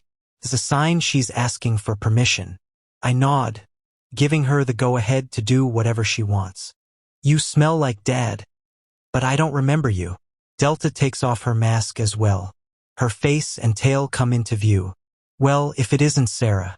I'd heard you contracted the possession and the old man hunted you down. But I guess you survived. Good going. I'm the best at hide and seek. Or my name isn't Delta. Delta. So that's what you call yourself these days, huh? Hey, come on, let me live. I am your brother, after all. The man looks at Delta, clearly trying to butter her up. Her tail puffs up menacingly. Oh man, that's a sign she's unhappy. A weakling is no brother of mine. Hey, you've always been strong, and I know I can't beat you. Even Dad always said if you weren't a woman, he would have appointed you as the next chief. Your possession is all better, right? Why don't I go talk to Dad and get him to let you come home? What'd say? If I wanted to go back, I'd do it myself. Yeah, of course. That's just how you are. In that case, what if I introduce you to a master befitting your skills? Listen and be amazed. Right now, I'm working for Getan, the legendary great wolf. Delta's tail begins to swish. It's a sign she's outright pissed. Getan, you heard of this guy? I ask her. Don't know him. She shakes her head, her expression stern. Yup, figures. You're kidding. He's the legendary great wolf, the one even Dad couldn't beat. The strongest swordsman in all the wolf clans. I bet you could even get chosen as one of his lovers and don't care. Shut up. Weaklings should just be quiet. With that, Delta lops the man's head off mid-sentence. His head flies in a clean arc through the air. Wasn't that your brother? Her face looks downright livid as she glowers at the man's severed head. But when she looks over at me, she wags her tail, all smiles. Weaklings are a stain on the family name. I'm glad I got to put him down. I see. There's nothing else I can really say. I guess humans and therianthropes just see the matter in fundamentally different ways. Therianthropes are a pretty diverse species, but something like 80% of them are of the opinion that might makes right. The strong are kings, and those who are good at hunting are respected, too, albeit not quite as much. In that regard, Delta's an archetypical example of the stereotype, to the point where it's like, oh man, settle down. We get it, you're a therianthrope. However, even though they don't all take it to extent Delta does, her way of thinking is pretty standard. To put it bluntly, therianthropes' base stats are overpowered as hell. Their physical abilities are high, their senses are sharp, their reflexes are great, their magic is plentiful, they live long lives, and they reproduce like rabbits. If it weren't for their intellectual shortcomings, they'd have easily taken over the world by now. Because of their might makes right philosophy, every time their population goes up, they start infighting, and it goes right back down again. Occasionally, some grand therianthrope hero will show up and unite them, but they invariably end up picking a fight with the humans or the elves and get sent scurrying back. Wait, this is the therianthropes we're talking about. They crush their opposition every time. What actually happens is that they extend their supply lines too far, their provisions can't make it to the front lines, and they get hungry and head home. Every goddamn time. Still, that's not to say there aren't wise and clever ones, too. For better or for worse, they're a diverse people. For example, the Fox clans are famous for their intellect. Just look at Yukheim. Man, if only they'd just turn to the smarter clans and listen to them for a change. Actually, they do listen to them at first, but as soon as the supply lines get stretched out and the smart therianthropes tell them to play it safe, the meatheads call them cowards and push on anyway. Apparently, they're all might makes right when it comes to their instincts, too. They do ostensibly have a constitutional government, and they've made some forays into industry recently, but they haven't had much success. I guess their brains are too full thinking of raw power. Still, you should try to at least recognize your siblings. That can't possibly be too much to ask. My dad has around 20 lovers. I have over 100 brothers. Oh, well, in that case, you can definitely stand to lose one or two. That's therianthropes for you. They operate on crazy scales. Still, I'm kind of interested in this country of might makes right. You know, I kind of want to check out the therianthrope lands at some point. Delta's ears twitch. Ooh, good idea. You can become chief boss man. Ha! You can beat up the old one, then become chief of the new pack. Then you can make lots of babies and become the strongest family in the world. Yeah, That's definitely not on the agenda. It is. We'll find you 1,000 women. You can make lots of babies, the strongest in the world. Let's go. You can become a big hero, then take over the world. That's not happening. Come on, we're heading back to the capital. No. Yes. Boo. I drag Delta back to the capital. This is giving me a headache. Volume 3, Chapter 5. Printing fake money as Mitsugoshi throws down with the major corporate alliance. The gorgeous room has 2 men in it. One is a human merchant so rotund, he looks like a frog. The other is a blind therianthrope. One of the clovers was killed. Is that what you're telling me? The therianthrope growls. His jet-black fur is sleek, and his wolfman features are rough and masculine. Each of his eyelids closes over his empty sockets and bears a deep sword wound. The man we lost was the newest clover, the therianthrope who'd caught your attention, Mr. Gettan. His camp was raided while he was preparing to masquerade as a bandit and attack Mitsugoshi's carriages. The rotund merchant keeps a close eye on Gettan's expression as he relays the news. The clovers are the 4 most capable members of the Garter Corporation's personal army. They're all handpicked by Gettan himself. And now he's dead. Whose work was this Garter? It's unclear. The corpse was decapitated with a single blow to the head. It certainly wasn't the work of an amateur. Given our current situation, we suspect Mitsugoshi has hired some dark knights.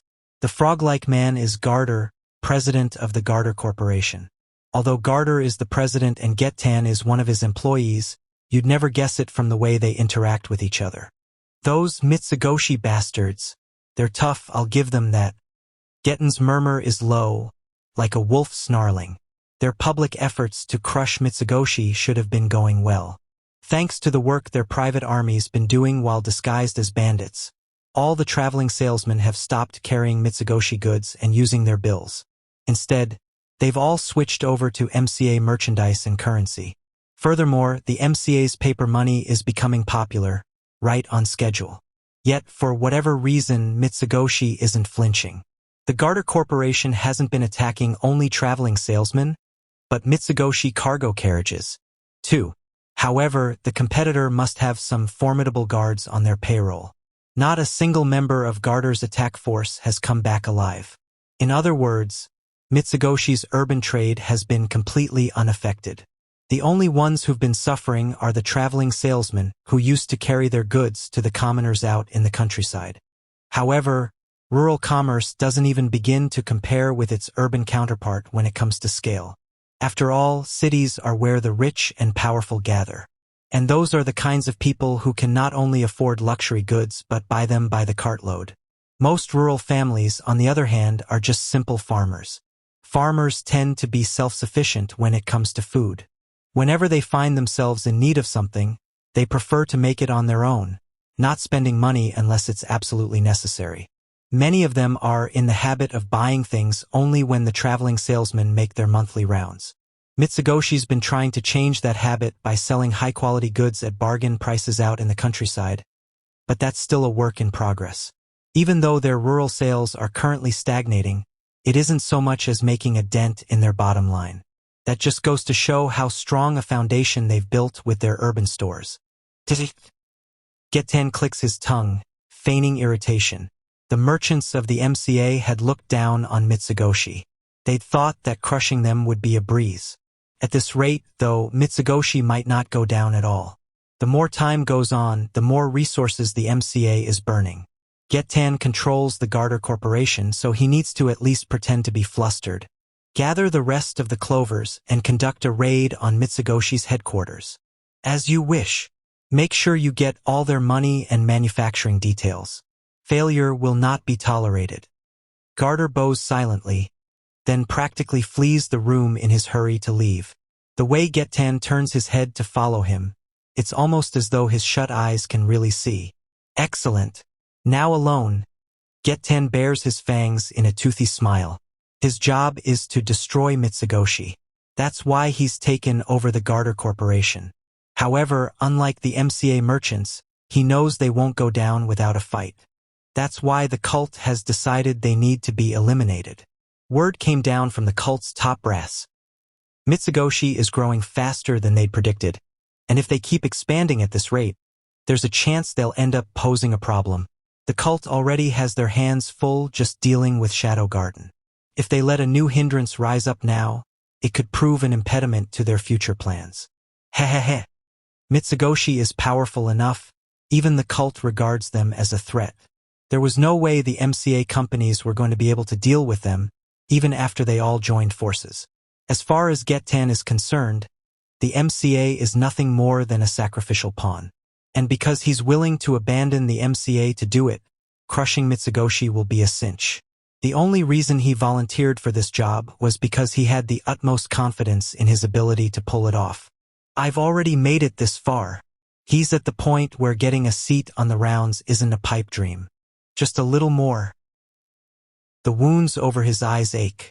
He presses down on them with one hand and grimaces. He received them many moons ago, but even though they've long since healed, they still remind him of his past failures. He murmurs something under his breath, a memory of his life's first black stain. He grinds his fangs. Rain cascades over the night. As the moon hides behind the clouds, the sound of droplets hitting the ground echoes in from outside. Two elves sit on a couch on Mitsugoshi's first floor. Alpha, the bodyguards have been able to completely repel the MCA's attacks on our carriages. In fact, because we've successfully killed all the assassins they sent, we're gradually whittling down their combat assets. The indigo-haired elf with deep blue eyes, Gamma, looks over some documents as she speaks. Sounds like there aren't any problems on that front, Alpha replies. The light from the fireplace makes her platinum blonde hair glow. We have the superior market share, too. All we need to do is keep counterattacking and the MCA will gradually fall. Thank goodness for that. We don't want the connection between Mitsugoshi and Shadow Garden to become public, so we need to avoid making any overt moves. Then there's a knock on the door. Come in. Forgive the intrusion. Their guest is new, a woman with dark brown hair. I'm sorry to interrupt you in the middle of your conversation, but we have intruders on the premises. It would seem they're looking to pick a fight. Gamma stands up from the couch, her face radiating confidence. I'll handle it. I suppose that's fine, but are you sure? Absolutely. I'll go show them what we're made of. New, follow me. Roger that. The two of them bow, then leave. Alpha uneasily watches them go. Well, New's with her, so she should be okay. The elf says with a nod, trying to convince herself that it's true. As the man clad in black dashes through the dark corridor, the sound of rain drowns out his already quiet footsteps. The nimble man's identity is Leaf 1, a powerful dark knight and the leader of the Clovers. He, along with Leaf 2 and Leaf 3, are in the middle of conducting a raid on Mitsugoshi's headquarters. His job is to break off from the group and gather up confidential documents solo. Meanwhile, Leaf 2 and his men will be engaging in sabotage, while Leaf 3 will be pillaging as well as kidnapping important personnel. As Leaf 1 heads deeper into the company's bowels, he notices a figure walking his way. He stops in his tracks. He recognizes that indigo-haired elf walking through the dark hallway. It's Mitsugoshi's president. Leaf 3 is supposed to be the one in charge of kidnapping, but whatever. Leaf 1 decides to prioritize knocking the woman out and capturing her. He moves swiftly. After silently coming up behind the target, he levels a knife-hand strike at her neck. Ow! She yelps. Ha! She whirls around, eyes wide. Leaf 1 hurriedly puts some distance between them. He definitely caught her by surprise, so why isn't she knocked out? That hurts. But catching me by surprise. Impressive. She rubs her neck and flashes a fearless smile. Although she's complaining about the pain, she doesn't seem to have suffered any meaningful damage. I see you went to great lengths to get here, so I would be remiss not to offer you a welcome befitting your efforts. My name is Gamma, and I'll be the one to end your life. With that declaration, Gamma draws her ebony blade. Then she reinforces her body and closes the distance between them in a flash. She's fast. Crazy, stupid fast. However, that brief instant is all Leaf 1 needs to get a read on her. This woman is fast, but she's a complete amateur.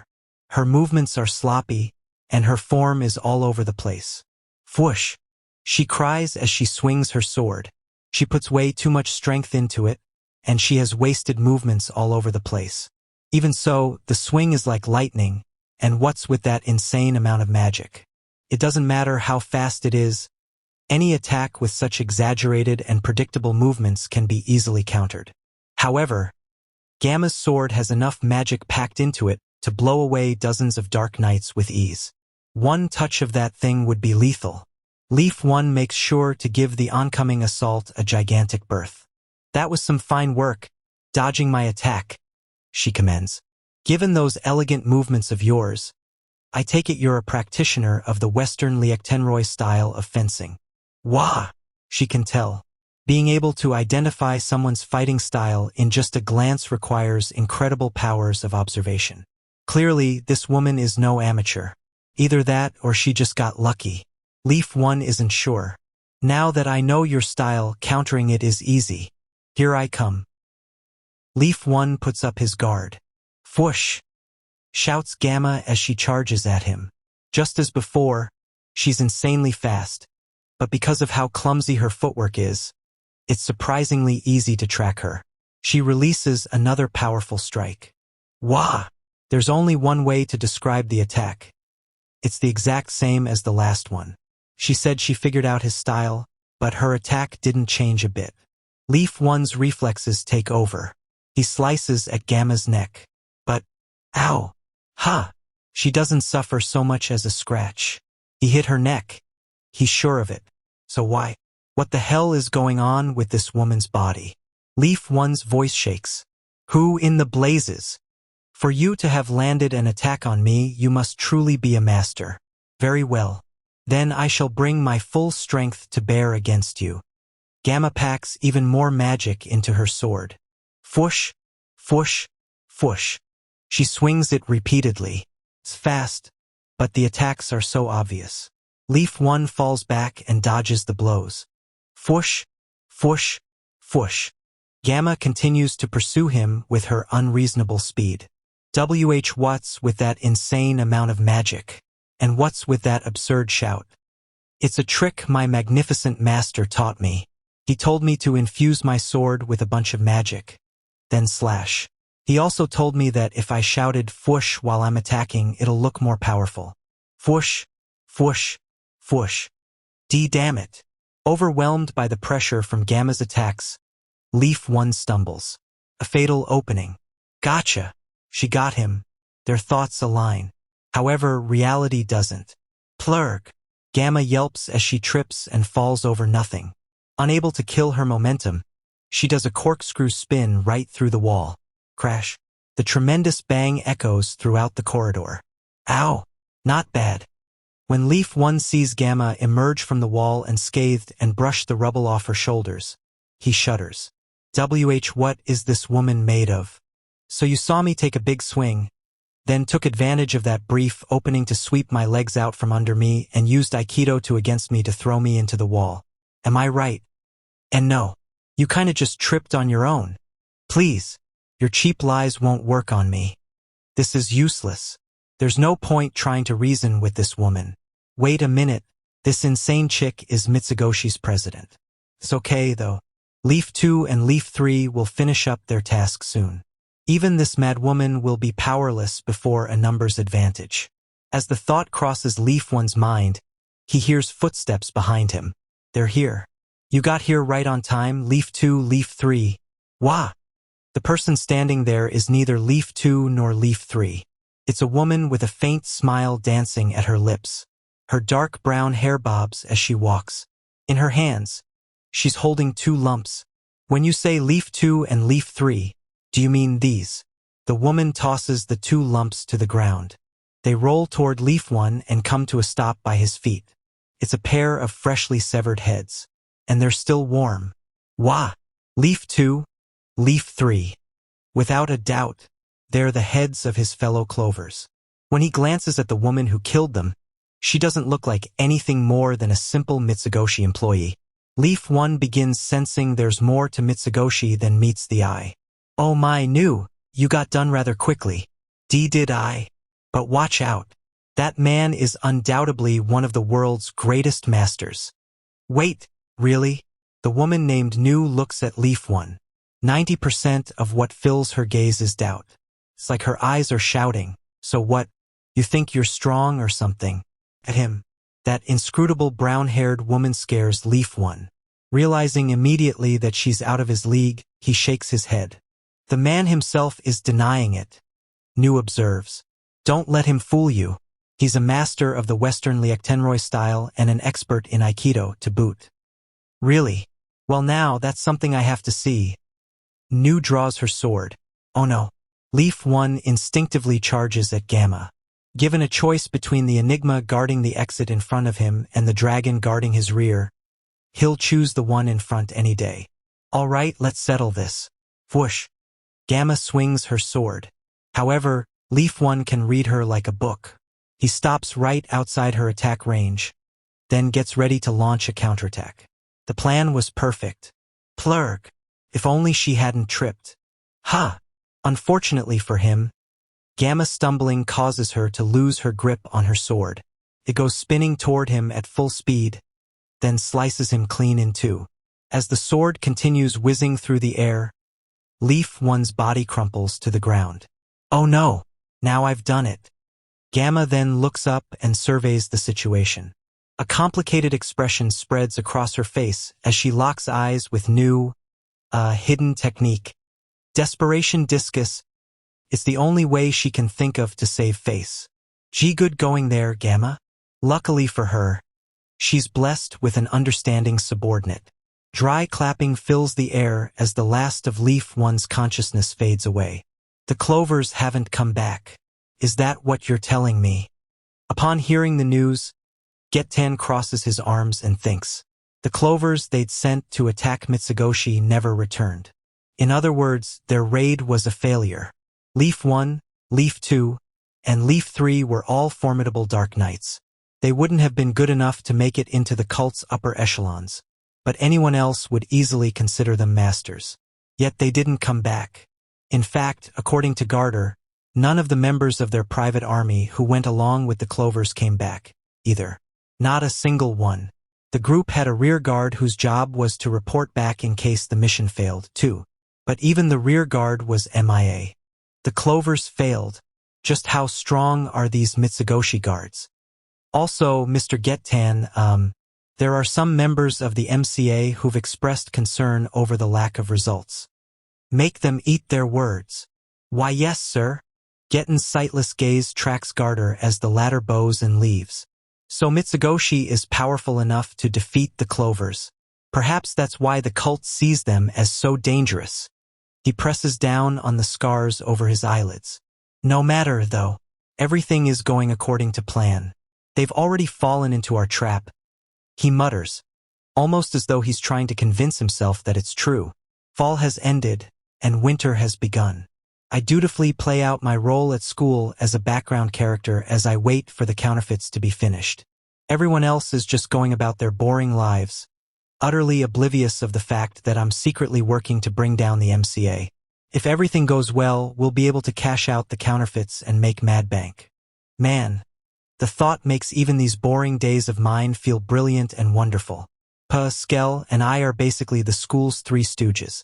Nobody has any idea of the true influence I wield. Occasionally, as I'm enjoying my school life, I say something deep and profound to give them a hint. Troubled winds are blowing. Change is on the horizon. Nobody pays my words a second thought. But that's the way I want it. This way, when the truth finally comes to light, a small handful of them will remember it. They'll think back and remember what I said. Come here. Ow! As I switch into foreshadowing mode, a woman with platinum blonde hair and red eyes grabs me by the scruff of my neck. Alexia, did you want something? I'm busy, you know. Fighting back seems like a hassle, so I let her drag me away. Your schedule looks wide open to me. I need you to come watch something. What? My sword. Eventually, we reach an empty dojo. It's a small room on the edge of campus designed for individuals to practice on their own. I sit down on the floor and watch Alexia draw her wooden sword. This is fine, I'll just sort of half pay attention. I take a look at her swings. Suddenly, I notice something. Wait, has she always been this strong? Now that I think about it, it's been a long while since the last time I watched her fight. I'm pretty fond of her swordplay. Nothing else about her, mind you. Now, though, it feels like she's had some sort of mental shift, or like she's finally figured something out. It makes sense. Those tend to be the kinds of things that spur on rapid growth. You're looking good there, I remark as I watch her swing. Her blade halts. And you'll probably keep improving, too. That's just my opinion as an amateur, though. I see. Well, thank you. No problem. Alexia looks away from me and mops up her sweat. You told me once you liked my swordplay, didn't you? Did I? You did. And that's why I wanted to show you this. Fair enough. But it still isn't enough yet. I need to become stronger. Okay. You're supposed to ask why. Alexia glares at me. The thing is, I wasn't able to protect Rose. The Oriana Kingdom is in shambles. And I'm sure that wherever she is, she's suffering, too. That's why I need power. That reminds me, did Rose manage to escape successfully? I hope she's doing okay. In the shadows of our peaceful lives, the world is ever changing. If we stand still, we're sure to be left behind. True that, and I'm the one pushing the change. I don't want to just be a bystander anymore. It's funny, though. Ever since I began acting on my own, it seems like the days just fly by. That's just how it goes, I guess. I'm happy you're able to act so carefree about it. Well, thank you for today. I hope that you never have to change those carefree ways of yours. She sighs and I take my leave. Outside, the sun's already set. Now that it's winter, it's starting to get pretty nippy at night. I walk briskly back to the dorm, change into my John Smith outfit, and make for an abandoned lot. There, I find a therianthrope with brown cat ears. It's Natsu, one of Yukaim's attendants. I erase my presence, sneak up close, and state your business. I pop out right behind her. With a start, she hurriedly turns around and looks at me with her feline eyes. Mr. Smith, please don't scare me like that. That wasn't my intention. A good shadow broker always acts nonchalant about stuff like this. Now, your business. When she hears my question, Natsu's smile broadens. This is what she's been waiting for. Natsu and Kana are Yukaim's aides. They're apparently sisters, but they don't look particularly similar. Natsu has brown cat ears and a mature, womanly air about her, whereas Kana is more childish, and her cat ears are black. Her brown cat ears twitch as she answers my question. The goods are complete. I see. Hell yeah, they're finally here. The factory where the counterfeits are being made is an underground facility between the capital and the lawless city. I'm actually the one who recommended this place to Yukaim. Long ago, a group of bandits kidnapped my sister and held her here, and the others and I all hunted them down together. It's the very image of an ideal secret base. After the counterfeits get made here, our strategy is to ship them to the lawless city and then circulate them through the capital from there. That way, it'll be harder for the MCA to figure out where they're coming from. When I step inside, I find that the interior of the bandit hideout I raided with Alpha and the others when we were all kids has been completely transformed into Yukaim's counterfeiting factory. I cast a glance at her hard-working employees, then follow Natsu deeper inside. When I open a beautifully remodeled door, I'm greeted by a large office. So you've come, Mr. John. I take a seat across from Yukaim on the room's sofa set. I hear they're complete. See for yourself.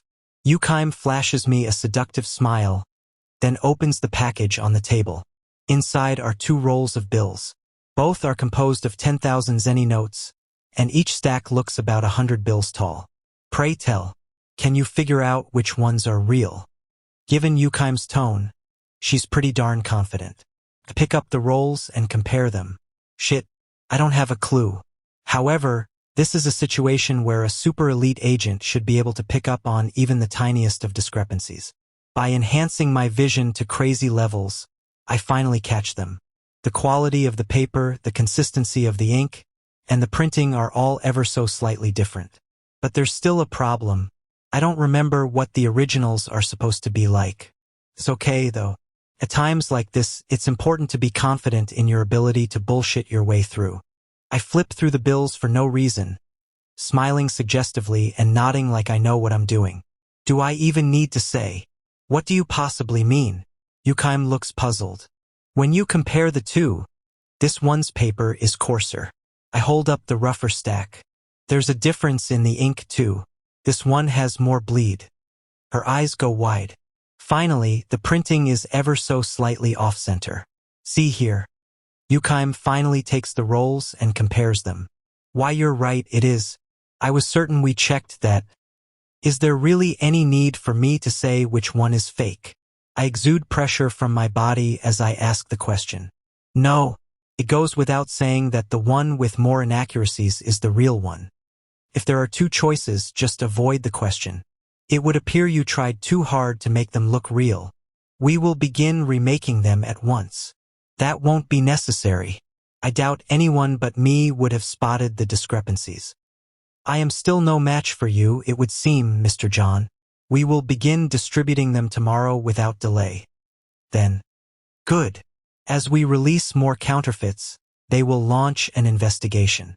I trust you can handle putting an end to it. However, Yukaim's sentence trails off, as though she's having trouble getting the words out. What is it? I have just one request. Oh, if you happen to cross paths with a man named Gettan, might I ask you to let him escape with his life? And why should I do that? Yukaim looks down as she mulls over what to say. Then, taking great care with her words, she answers me.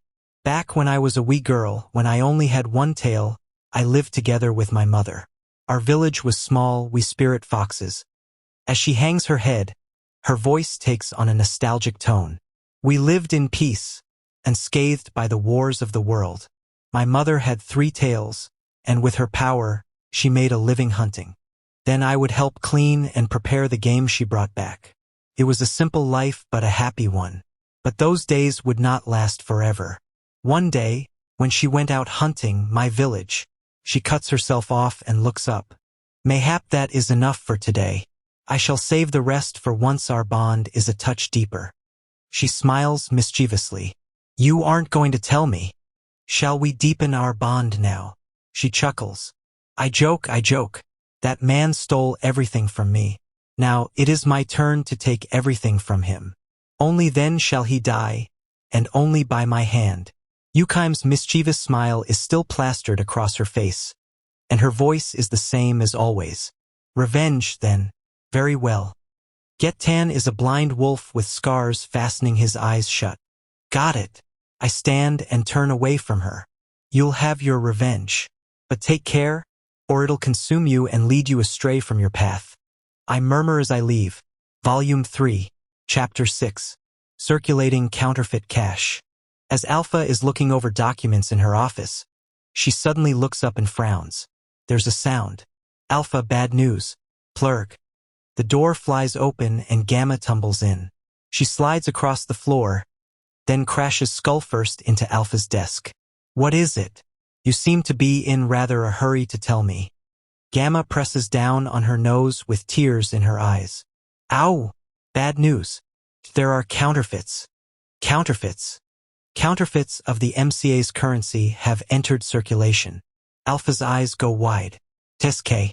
How many? Not much for now. Does the MCA know? Not yet, I don't think. Start spreading rumors. We need the MCA to realize what's going on. Understood. Meanwhile, we'll open an investigation into where they're coming from. This mission takes top priority. Gamma nods solemnly. Agreed. We have to nip this in the bud. If a credit crisis happens, we won't get away unscathed. Either. Don't tell me this is. What is it? Gamma looks quizzically at Alpha, who's lapsed into thoughtful silence. It's nothing. I certainly hope so. I'll mobilize the numbers and begin the investigation. Gamma bows, then leaves. Alpha watches her go, then turns her gaze to the window. The roadside trees sway in the wind. Their red and yellow leaves twirl in the air. Don't tell me this was part of their plan. No, I'm just overthinking things. She quietly murmurs as she shakes her head. We've discovered counterfeits. Is that what you're telling me? When he hears the news from Garter, Getan doesn't have to feign his astonishment. We're looking into the details as we speak. Garter's voice shakes, but the reprimand he's bracing himself for never comes. Mr. Getan, find out where they're coming from. Now. Why yes, sir. At once. Garter quickly rushes out of the room before Getan can start yelling at him. Getan crosses his arms and starts thinking. The discovery of counterfeits isn't the bit he's surprised about. After all, having counterfeits discovered had been his plan all along. Once counterfeits make their way into circulation, a credit crisis is bound to happen, and the MCA's bills will become little more than scraps of paper. That'll make the people start casting doubt on Mitsugoshi Bank's bills, too. The credit crisis will spread like wildfire. The MCA's been printing paper money for credit creation, but Mitsugoshi Bank is no different. In other words, Mitsugoshi Bank won't have enough reserves to meet people's increased desire to trade in their paper currency. The MCA will go bankrupt, but Mitsugoshi will follow soon after. Mitsugoshi Bank's bills are incredibly precise. Any counterfeits would get spotted immediately. They'd never make it far in the marketplace. However, if the MCA printed low-quality, easy-to-copy currency, then that wouldn't pose a problem. That had been Getan's plan. Except the counterfeits weren't supposed to be found until later. The cult still has a good deal of money tied up in the MCA. They weren't supposed to start introducing the counterfeits into circulation until they transferred it all to safety. Did the schedule change? If that was what the cult's leadership had decided, then Getan has no choice but to follow along. Still, though, they could have at least told him. What exactly is going on? Getan needs to check in with his bosses. If anyone messes up here, the cult stands to lose a huge amount of funds. He rubs the aching scars on his eyelids. Just as planned, we're slowly introducing the counterfeits into the system and cashing them in. As John Smith, I stand atop the clock tower and gaze down upon the city's unprecedentedly prosperous nightlife, as I try to predict what the organizations working behind its scenes will do. This presence. The organization's plans are coming into motion. I smile meaningfully. Who will be the first to detect our schemes, I wonder. As I idly enjoy the nighttime view, I spot a carriage trying to leave the capital inconspicuously. I also spot the three figures trailing after it. I see. Well, it makes sense that the first ones to notice would be. Following the figures, I leap down from the clock tower. The moment I saw their slime bodysuits, I knew they were associated with Mitsugoshi. Sorry, but I can't have you knowing the truth just yet. Even though it's ultimately for their sake, I am currently pretending that I've betrayed them. Only when the dust settles will they finally learn the truth. As number 664 stealthily follows the carriage leaving the capital, she turns around and glares at number 666. Number 666, you really can't act on your own. Got it. As your squad leader, I need to know you're going to follow my orders. I know. Clearly you don't, or we wouldn't need to have this conversation. Good grief. You rushed off on your own last time. I know everything ended up going okay. But still, what are you in such a hurry for? It's nothing. Number 666 hangs her head as she offers a brief denial. See, you're always trying to shoulder everything on your own. I won't know what's going on in your head unless you tell me, you know. Maybe it'd be best if we just focused on the mission. Oh yeah, no kidding. But in order to do that, I have to start by telling off a certain someone who likes to take a little too much initiative. Number 664 looks away from number 666 and sighs. As she does, she hears a yawn coming from behind. Hey, 665, did you just yawn? Number 664 turns around. This time, it's number 665 she glares at. Nope. You did. You totally did. I heard you. You need to focus on the mission, too, all right? I already went over just how important it is. Okay. As number 665 gives her listless response, number 664 turns, her glare back toward the carriage running in front of her. Their mission this time is to find out where the MCA counterfeits are coming from. Gamma of the Seven Shadows narrowed down the list of suspicious trade routes, and the carriage running in front of them is traveling along one of them. It has been impressed upon number 664 just how important their mission is. That is precisely why she's so worried. For one, number 666 is rushing things. Now, everyone knows how strong she is, and it's thanks in large part to her that their squad is regarded so highly. Recently, though, her habit of acting on her own has started to become intolerable. Number 664 doesn't know what's gotten her so riled up. But at this rate, she's bound to eventually make some major blunder. In this world, there are some screw-ups that just can't be fixed. Given the kinds of missions they go on, a single mistake can easily prove fatal. As she starts concentrating again, number 664 prays they'll be able to complete their mission without anything going wrong. However, her wish goes unanswered. Below us, number 666 abruptly calls out. They all react to her voice and try to leap away. However, number 666 herself is the only one who makes it in time. Wah! Ah! Numbers 664 and 665 trip on something and tumble to the ground. When they catch themselves and rise back to their feet, they discover something thin and thread-like tangled around their legs. Is this thread? Number 664 asks. Number 665 answers. It seems like steel wire with magic running through it. Maybe. The two of them cut through the wire with their slime swords, then brace themselves for the follow-up attack. In their peripheral vision, they can make out number 666 staring intently at the darkness with her sword at the ready. They can't sense any other presences. However, a man is clearly walking toward them through the night. His shoes click against the hard ground as he strides forward. He's wearing a suit, and his hair is parted to the sides. His face is obscured from view by some sort of inorganic mask. Notably, he's empty-handed. He isn't holding a single weapon. When they strain their eyes, though, they can make out the wire that surrounds him flashing in the moonlight. It's drifting freely through the air, as if it has a will of its own. Be careful. He's the one using that steel wire. Number 664 warns the others as they square off against the wire user. There's a man wearing a strange mask surrounded by countless wires gleaming in the moonlight. The whole scene seems almost fantastical. My name is John Smith. Begone, you don't need to know what lies beyond yet. His voice is as artificial as his mask, and it's impossible to get a read on his emotions. The steel wire scatters through the night sky. As it does, it shines under the moonlight. Number 664 relies on that faint glimmer to dodge the wire as it coils around. The speed doesn't pose much of a problem. The issues lie in how difficult the wires are to make out, how unpredictable their movements are, and their sheer quantity. John Smith has only 10 fingers, yet somehow, the number of wires he's controlling far surpasses that count. They come rushing in from all directions.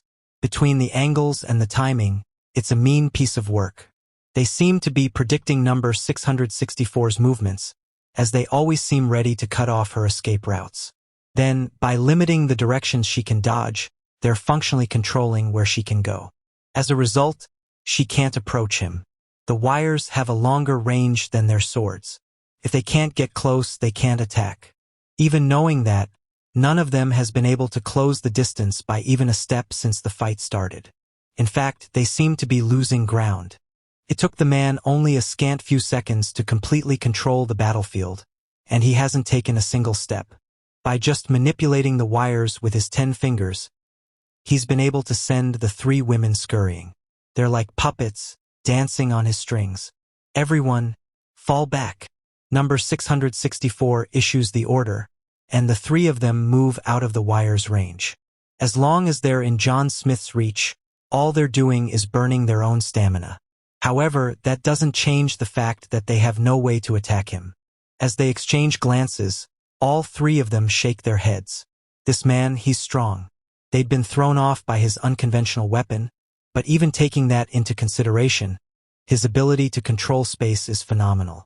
After all, accurately controlling dozens of wires, predicting the numbers' movements, and leading them exactly the way he wanted. Not many could pull that off. Number 664 knows plenty of people who are stronger than her. Number 666, for one, as well as the number's leadership, and the overwhelmingly powerful 7 shadows above even them. All of them are far, far more skilled than she is. But this John Smith is in a different league than any of them. His power doesn't stem from his magic, his strength, his speed, or even the technical talent that lets him wield them all. True, the skill required to manipulate his wires is high. However, the true nature of his power lies elsewhere. John Smith's true power is his ability to control the battlefield. As a squad leader and as someone who gives orders to 2 others, number 664 can tell. John Smith's skill is born from a profound ability to envision the battlefield from above and a keen eye for understanding a fight's progression and predicting its future developments. In other words, he's endowed with an incredibly sharp ability to think battles through. What's wrong? Not approaching. John Smith still hasn't moved a toe. He's simply standing in place and gazing down at the 3 numbers. That's how composed he is. He's confident he can deal with any situation that might arise. The wires he's deployed under the night sky have completely cut off their ability to fight back. One wrong move and they'll get completely tangled up. Retreat seems like an increasingly attractive option. Number 666 will probably object, but number 664 will just have to shut her down. A voice breaks her from her reverie. If you won't approach, then I suppose I'll just have to come to you. Wah! John Smith's finger twitches. When it does, number 664 suddenly notices the thin wire wrapped around her neck. What? When did that happen? She should be outside of his range right now. Nobody ever said the wires were all the same length. And their thickness varies, too, of course. It can't be. Now that she gets a better look at the wire around her neck, number 664 can tell just how thin and discreet it is. The only wires they saw up until then were the ones John Smith let them see. You mean, from the very beginning? That's right, from the very beginning. Number 664 has been dancing on the palm of his hand. She grimaces, and the wire around her neck tightens. It's filled with incredibly dense magic. All he needs to do is put a little more strength into it, and her neck will snap like a twig. If you're going to kill me, get it over with. I am not telling you anything. She glares at John Smith. Number 665 and number 666 are bound. 2. Number 664 braces herself for the inevitable. That's when number 666 makes her move. She steps forward. She simply steps forward, faster than John Smith can pull his wire. Hreya F. Then, with her entire being devoted solely to speed, she charges at him. Good choice. However, his composure remains unbroken. He simply gives his right hand's fingers a light tug. But nobody ever said the wire around your neck was the only one I laid. Suddenly, number 666 tumbles to the ground. Then, midway through her fall, she comes to an unnatural halt suspended in the air. There are countless wires already wrapped around all her limbs. Then, out of nowhere, the same happens to the other 2. They were bound head to toe from the very start. The moment they failed to notice that fact, the battle's outcome was decided. RGH, just kill me. Number 664 moans. For some reason, however, the man stops at binding them, making no effort to end their lives. This is a warning. His voice is cold and unfeeling. Don't get involved. You don't need to know any more than that for now. With that, he casually frees them. Ak! Ak! Number 666 glares at John Smith as she coughs. Number 664 immediately dashes forward. It's to hold number 666 down. That's enough. We're withdrawing. We can't beat him. Surely you realize that. You'll end up dead. Number 666 hangs her head in frustration. We have to warn Gamma about him. About John Smith. Until they get rid of him, they'll never figure out where the counterfeits are coming from.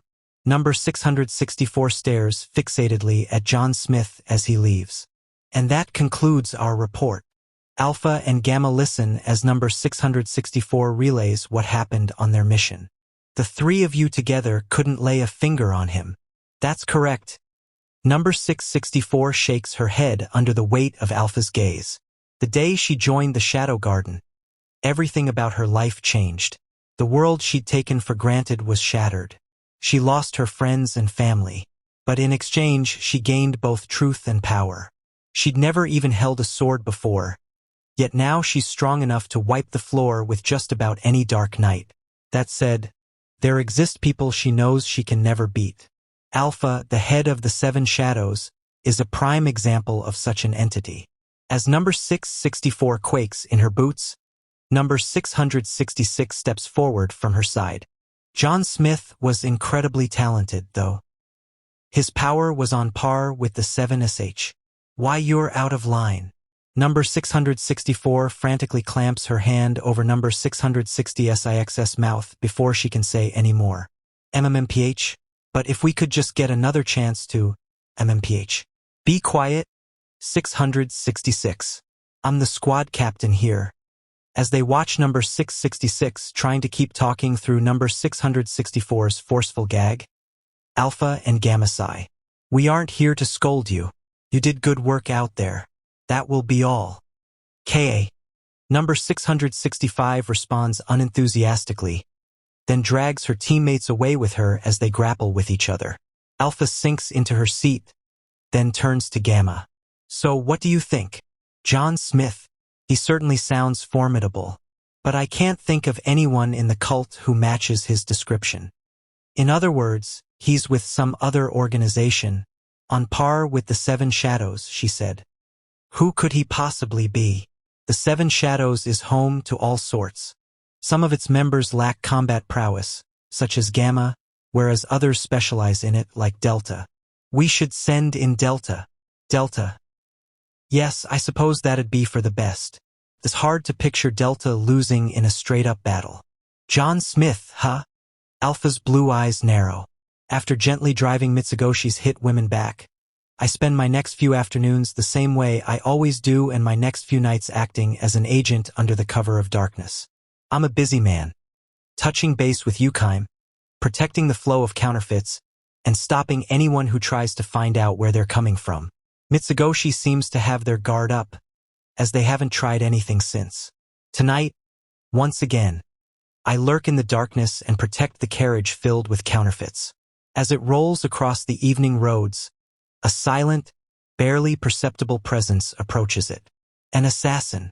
Like I said, though I can barely sense them. If that's the case, well, there's only one person I know who can mask their presence so skillfully. A little while later, a familiar figure emerges from the darkness. It's a woman clad in a black bodysuit, her muscles supple and her movements flexible. I'd know her anywhere. It's Delta. It makes sense. I drove off that 3-woman squad of theirs already, so now they're sending in the biggest guns they've got. Unfortunately for them, though, they chose wrong. John Smith fights with wires, so his style matches up well against hot-blooded meatheads. Against Delta, all I have to do is tie her down with my hidden wires and that'll be all she wrote. Oh wait, her instincts are crazy sharp, so there's a chance she'll be able to avoid them all on intuition alone.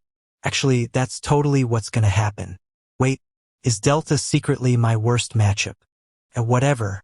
Worst comes to worst, I'll just go full try-hard against her and win the fight that way.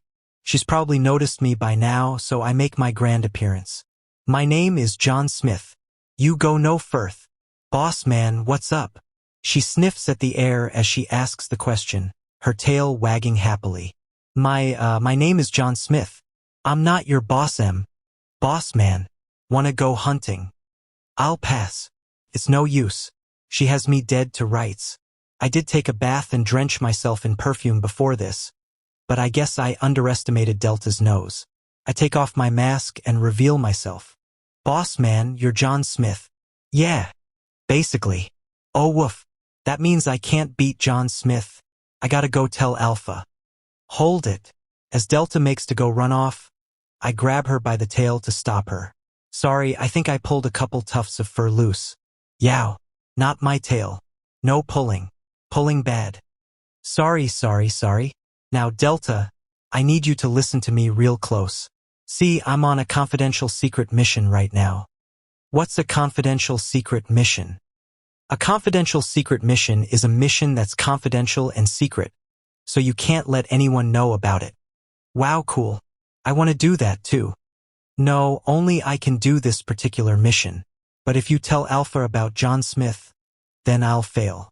You know why, right? Nope. Because it won't be a secret anymore, see? So you can't tell anyone about any of this. But Alpha gave me a mission. Delta's ears droop as she looks at me. It's okay. I have a new mission for you. You remember the Shadow Garden's rules, right? Nope. The missions I give you take priority over everything else. Even the ones Alpha gives you. Alpha won't get mad. Nah. Alpha will definitely get mad. I know that. After all, Delta's on an official Mitsugoshi-related mission right now.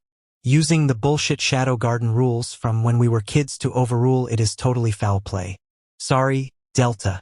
When all this is over, I'll help you apologize to Alpha. This is for the greater good. The greater good. Yeah, the greater good. The greater good. That's right. Sorry about this, Delta. When you finish your mission, I'll give you some kind of reward. You'll do anything I want. Delta's eyes gleam, and her tail starts wagging excessively. I will not.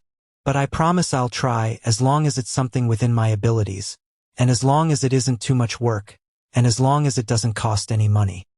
You'll do whatever I say. Other than those categories, I said, sure. Hooray. I'll do it. Now, what should I have your mission be? Oh, here we go. If you go straight that way, you'll eventually hit the lawless city, and when you do, there'll be a black tower there. In that tower, there's a guy named Juggernaut. Now, he's a mean old bandit, so I need you to hunt him. Lawless city, black tower, Juggernaut, and I can hunt him. Yup, that sounds right. Got it. And when I hunt him, you'll do whatever I say. With those caveats, yeah. Oh, and we're in no rush here, so make sure you take your time getting there. Lawless city, black juggler, hunting. With that, Delta takes off at a dash. I feel like she didn't get that quite right, but I'm sure it'll be fine. At the end of the day, I got Delta out of the capital, so we'll chalk that up as a win. Her acting sucks, so even if I tried to get her to keep this a secret, I'd be exposed in no time. This way, it'll take the others a while to track her down and pump her for info. That works out perfectly for me. After all, I've decided they can only know the whole truth once all the dust has settled. Delta was tracking John Smith, but she's gone dark. When Alpha hears Gamma's report, she drops her pen and looks straight at her. We also found this at the scene. Gamma shows her some scraps of fur from Delta's tail. Sorrow wells up in Alpha's heart upon seeing they were forcefully ripped out. Gamma's eyes look cold and steely. However, uncontrollable fury lurks just below their surface. I see. So Delta's been. Upon realizing just how frail her own voice sounds, Alpha takes a moment to compose herself. She'd been prepared for this. Someone was always going to fall, eventually.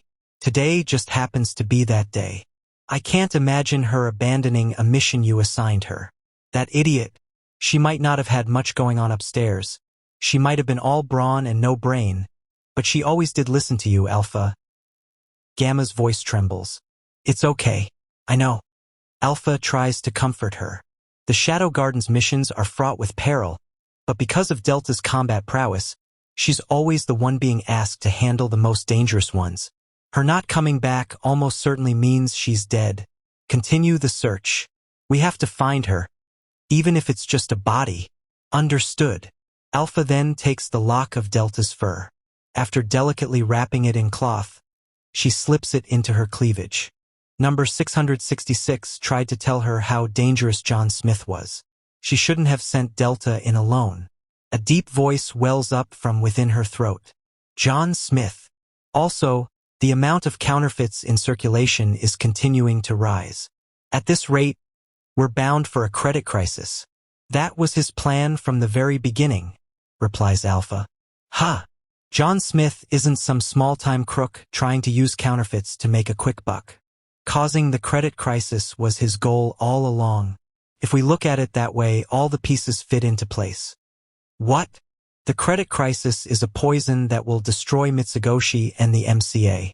While we've been fighting, He's been sowing his seeds in the shadows, and now he's going to take everything. That can't be. You're saying that he saw this all coming from the get-go. He understood the ingredients for a credit crisis. He noticed the flaws in the MCA's bills, and he used those 2 tiny grains of information to form a flawless plan. Is that even possible? It is for John Smith. The sound of Alpha grinding her teeth fills the air. As the cult's messenger leaves, Getan slams his fist against the desk. What's the meaning of this? Our counterfeits haven't been distributed yet. He checked in with his bosses earlier about the counterfeit situation. However, they told him that they didn't have anything to do with the fakes that were currently making the rounds. In other words, that means some third party is the one mass-producing fake bills.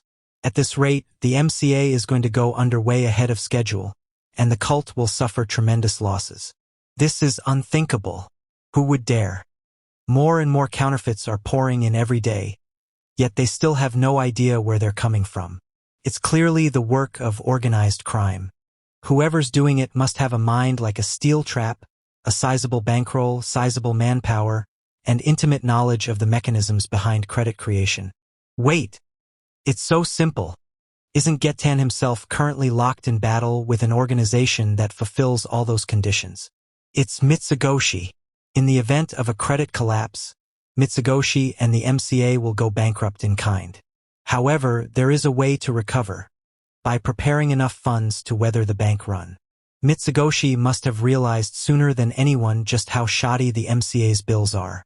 By manufacturing counterfeits and liquidating them in the marketplace, they must have been able to raise substantial capital. They'd seen through Getan's plan. They'd seen through everything, and now they're using it against him. Damn it! Curse them! Getan roars. At this rate, he's quite literally going to lose his head. The MCA will fall. The cult will suffer catastrophic losses, and Mitsugoshi will gain a complete monopoly over the marketplace. Getan will be lucky if all the cult does is kill him. It's not too late. I can still make it. If I can just recover those funds. According to Garter, there's a man named John Smith protecting the counterfeits distribution chain. If Getan tracks him down, he can still salvage this. The full moon hangs glimmering over the crisp winter night air. Beta is with her master, delivering her regular report. She finishes telling him about the Shadow Garden's activities like always, then moves on to Mitsugoshi news. Normally, her report only contains information about the Shadow Garden. After all, Mitsugoshi's work is only peripheral to this organization as a whole. There's usually no need for her to waste his time with trivialities. At the moment, though, Mitsugoshi is in a major pinch. Her master seems to have sensed that fact, too. He normally just nods and says, aha, during her reports, but now, the air about him changes. He straightens his posture, takes a notepad out of his pocket, and begins writing on it as he listens to Beta's report. Then, I see, and he's actually saying something other than aha during her regular report. Beta chokes on her words for a moment. Forgive me. As I was saying, the quantity of counterfeits has. When her master's gaze sharpens, she feels a tinge of joy. He's taking this seriously. Her master is a busy man, and he rarely gets involved in Beta and the others' affairs. He surely has much grander tasks that he's devoting his time and strength toward. If he's getting serious now, that means that the situation must be important enough to warrant it. The incident with Delta cast a heavy pall over all of the Shadow Garden. However, if their master's going to get serious, Beta's sure they'll be able to overcome anything that stands in their way. Warmth floods her heart. The amount of money in circulation's increased, so the value of goods has begun rising as well. At the moment, the inflation rate stands at, I don't quite follow. Her master just told her that he didn't follow. Now, he obviously didn't mean it literally. Her master understands everything, after all. That means he must be suggesting something else. In other words, there must be some error in her report. He's asking how it's possible that she made such a boneheaded mistake. Maybe she got the inflation rate wrong, or maybe there was some flaw in her underlying logic. But the fact of the matter is that he noticed her failure in an instant. I'll go back over my analysis immediately. She screwed up, and just when her master started taking the issue seriously, too. Beta's face reddens in shame and vexation. I don't follow, but oh well. May as well write it down anyways. My sincerest apologies. Her report ends. However, there's something else she needs to tell him, too. As she watches her master start to put away his notepad, she speaks solemnly. There is one other thing I need to inform you about today. I'm listening. Upon seeing the quiet, almost drowsy look in his eyes, Beta realizes something. He's already figured out what she's about to tell him. Now that she thinks about it, it's obvious. In fact, it would be stranger if he didn't know. Even so, she still needs to say it. She needs to tell him that one of their dear comrades died. It's her duty as one of the people who let it happen. Delta was pursuing John Smith when we lost contact with her. Given the situation, we have no choice but to assume she's. Beta's voice is shaking. Delta was a dear teammate of hers.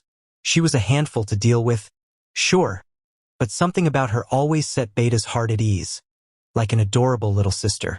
Dead, she manages to say. Upon hearing the news, her master cocks his head and thinks for a moment. No, she just went off on a long journey, that's all, he finally says. When she hears the gentle euphemism, Beta is unable to hold back the tears. You're right. I see now. She's just off on a long journey.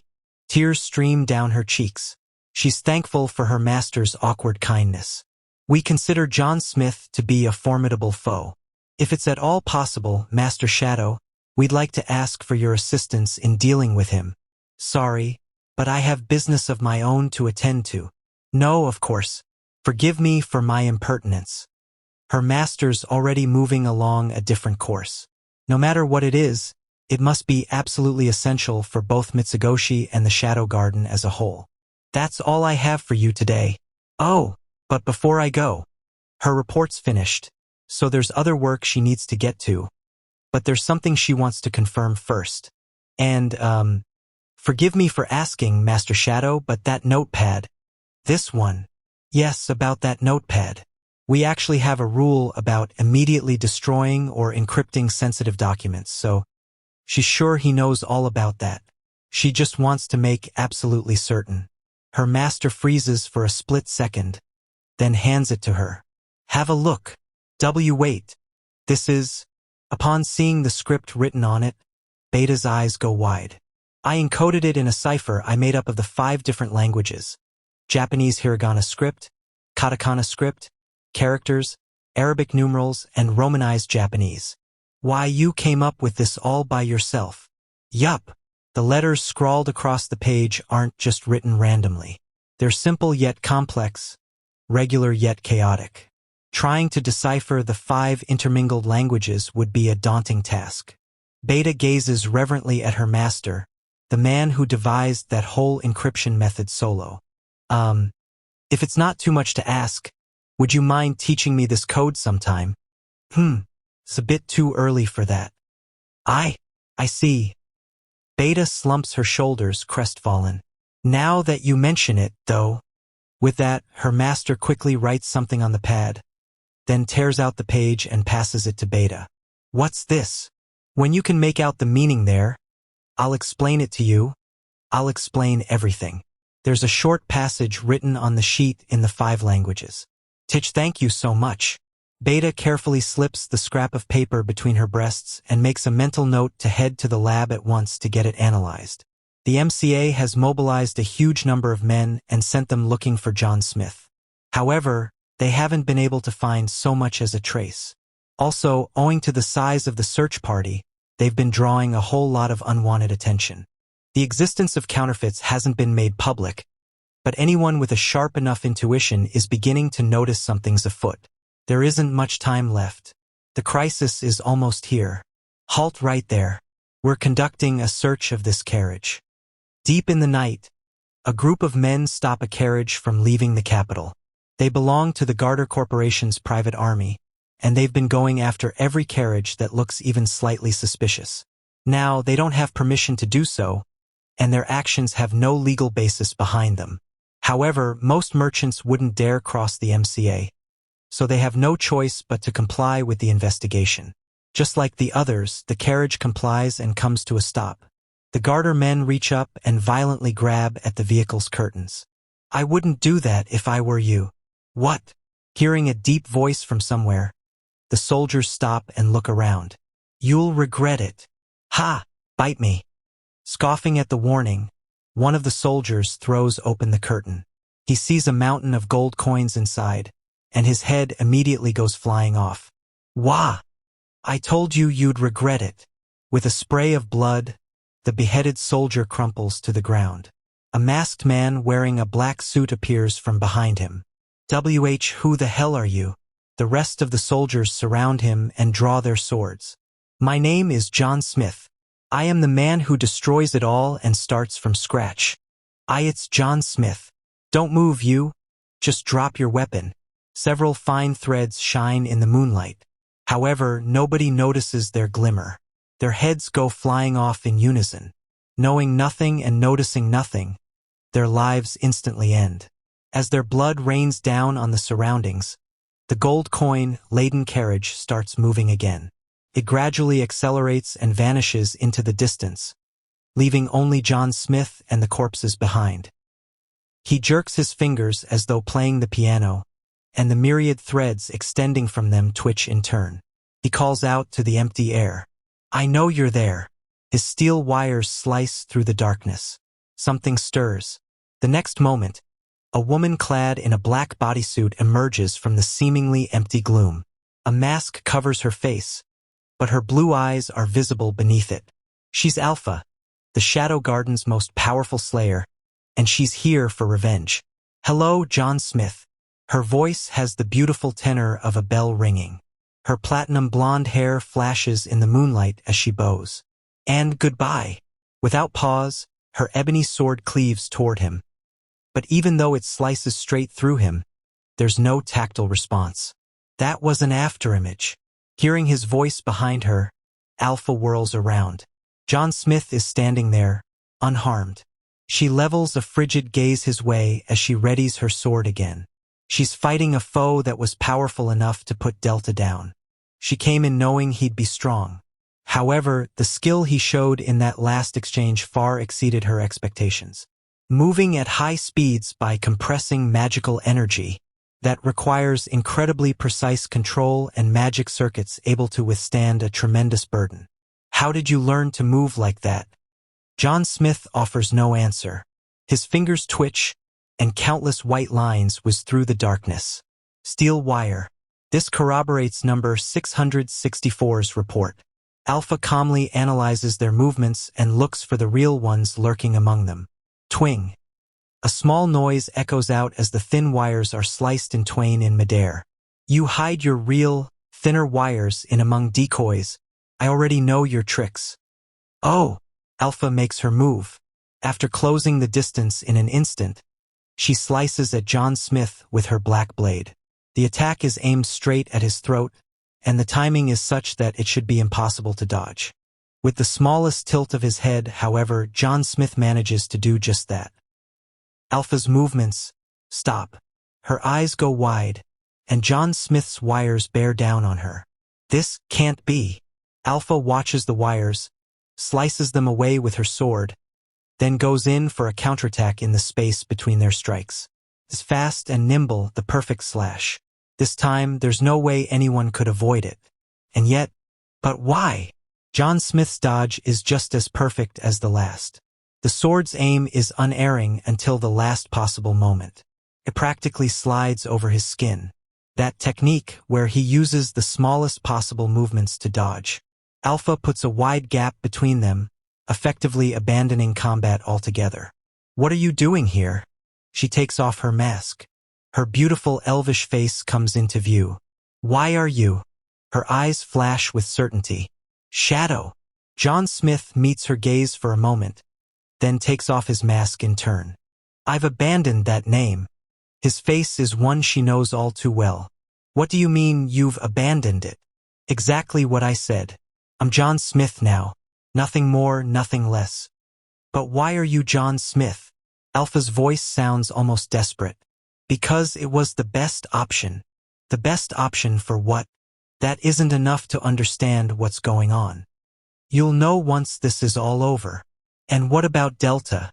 What did you do with her? Delta's off on a long journey. That doesn't tell me anything. Alpha's anguished cry echoes through the night as the force of her overflowing magic shakes the air. I'm dumb, so I don't understand all the things you do. I'm weak, so I can't do all the things you can. But still, even so, I want to understand so I can support you. You saved me, saved all of us, so I want to do whatever it is I can to help.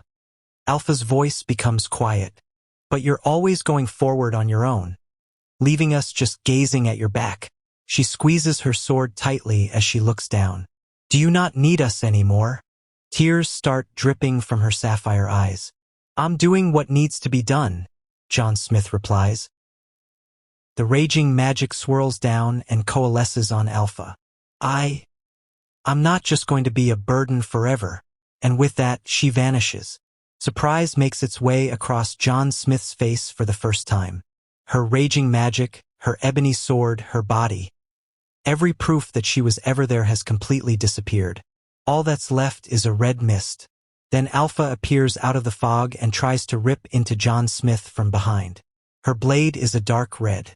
John Smith whirls around and tries to dodge with the smallest movements possible. Just like always. A thin wound carves its way across John Smith's cheek. Without any warning, the dark crimson blade extends. Alpha vanishes, and the red mist blankets their surroundings once more. Another slice flies out of the mist. It tears John Smith's suit, lightly splattering his shirt with blood. By the time he's ready to strike back with his wires, Alpha's body has already transformed back into fog. An instant later, she attacks him again from behind. The speed at which she emerges from the mist and the speed she turns back into it are both incredible. Her one-sided attacks seem to defy the concept of space, and her unfair defense bends the laws of physics. She vanishes, then appears, then vanishes. The slashes bear down on John Smith without pause, and his suit is ripped to shreds. By manipulating his wires and relying on three-dimensional movement, he's able to avoid suffering any lethal wounds. However, the fact that he uses wires to keep his distance matches up terribly against Alpha's ability to override the concept of space altogether. NGH. His suit suffers another tear. It seems the red mist doubles as a sensory organ of some sort, as Alpha's able to completely sense the wire's movements. It looks as though John Smith has no cards left to play. Alpha's voice comes out from somewhere in the mist. I'm not just a burden anymore. I'm strong enough to support you, to understand you. So please, I'm begging you. Mist form, huh? It's an interesting technique, but it's lacking in mass. As the words leave his mouth, his ebony sword materializes in his hand. Devastating quantities of magic gather around it. If I blow it all away, you'll be helpless. He swings his sword in a wide arc. The released magic and wind force combine into a massive tornado. This can't be. The mist disappears and Alpha reemerges. Good choice. If you'd stayed as mist, it could have ended poorly for you. Alpha looks up and sees that all the mist above them has been completely blown away. She also sees a merciless strike bearing down on her. You've become strong. The ebony blade crashes into her. Ah! The force of the blow causes her to start losing consciousness. Don't worry. I hit you with the flat side. His footsteps start to withdraw. Once all this is over, you'll realize this was for the best. Despite her rapidly fading consciousness, she frantically tries to reach out. Please, wait. However, he doesn't stop. Little by little, slowly but surely, he's growing distant. I'm begging you, don't leave me. Her voice doesn't reach him. Epilogue. The one to destroy it all and start from scratch with fake bills. The day is finally here. The underground facility that once served as the counterfeit factory has shut down. Only a few employees remain, and all of them are working on teardown. The factory has served its purpose. Mr. John, please take a look at this. As John Smith, I do as Yukaim says and open the large iron door. Inside, I find a mound of gold coins piled all the way up to the ceiling. It's magnificent. We've liquidated almost all of the counterfeits. Satisfactory, no. The room at the bottom of the facility, which was once a prison used to confine my sister, has been transformed into a massive vault. My heart sings upon seeing the nigh uncountable mountain of glittering coins. Nobody's found us yet. Mitsugoshi and the MCA seem to have made it as far as the lawless city, but I've been playing hooky at school so I can spend 24/7 keeping them from getting any closer. Now that we're done, there won't be anything linking the lawless city to our location. Now all we must do is liquidate the real MCA bills I've prepared and the deed will be done. The MCA has nowhere near enough funds to make the exchange, so the credit crisis shall begin. As Yukime was trading the counterfeits for gold, she was also stockpiling authentic bills. Once we trade them in, the MCA will go bankrupt. After all, they'll be out of reserves. When people find out about that, they'll go nuts. That it will.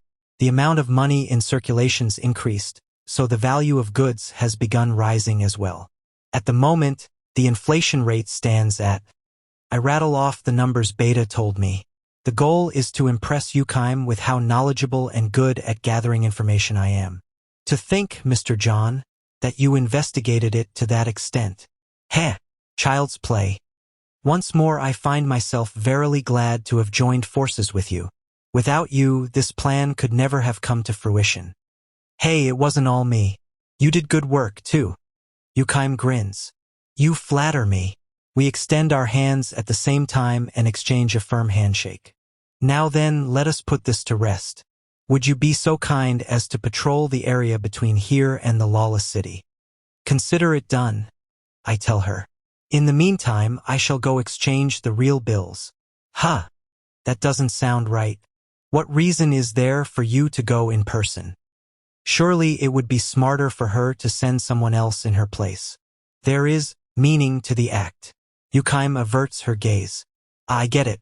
Well, I guess everyone has their own personal aesthetic they like to adhere to. Perhaps it's time for you to hear my tale. And with that, Yukime starts narrating.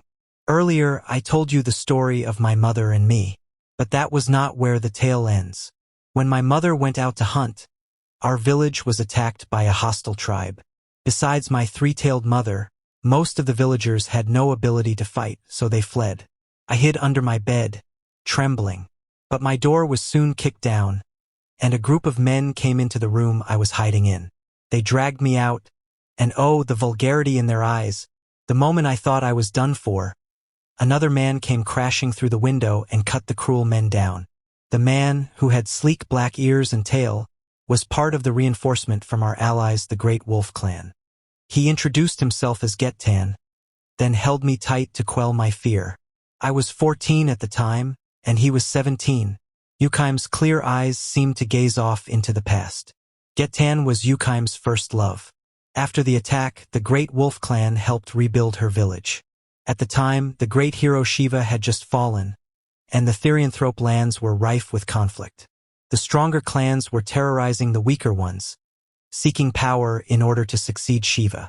Owing to the circumstances, it was only natural for people to want to form alliances to solidify their positions. As a result, it was decided that Yukime, daughter of the village's sole three-tail, and Gettan, son of the Great Wolf's patriarch, were to be married. Given her admiration for Gettan, Yukime agreed in a heartbeat. Her mother approved of him as well, in part because he'd saved Yukime's life, and Gettan held a great deal of affection for the fair girl, too.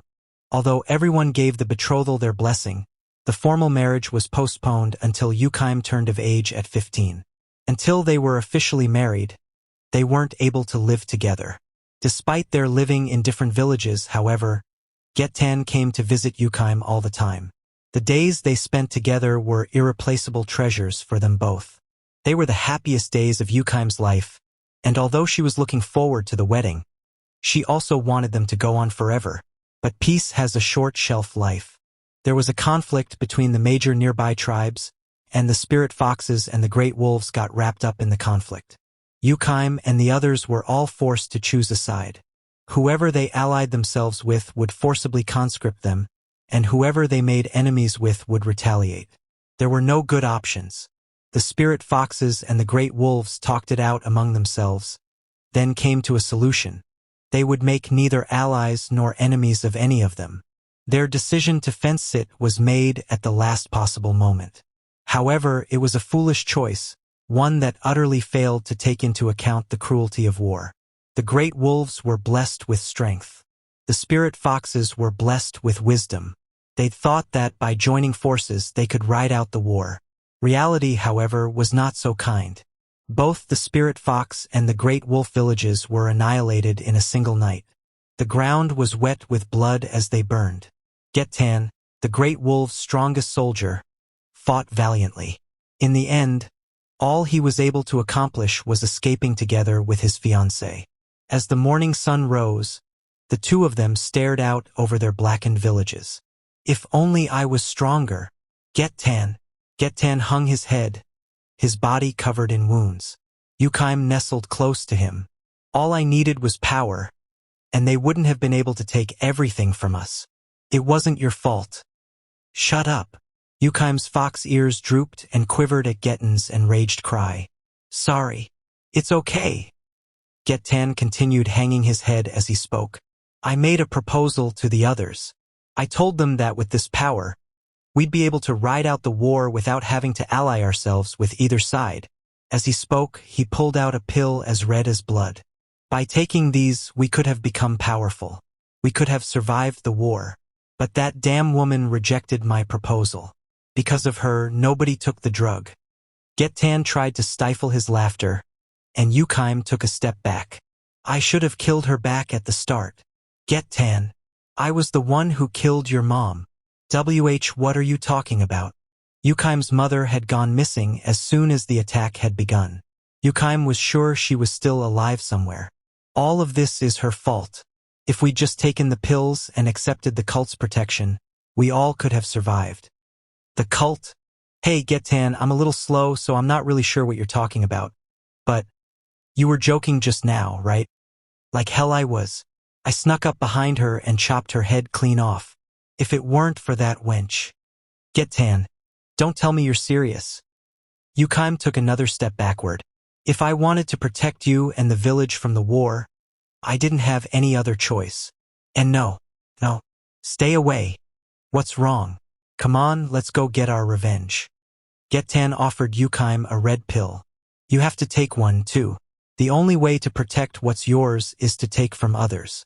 Now, seize this power so we can go slaughter the bastards who did this. No, stay away from me. Yukaim finally turned around and began running. You're gonna reject me, too? Something smashed into Yukaim's back. Then she collapsed face down. Blood gushed from the sword wounds on her back. Don't reject power. Jigetan, why? Revenge isn't something to be afraid of. If you don't steal from others, they'll just steal from you. And no, please stop. You're still rejecting me. As Yukaim tried to crawl away, Getan brought his sword down on her over and over. Each individual wound was shallow, but together they brutally shredded her back. Then he planted his foot atop the cuts and whispered in Yukaim's ear as she writhed in agony. Come on, Yukaim. Take the pill so we can have our revenge together. No! As the pain caused her consciousness to fade, she heard a strange voice. Yahoo! Gimme all your money. The voice itself was young and ungainly, in stark contrast to the violence in its words. She must have just been hallucinating or something. Then she passed out. When she came to, it was night. Her back felt strange. When she reached up and felt it, she found the bleeding had all stopped. There were probably scars, but it didn't hurt anymore. She didn't see Getan anywhere. For whatever reason, though, she saw blood and his fur scattered about her surroundings. Yukaim then went back to look for her mother's body. For some reason, her village was littered with the corpses of its attackers. It didn't take her long to find her mother's body and severed head. Its eyes were wide with shock, and the 3 fluffy tails Yukaim had loved so much were all burned to a crisp. Mother! Her mom had been killed. Her friends and neighbors had been slaughtered, too. Her village had been burned to the ground. Their money had been stolen. And finally, her beloved fiancé had become her bitter enemy. Sniff. Sob. As hot tears rolled down her cheeks, she burned the sight of her dear mother and her destroyed hometown into her mind. She bit her lip. Everything had been taken from her. All she had left was a single bitter enemy. However, even surviving was a tough task for a 14-year-old with no money, power, or relatives. She spent her days traveling from place to place as a battlefield prostitute. By the time she turned 17, she owned the brothel she'd been selling her body at. She had money. Next, she wanted power. Having had everything taken from her, she vowed to take everything from that enemy of hers in turn. It looks like Yukim's done with her story. I feel like I was part of a similar situation once, so I got distracted at about the halfway mark. I suspect you've had an inkling, Mr. John. You knew I had no interest in the companies or the money. My sole aim was to take everything from Getan. His money, his power, and then his life. Everything he's worked so hard to build. And to do that, I needed a company's power, as well as your help. But I had to deceive you, and for that, I beg your forgiveness. I see. Nope, my memory is failing me. I will settle the score with Getan. I ask that you please believe in me and wait for my return. Yukim smiles and stands. There's no use racking my brain over stuff I can't remember, so I may as well get to work. I should get going, I say. Allow me to accompany you to the exit. The two of us leave the room together. The afternoon sky is pleasantly clear. As the gentle winter sunlight streams in through the windows, a furious voice echoes through the Garter Corporation headquarters. Why exactly are you having so much trouble locating John Smith? President Garter hangs his head as Getan slams his fist into the desk and screams at him. WL, you see, we followed his tracks as far as the Lawless City, but any investigation in the Lawless City is incredibly risky, and we keep losing contact with the investigators. Garter murmurs his excuses. Can't you see we're out of time? Rumors about the counterfeits are already starting to circulate around the capital. Well, yes, about that. There's been an increase in people exchanging their bills for gold. TCH, it's too fast. A huge liquidation request came in this morning, and we've only been getting more. The other company presidents are saying this isn't what you promised. They're asking if it would be possible to shut down exchanges. Idiots, the lot of them. Go silence them. If we did that, word would spread like wildfire, and hordes of people would come breaking down our doors. But at this rate, our reserves won't hold out. I know that, damn it. Getan slams his fist onto the desk again. Eek! The sturdy wooden desk splinters. Small shards fly into the air and scratch up Garter's face. Getan bares his canines, then glares out the window with his blocked eyes. A huge liquidation order came in this morning, you said? Why, yes, sir. That's fishy. No one would have reacted that quickly. Look into who made it. Why, yes, sir. As Garter runs off, Getan covers his eyes with his hand. His empty sockets throb with pain, almost as though his missing eyes were still there. Whenever that happens, he knows something related to his past is afoot. It can't be. No, there's no way. He presses his hand over his eyelids for a little while longer as he digs through his memories. The Seven Shadows decide to keep the fact that John Smith is Shadow just to themselves. Their rationale is that if the troops knew, it would strike a harsh blow to morale. It was probably the right decision, thinks Gamma as she looks over Alpha's gloomy visage. The hearth crackles.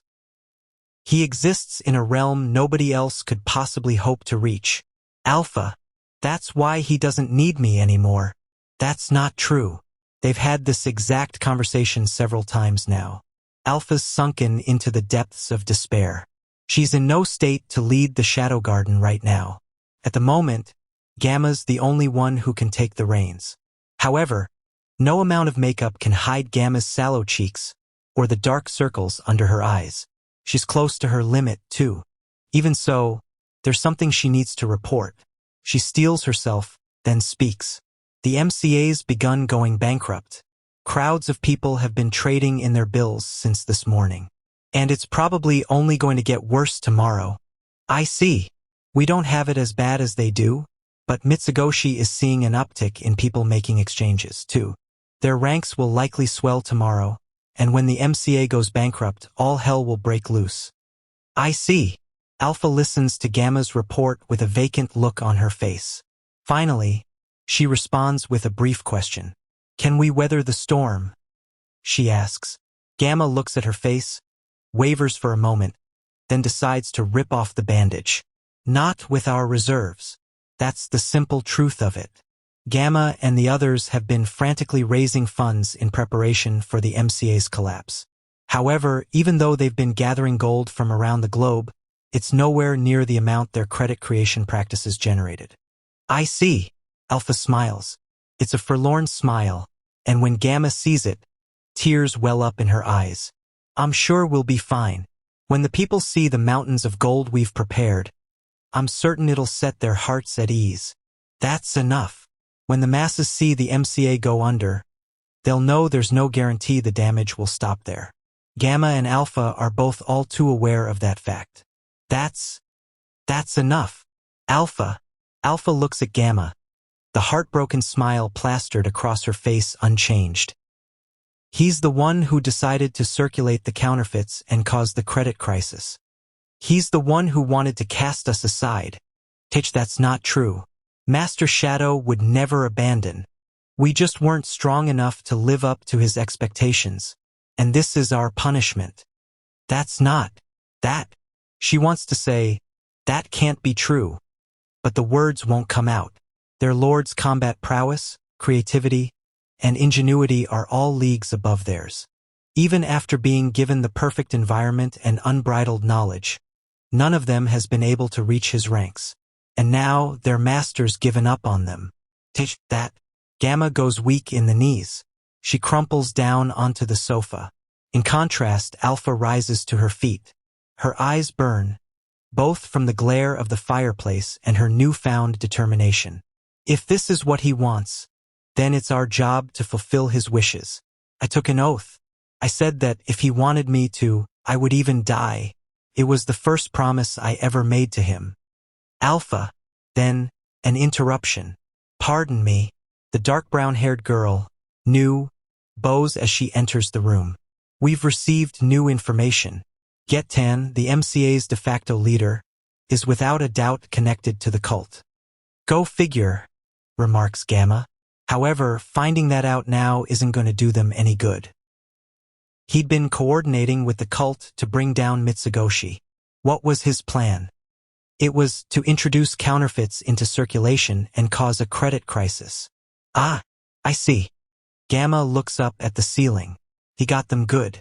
Nobody knew Mitsugoshi was a shadow garden front, so she hadn't expected the cult to be willing to go to such suicidal lengths to take them down. After all, sacrificing the MCA just to take Mitsugoshi down with them. Even though it worked, surely the price was too steep. Who would have thought they regarded Mitsugoshi as such a threat? Gamma had overlooked the possibility. So in the end, the cult successfully did us in, No, not quite. The cult hasn't actually put their plan into motion yet. Wait, but that doesn't make any. Gamma feels as though the puzzle pieces are rearranging themselves in her mind. Another interruption. Alpha. Beta comes barreling into the room without so much as a knock. She's holding a sheet of paper in her hand. Over at the lab, Ada decoded the encrypted message Master Shadow left us. Ada, the seventh member of the Seven Shadows, specializes in research. When Beta's master gave her the encoded message, Ada was the one she'd entrusted deciphering it to. Look here. Alpha takes the proffered document. Light returns to her eyes as they trace over it. Alpha. She responds to Gamma's puzzled voice by flashing her a broad smile. A tear rolls down her cheek, but it's a tear of joy. He didn't abandon us after all. Upon hearing that, Gamma takes the page and reads it over. This means, the astonishing truth is laid out in Ada's handwriting. Sorry, but I have to betray you all. A partner and I are manufacturing counterfeits and using them to collect gold. We're squirreling away all the money in the old facility we saved my sister from back when we were kids. I know you all might resent me for this, but I believe every choice I made was for the best. Before she realizes it, Gamma is crying, too. The puzzle in her mind's taken on a form that she hadn't dared imagine possible. Alpha, Gamma, and Beta. All of them are beaming as the tears stream down their faces. Master Shadow set this all up for us, says Beta, her voice full of reverence. So he's been looking at the bigger picture. Who knew anyone could see so far? Alpha's voice is thick with emotion. Gamma's sounds relieved. He saw through it all and made the best possible choice, an act truly befitting the man. He realized the cult's plan sooner than anyone else. Then he used it against them. By making his own counterfeits before the cult could act, he was able to amass a shocking amount of capital. With that gold, Mitsugoshi will be able to survive the credit crisis. When that happens, the cult will have lost the MCA. They'll be the sole losers. The cult picked a fight with the wrong man. Master Shadow's understanding of money creation was what made his plan possible. He understood how dangerous a credit crisis could be, and he came up with a bold, efficient method of raising funds, a class act all around. We didn't want to reveal the link between Mitsugoshi and the Shadow Garden, so our hands were tied. That's why he had to work behind the scenes. And that explains why he had to hide his identity, too, to remove the link between him and us. Now nobody has any clue that there's a connection between the corporation and the counterfeits. He even went so far as to set up his factory somewhere we were familiar with, then told us where the vault was. In other words, he's telling us that all we have to do is pick up the gold. Everyone breathes a deep sigh of relief. It's just like he told me. Once all this is over, you'll realize this was for the best. To fool your enemies, first fool your friends. That's what he was doing all along. A perfect plan formed on a foundation of subtlety and precise calculation. That's Master Shadow for you. But what about Delta? Gamma's voice is still a little worried, but Alpha's eyes are filled with conviction. It's Delta we're talking about. I'm sure we don't have anything to worry about. Suddenly, they hear a sound from outside.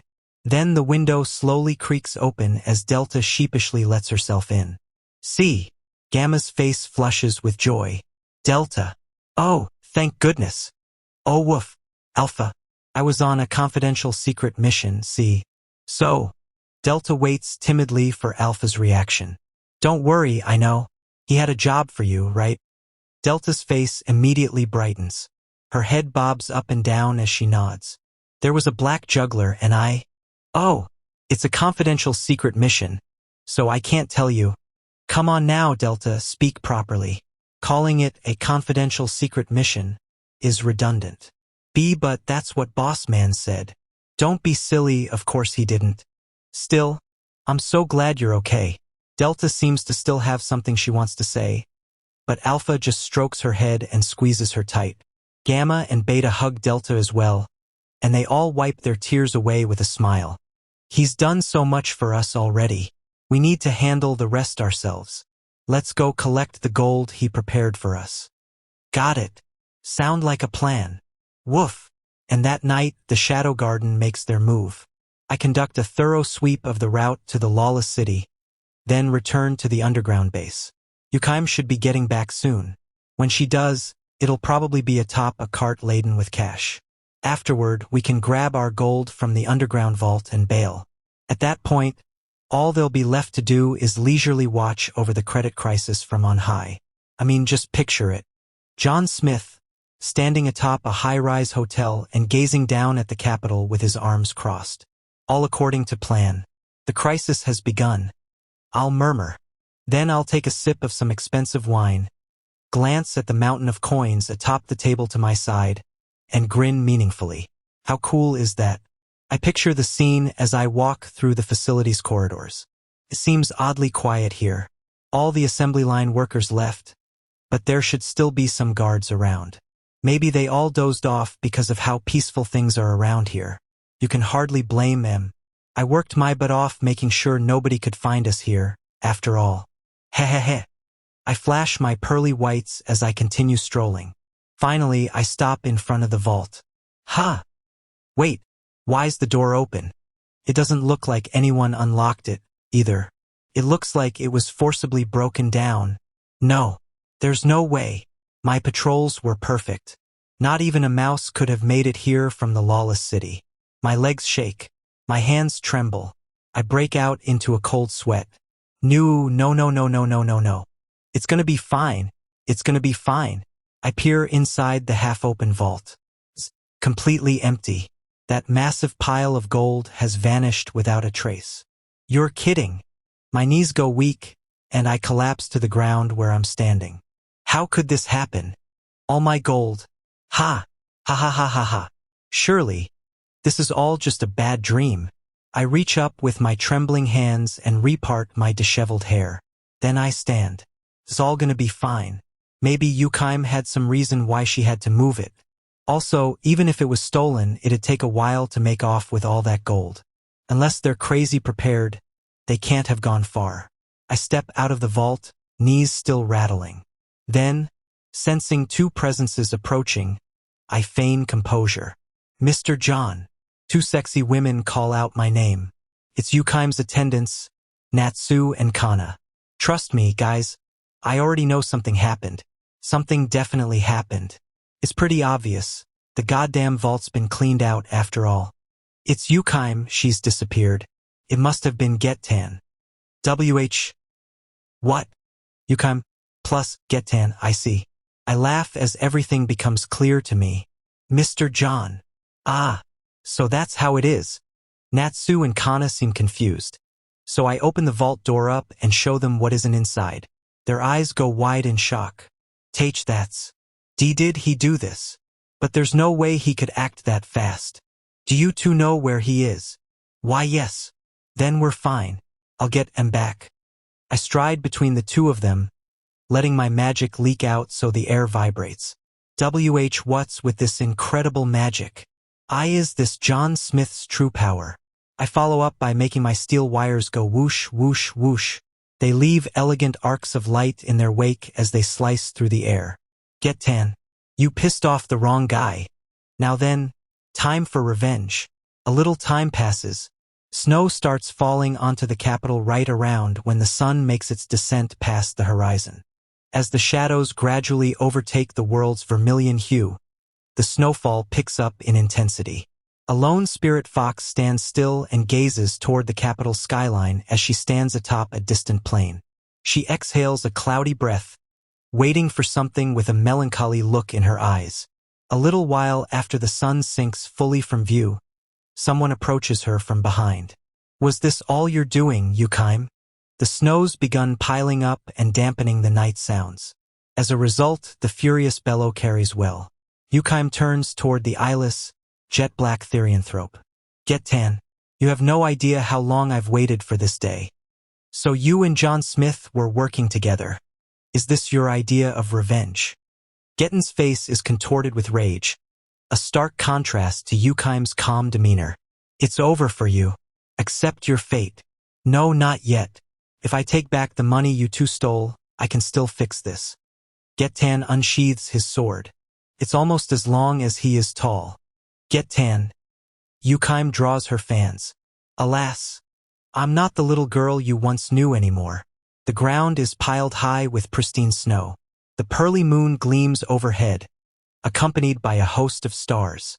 With the beautiful black and white night as a backdrop, the blade and fans meet. A burst of white snow flies into the air, accompanied by a shower of blood. Vivid patches of red stain the blank snowy canvas. This can't be.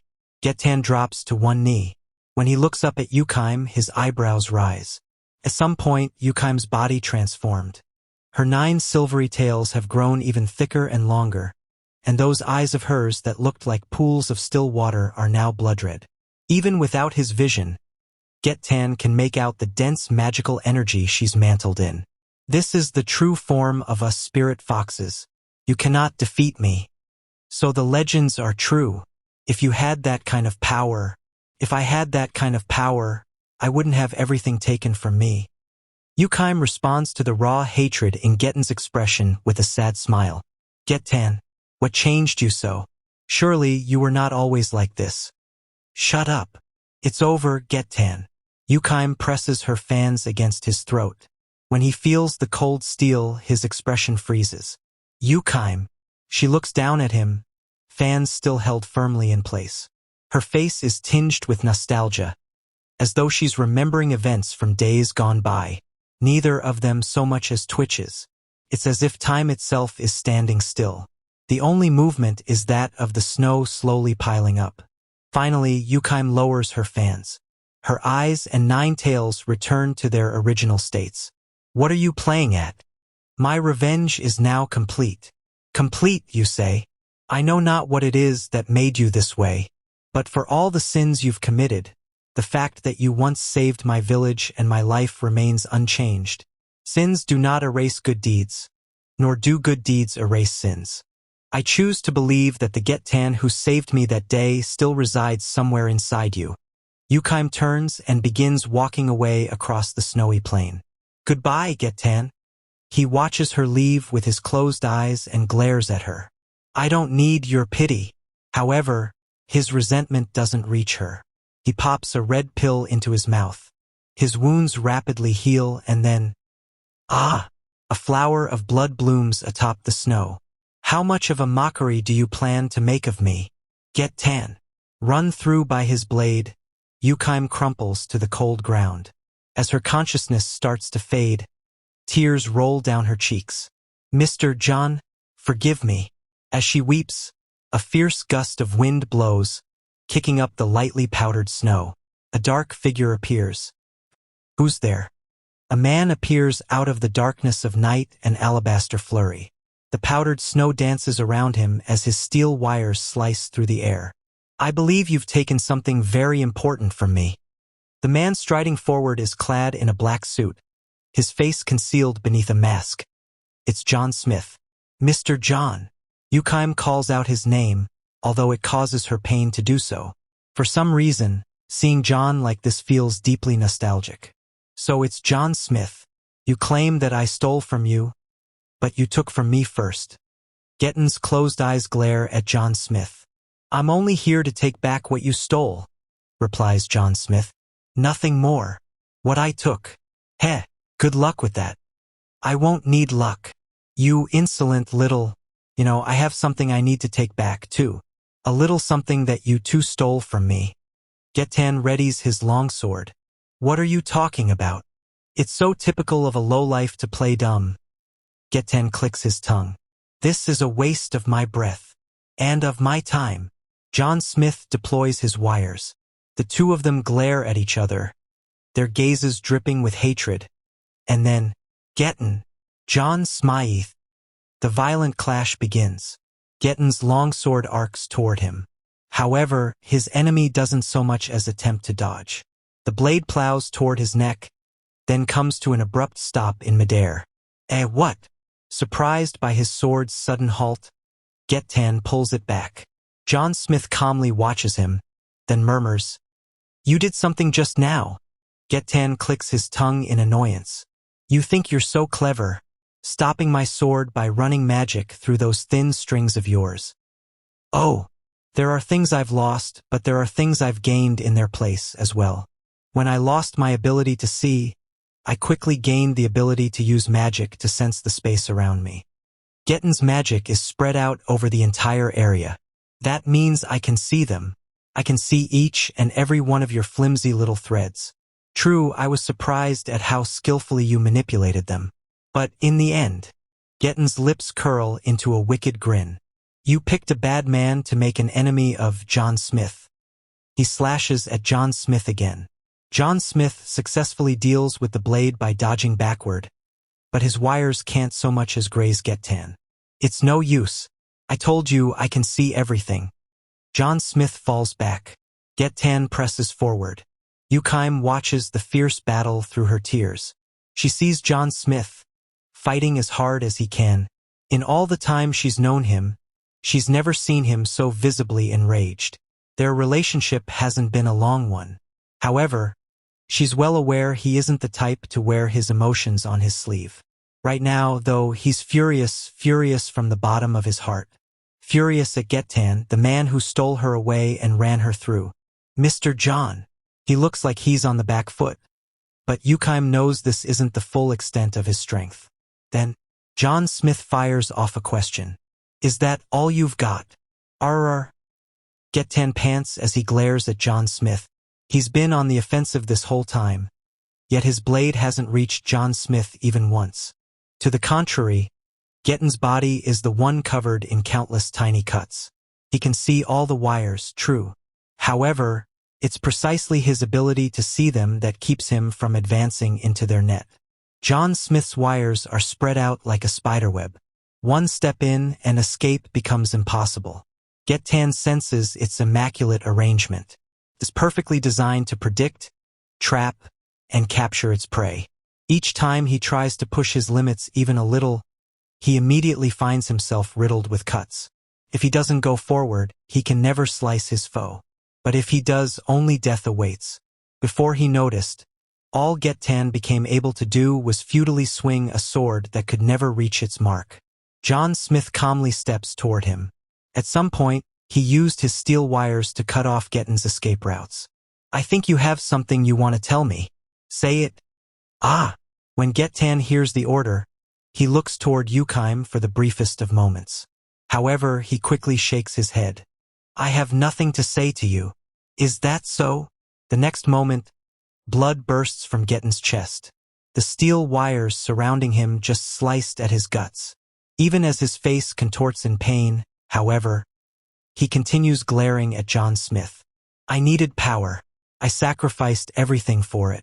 And I'm not about to back down now. He pulls a heap of red pills from his pocket and swallows them all down. It's obviously far more than the recommended dose. I won't let myself be stolen from again. So if it's to keep what's mine. Getan glances at Yukime for the second time. It's almost as though he can truly see. Then his body rapidly darkens. His muscles expand and contort grotesquely. Waves of magic burst from his body and blast away the falling snow. Then my life is a small price to pay. Getan opens his crushed eyelids. The eyes beneath them are blood-red orbs. Crimson tears stream down his cheeks. His movements are leagues faster than they were before. The moment the snow at his feet flies up, he's already standing before John Smith. Wag. He brings his blade down with a roar. John Smith's fingers twitch, and the steel wire cuts through the air. Oh! When the long sword and steel wires meet, John Smith is the one forced to retreat. A number of severed threads flop down from his fingers. Getan doesn't stop there. His movements are animalistic as he gives pursuit. Once again, his long sword slices through John Smith's wires. He swings his sword. John Smith's wires dance. The exchange goes on for a little while, but eventually, John Smith runs out of wires. Gra! A maniacal grin spreads across Getan's face as he presses toward his disarmed foe. However, John Smith just stands motionless and sighs. At the end of the day, it's just steel. He murmurs uninterestedly as he fixes his gaze on Getan's onrushing form. Then, they meet. John Smith evades Getan's ferocious blow by taking a step forward and bending one knee. The long sword grazes his cheek, taking a tuft of black hair with it. The dodge used only the bare minimum movement required. The step was short and quick. As such, he was able to perform them in one ideal fluid motion. In other words, it's an act of martial perfection. What? As Getan's eyes go wide with shock, John Smith's elbow collides with his jaw. Glue! He staggers backward. His enemy presses the attack. A fist plows into Getan's gut, and when he lurches forward, he receives a knee strike to the torso. And John Smith doesn't let up there. Nothing about his fists, elbows, or knees is special, yet they sink into Getan's body all the same. Getan's engorged flesh is getting tossed around like a toy. A man's body is his final, most reliable weapon, and John Smith is the embodiment of that ideal. Getan frantically tries to retreat and put some distance between himself and the whirlwind of blows. Thanks to the pills, his body heals as soon as it takes damage. The storm won't last forever, so all he has to do is weather it and get to safety. And John Smith, however, doesn't stop. With each step, he cuts off Getan's escape routes, and with each blow, he saps power from Getan's legs. As he rains down the flurry of blows, he calculates and predicts Getten's every move. That's how he continues his one-sided beatdown. By keeping Getten at point-blank range, he'll always be in John Smith's reach. No matter how his prey moves, he never lets it escape. The dispassionate, almost mechanical beatdown continues. Gak, gaha, gra, irk. Getten's bones break, his fangs snap, and his organs burst. They immediately regenerate. The torture seems never-ending. The sprays of blood paint a macabre carpet atop the fallen snow. Eventually, John Smith's blows pick up in strength. They pick up in speed, too. You have something to tell me. Say it. Ga. Heard you. John Smith's words are accompanied by more blows. Finally, Getten reaches his limit. The regeneration stops. Seeing that, John Smith backs up half a step, then swings his right leg with all his might. His foot slams into the side of Getten's skull, and the therianthrope collapses violently onto the snow. As Getten tries to get up, John Smith stamps down on his chest. He glares up at the man. Getten's eyes throb, as though trying to remind him of the past. Gah! John Smith smashes his fist into his opponent's face. Say it. He punches him again. Tell me what I want to hear.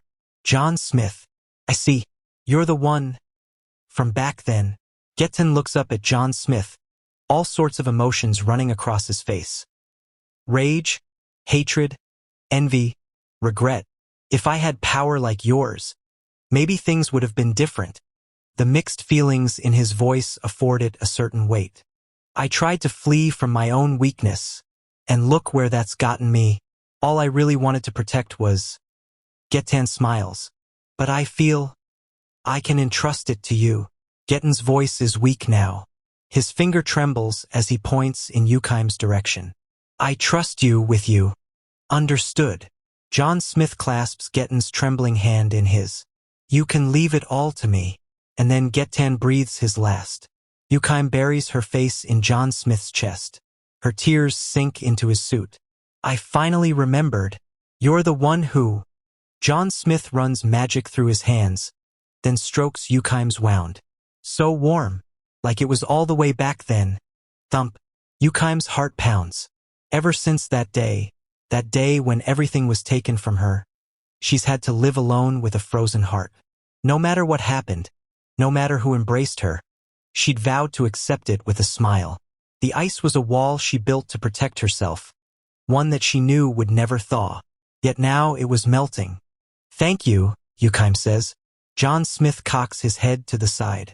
Then he lets out a quiet murmur. I think he said it was buried under a yew tree over there or something. Right? I've got one last job I need to do. John Smith begins digging a hole, and Yukaim returns to the capital on her own. He must be digging Getten a grave. Perhaps that's what Getten had been searching for. Somewhere to die. That's the impression his final look had given Yukaim in any case. He seemed peaceful, almost nostalgic. After spending a night resting in the capital, Yukaim picks up the gold coins she just traded for and heads back to their hideout. John Smith healed all her wounds. Even the ugly scars across her back have vanished without a trace. Once she reaches the base, she heads down to the vault with her gold in tow. However, what she sees within comes as a shock. What in the... All of its contents are gone. As she cocks her head to the side in surprise, a figure clad in black appears behind her. I see. You're Yukaim, president of the Snow Fox Corporation. Yukaim whirls around to find a platinum blonde elf beauty standing there. Who are you?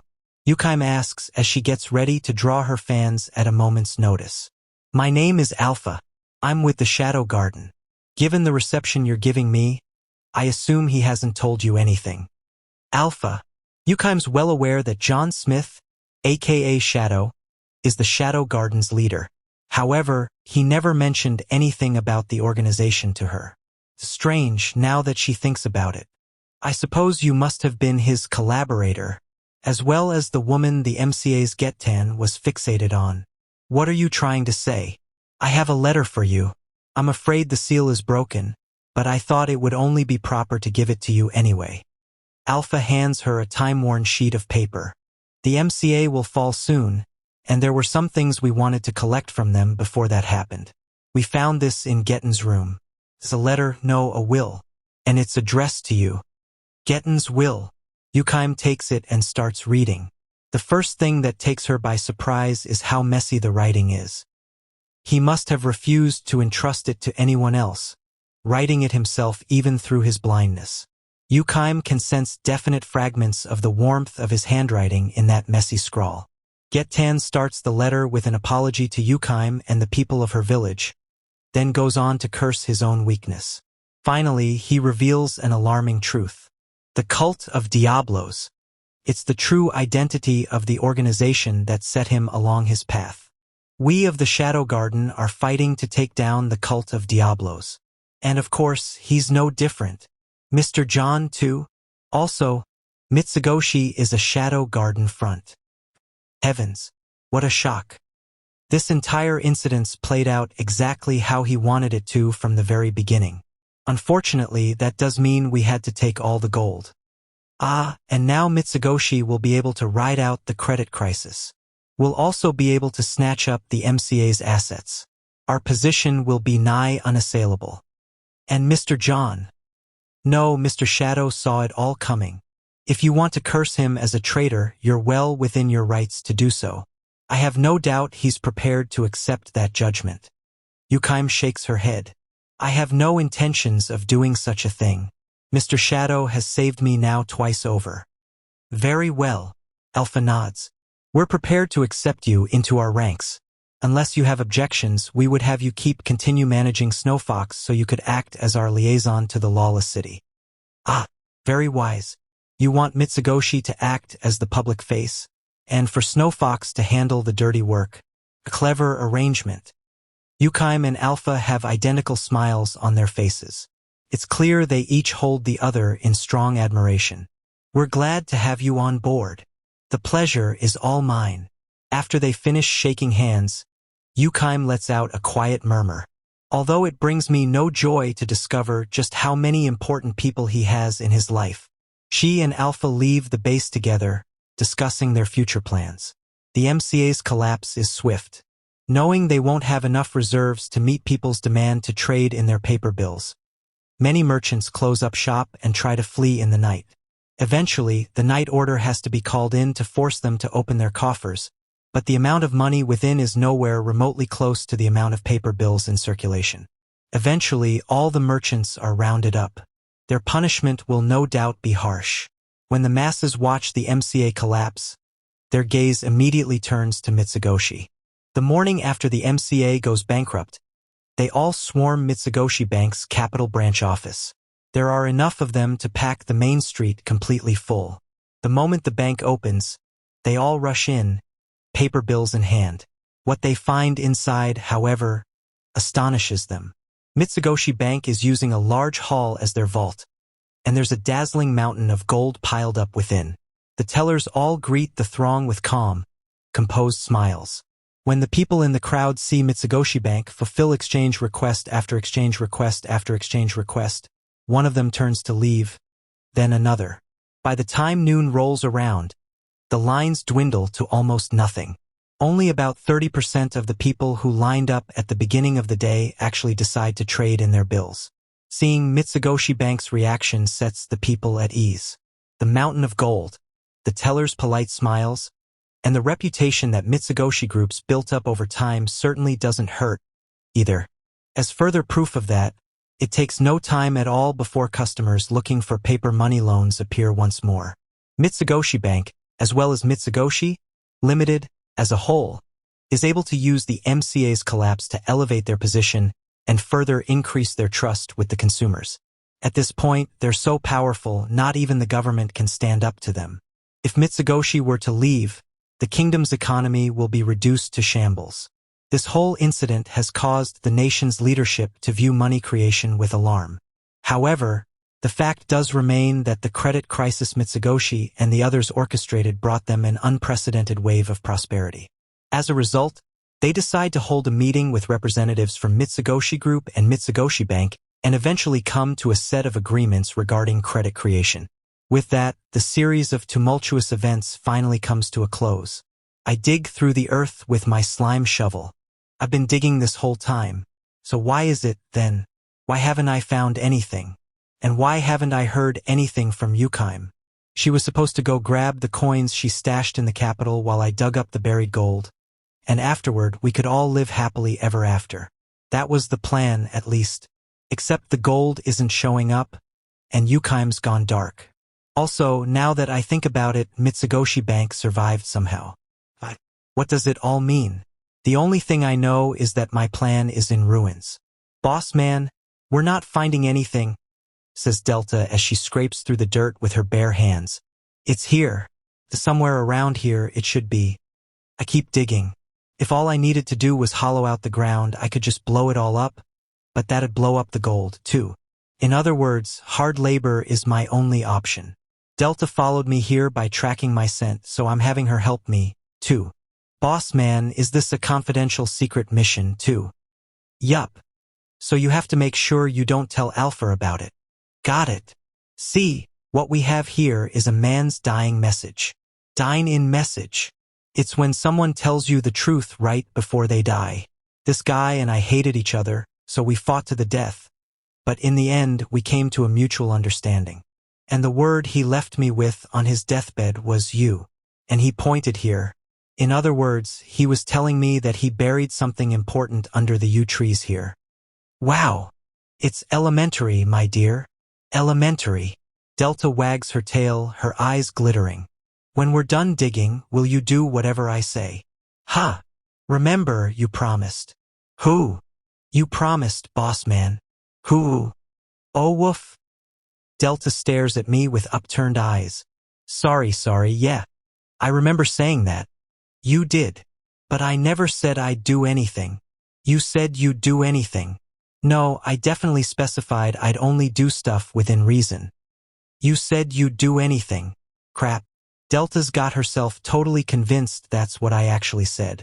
Delta, that's not what I said. Lying is bad. And if I had a voice recorder, your lie would totally get exposed. Boys recorder. It's a type of shadow weaponry. When you turn it on, it destroys the world. Really? That's why you shouldn't lie. You don't want the world getting destroyed, do you? Oh woof. I don't want the world destroyed. But. Boss man, you promised. Delta looks at me sadly. Hell, she's on the verge of tears. All right, let's settle on a compromise. I'll do what you ask within reason. But remember, Delta, there are things even I won't do. I'm not Santa after all. Santa. Delta tilts her head to the side. Santa Claus. The monstrous devil in crimson who rules over the world from the shadows. A devil. His outfit is crimson, drenched in blood. He destroys people's dreams, fills them with despair, and paints his suit with their sinew. That's awful. That's right. He's an awful guy. Once, long ago, I too suffered at his hand. He even got you, boss man. I had a dream that I wanted fulfilled no matter the cost. But he let me down at every turn. A dream. I wanted to become an eminence in Sha. No, I'd better not say. I swore to myself that I'd never put the one thing that truly matters into words. Anyways, ever since I was a kid, he betrayed me year after year, each time leaving another scar on my heart. Basically, Delta, what I'm trying to say is that I'm not Santa, so there are some wishes I won't grant. For some reason, Delta stares straight at my face and blinks a few times. Then she cocks her head. But Santa doesn't grant all wishes either, right? You said he betrayed your dream. True. Ha! I say. Ha! You're right. That doesn't add up. It doesn't add up. The two of us both cock our heads. Whatever. The point is, I'm willing to compromise, but there's some stuff I won't do. Oh woof. Now, I'm gonna head off on a journey. So why don't you have a good long think about what you want to ask me for? A journey. Yeah. A journey of self-discovery. Alpha and the others are probably livid, so it'd be better if I gave them some time to cool off. Emotions dwindle as the hours and days wear on. They say time heals all. Besides, it's winter break at the academy anyway. All I gotta do is show up nonchalantly around Alpha and the others after break is over. I purposefully won't apologize. I'll just go on like normal, pretending like nothing happened. The thing is, I've discovered an unbeatable hidden technique that lets you emerge victorious from any interpersonal conflict. The trick is you wear them out. All you have to do is make them think, ugh, there's no point trying to reason with this guy. Nobody complains when babies do stuff, after all.